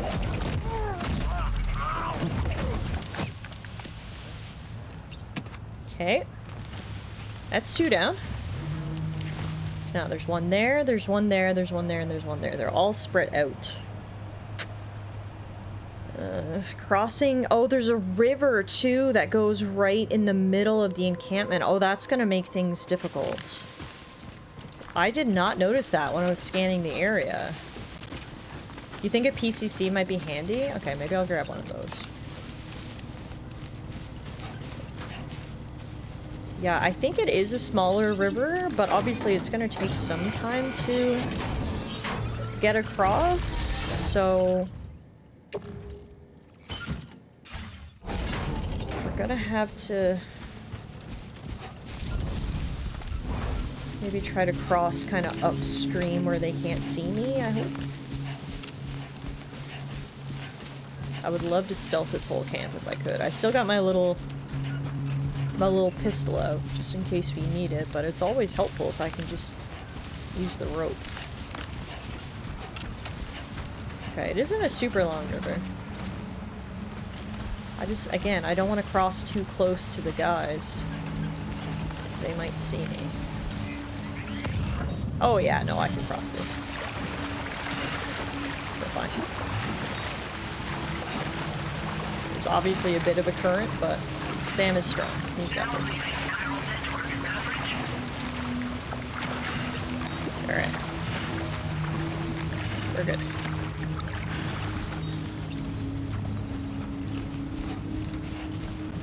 Alrighty, 4 more enemies. Closest one is right here in this tent. Oh, I see him.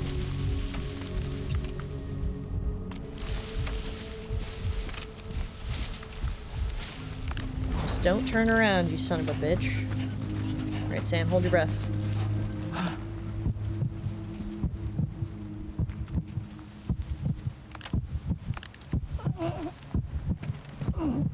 Shit! Oh my god, he turned around at the last fucking second. Oh, you've got to be kidding me. Ah. Alright, well, so much for stealth.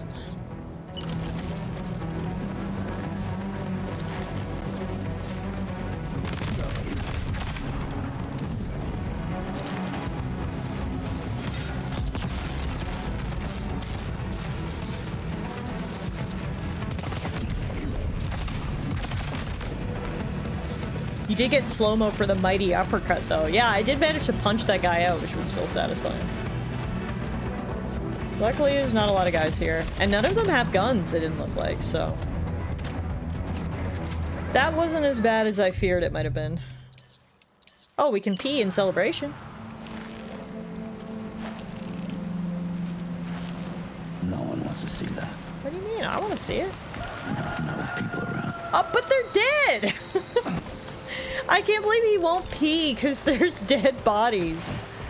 Well, I can't remember who it was who asked earlier if you could pee on dead bodies in celebration, but no, you cannot.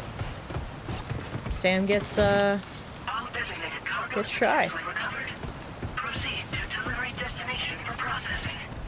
Alrighty, on the bright side, we did get all the cargo. So we're done here. Oh, it was you, Jay! Well, I answered your question. Alright, seeing as we're getting out of here now, I may as well get some stuff. We'll grab the special alloys. And then, where's our next stop? Over there. Okay, so we're definitely going to want to go around the mountains, obviously. Let's draw our next route. Unfortunately, there are going to be spiders, but I'm going to try to minimize the amount of time. Well, I can't guarantee there will be spiders. What I should say is there's going to be forest. So what I'm going to do is minimize the amount of time we spend in said forest to hopefully minimize the chances of us encountering spiders.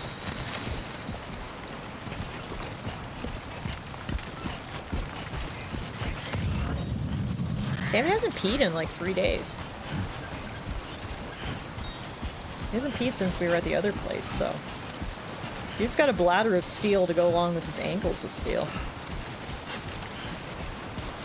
Alrighty, avoiding the foliage as much as we can. It looks like a shortcut, but I know better than to trust it. We will be taking the long way around. Now that I know that there's the potential of spider swarms, we are not going to risk it. Sam will get some extra steps in.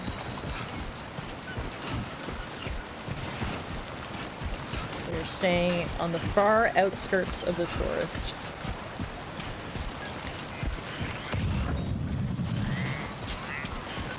Long way, aka the spider freeway. Yes, that's what we hope anyway. That is what we hope. We are gonna have to cut through a little bit of forest here, so we're gonna run. All I hear from the other tab is Sam hasn't peed in 3 days, and I died laughing. Look, I'm just stating the facts. Also, whoa, it looks like there's some sort of like ruins here, which is cool. Alrighty, looks like we're out of the jungle part. Good old dusty and deserty, non-spidery. There's something we can pick up over here. Use filtration equipment. Grab that en route. Looks like the South Distribution Center would appreciate that. Oh, we got music!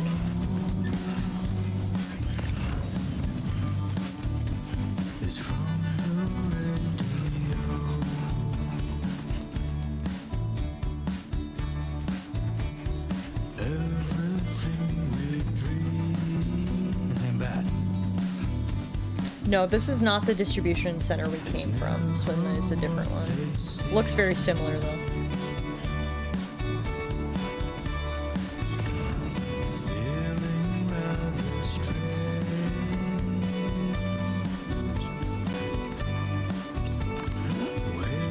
Ooh, that was heavy. Dang. That thing was like almost 50 kilograms. I think we're almost there. Looks like the distribution centers just have a standardized design. Yeah, I think so.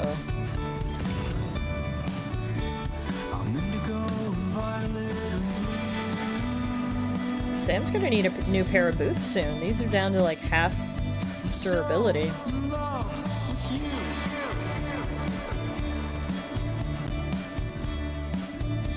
Come on, Sammy boy.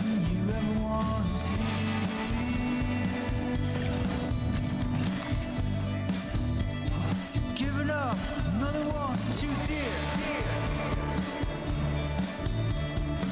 This music's awesome.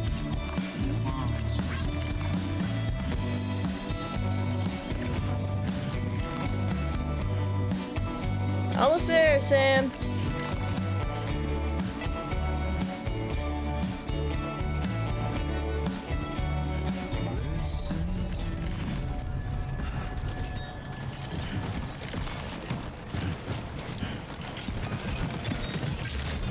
Whew, we made it. Sam's skills have improved as a result of his experience. His terrain traversal and endurance both went from level 1 to level 2. Access the delivery terminal to process your orders and requests.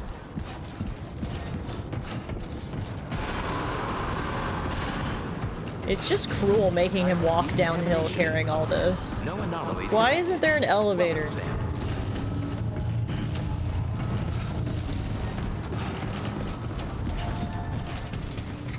Okay, we made it.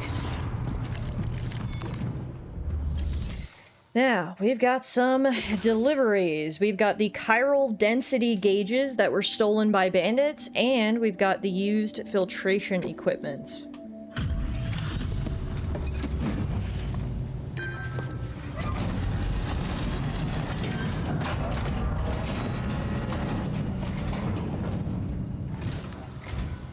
Hola, you're Sam, right? I assume you're here to drop off that stolen cargo of ours? With those chiral density gauges in our possession, we'll be able to determine where BTs are likely to appear in the future. So, let's get a look at those containers and see if we're good to go.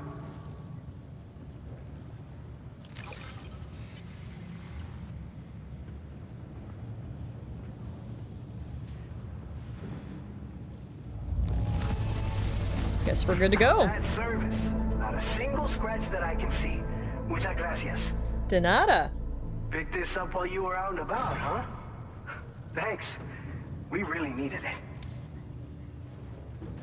Nice. 903 total likes from Benjamin Rivera, which gets us to almost 2 stars. An absolutely incredible porter. Wow, thank you for the feedback, sir. Looks like our chiral density gauges are just about good to go. So, let's see what that Cupid of yours can do. I love getting nice feedback. All right. Our third stop on our delivery tour was also a success. Let's connect them up to the network. Oh.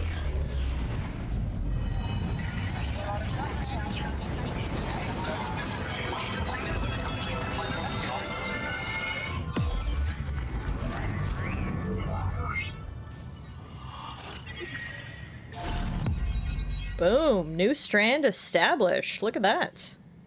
We're making connections.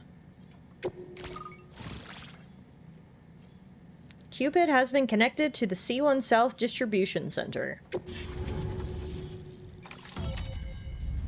You can see the kind of convoluted journey it took to get here. Up and over the mountains, through the woods, to grandmother's house we go.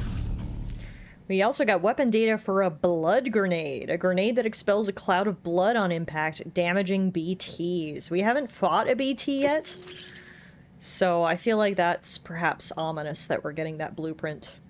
The chiral network has expanded, which also grants us access to a timefall shelter, a safe place to rest during periods of timefall. We can build that as a structure. Our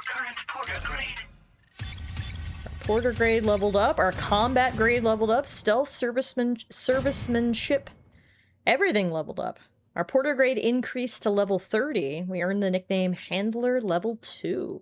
Silent Handler Level 2, because other than our one combat encounter, we do tend to do things quietly. Alright, sick. It's high time we got on the chiral network. Our BT research should go a hell of a lot faster now. We just shared some data with you that'll let you fabricate blood grenades. A kind of anti-BT weapon. And build timefall shelters too. I think you'll find both very useful. The chiral density gauges you brought us have been safely integrated into our systems. We can resume all distribution center operations and get back to business as usual. A lot of lives are gonna be saved thanks to you. Man, so much nice praise today. BT research is keeping you busy, huh? This whole area is a chiralium-rich environment, so there's a much higher risk of BTs showing up. We've been coordinating with the research lab nearby, sharing data, etc. All to help develop BT avoidance and elimination solutions. One of the largest void-outs ever recorded happened down south, don't forget, giving rise to a massive tar belt. So massive that it completely cut us off from the land beyond. We can't afford to let that kind of tragedy repeat itself here. But between the cargo you've delivered to us and our new connection to the chiral network, I think we got a shot. We're gonna make it through this. So I guess we wouldn't be able to make it to South America unless we had a boat. What's a blood grenade? It's one of the fruits of our joint effort with the lab to develop anti-BT tech. Up until now, our primary weapons against these entities have been created with the blood of doom sufferers. And so, production is wholly reliant upon regular donations from rare individuals like yourself. Securing a stable supply has been difficult. Though you'd know all about that, given your experiences with the UCA. But this weapon utilizes synthetic blood with all the same anti-BT properties. Derived from samples taken from doom sufferers, it can be produced at scale to meet demand. And despite its artificial nature, it's actually proven to be more potent than the genuine article. So you can think of our new weapon as a more full-blooded version of the hematic grenade it replaces. In any case, we won't need to ask you for your blood ever again, so rest easy. That's good. If you want to test it out, we have some training facilities here at the distribution center. Feel free to access the delivery terminal and give them a try. Have timefall shelters changed in any way, seeing as you upgraded the blood grenades with synthetic blood? So, you probably think timefall shelters are only good for getting out of the rain, right? Wrong. Our timefall shelters are different, you see. After extensive research and development, we were able to outfit them with a system that disperses a BT repellent fluid. Ooh. So if you've got one on your tail and it's about to grab you, these shelters are the perfect way out. Damn. Only downside is that the repellent has a limited supply, so make sure you don't run low. It has other perks too. The shelter can purify timefall and convert it into drinkable water, allowing you to top up your canteen on the go. We've posted an aid request so you can fabricate a shelter to see how it works. Researchers at other facilities are also in the process of looking into how various structures might be improved. As you expand chiral network coverage, we'll be able to share information and coordinate our efforts more effectively. And I'm sure we will all make even faster progress as a result. So keep on doing what you do and linking up places for us. Sounds good. What's the next order? By the way, you're planning to visit the research lab, yeah? You have to pass through some dangerous territory then. We'll do a quick survey of the chiral density, so you might not want to leave right away. And let's not forget that you just tackled one of our toughest orders on record. Tell you what, we got a nice private room here that you can use to catch your breath. We'll get started on prepping the cargo for your next run in the meantime. I could use some time in a private room because I'm sure poor Sam has got to pee. As I said, it has been days since he last used the bathroom.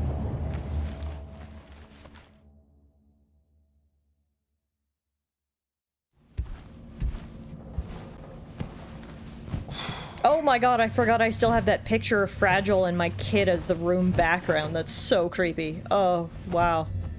We gotta change that. All I could see was her as I came into the room. God, jump scare.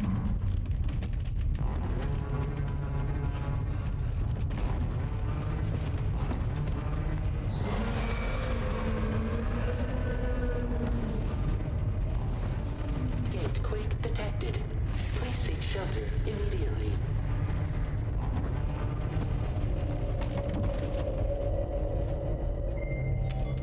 Sam, are you okay? I'm fine. You guys? The facility's intact, but the research lab might have taken a hit. The local chiralium levels appear to be rising. Better hurry over there, Sam. So much for a quiet break. Upstairs and check their order. Guess we're gonna be heading out of here soon. Before we go, the last thing I want to check is... what are those earthquakes? I think I saw them in here. Gatequakes.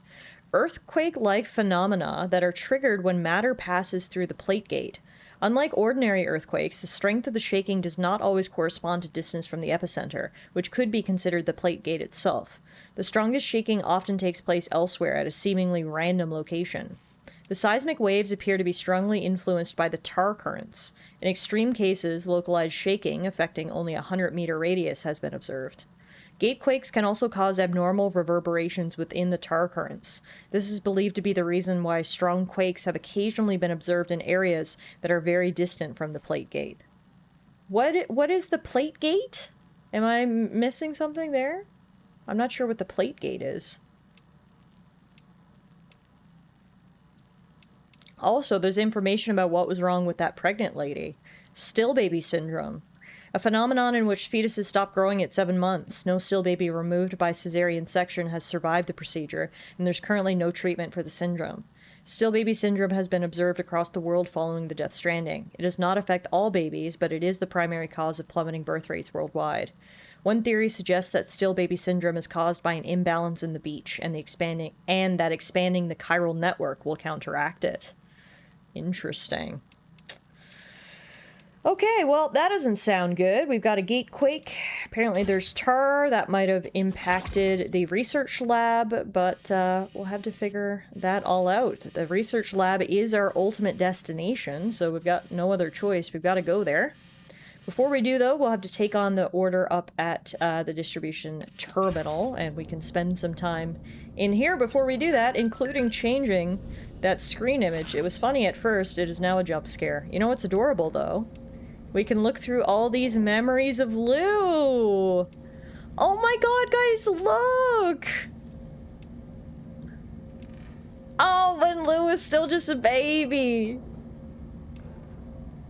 Oh my god, that is such a nice picture. Look at Lou in the little container giving a thumbs up. Wow, why are these all the cutest pictures I've ever seen? This is so cute. Wow, okay. All jump scary though, so I'm just gonna select a neutral background because I don't really want to see jumbo faces. This'll do. Alrighty, now how do we save our game? Yeah, right in here. Save our gameplay data. We have not saved yet today. I hope it's been auto-saving. But regardless, we will create a new save data now so we can call it a day. Yeah, the clock just struck 5 hours of uptime. So I think it's about time that we call it a day for today's stream. That was our first look at Death Stranding 2. We are still in episode 1, Sam. So obviously only just scratching the surface of what Death Stranding 2 has in store for us. But my initial impressions are definitely positive. I really, really enjoyed everything that we saw today. And even though we spent a lot of time at the beginning of the stream catching up on the story, I think it was worth it. Because now I'm in this game and I'm like, oh yeah, I remember all this stuff and it's all making sense to me and I have this connection to the plot, which makes me feel a lot more interested in what's going on. So thanks for bearing with me through the 2 recaps that we did at the top of the stream. Hopefully it helped you guys refresh your memory as well. And yeah, we'll call it a day for today's Death Stranding 2 stream. Luckily, if you did enjoy your first look at Death Stranding 2, you won't have to wait long for some more. We will actually be live tomorrow. That's right, tomorrow I'm going to get started a little bit later in the afternoon tomorrow, around 1 or 2 p.m. my time. So hopefully I will see you guys there for some more Death Stranding. Otherwise, thank you all so much for spending your day with me and having some fun here on a Saturday afternoon. Shout out to DNA and Morgan and Rector for the resubs. Thank you to Spinachy for the raid earlier. And thank you to all of you for hanging out, for lurking, for chatting. I really appreciate it. It made for an absolutely fantastic Saturday afternoon. Wouldn't you say so, Muffin? Yes, this stream has been Muffin approved For all of you guys who are new around here, feel free to head over to the YouTube channel while I'm offline. You can check out some content, including Twitch VODs of all of our previous series, including the original Death Stranding. And we also have Let's Play content over there as well. Lots to watch on YouTube while I'm away. And like I said, I will be back tomorrow afternoon with some more Death Stranding 2. Before we go, how about we keep this party going? My good friend Power Hour is online right now. He is streaming some Death Stranding 2. He's actually taking a lunch break and playing Words on stream, it looks like. So why don't we raid over to the Power Hour, aka Mark. He is a really fantastic streamer and a great guy. Go say hello to him. I see TS just put the raid commands in the chat. You can copy and paste the first one if you're a subscriber to the channel, or copy and paste the second one if you're not a subscriber to the channel. Let's go blow up Mark's chat and say hello. Spread the happiness. Thank you all so much for hanging out, and I will hopefully see you guys tomorrow.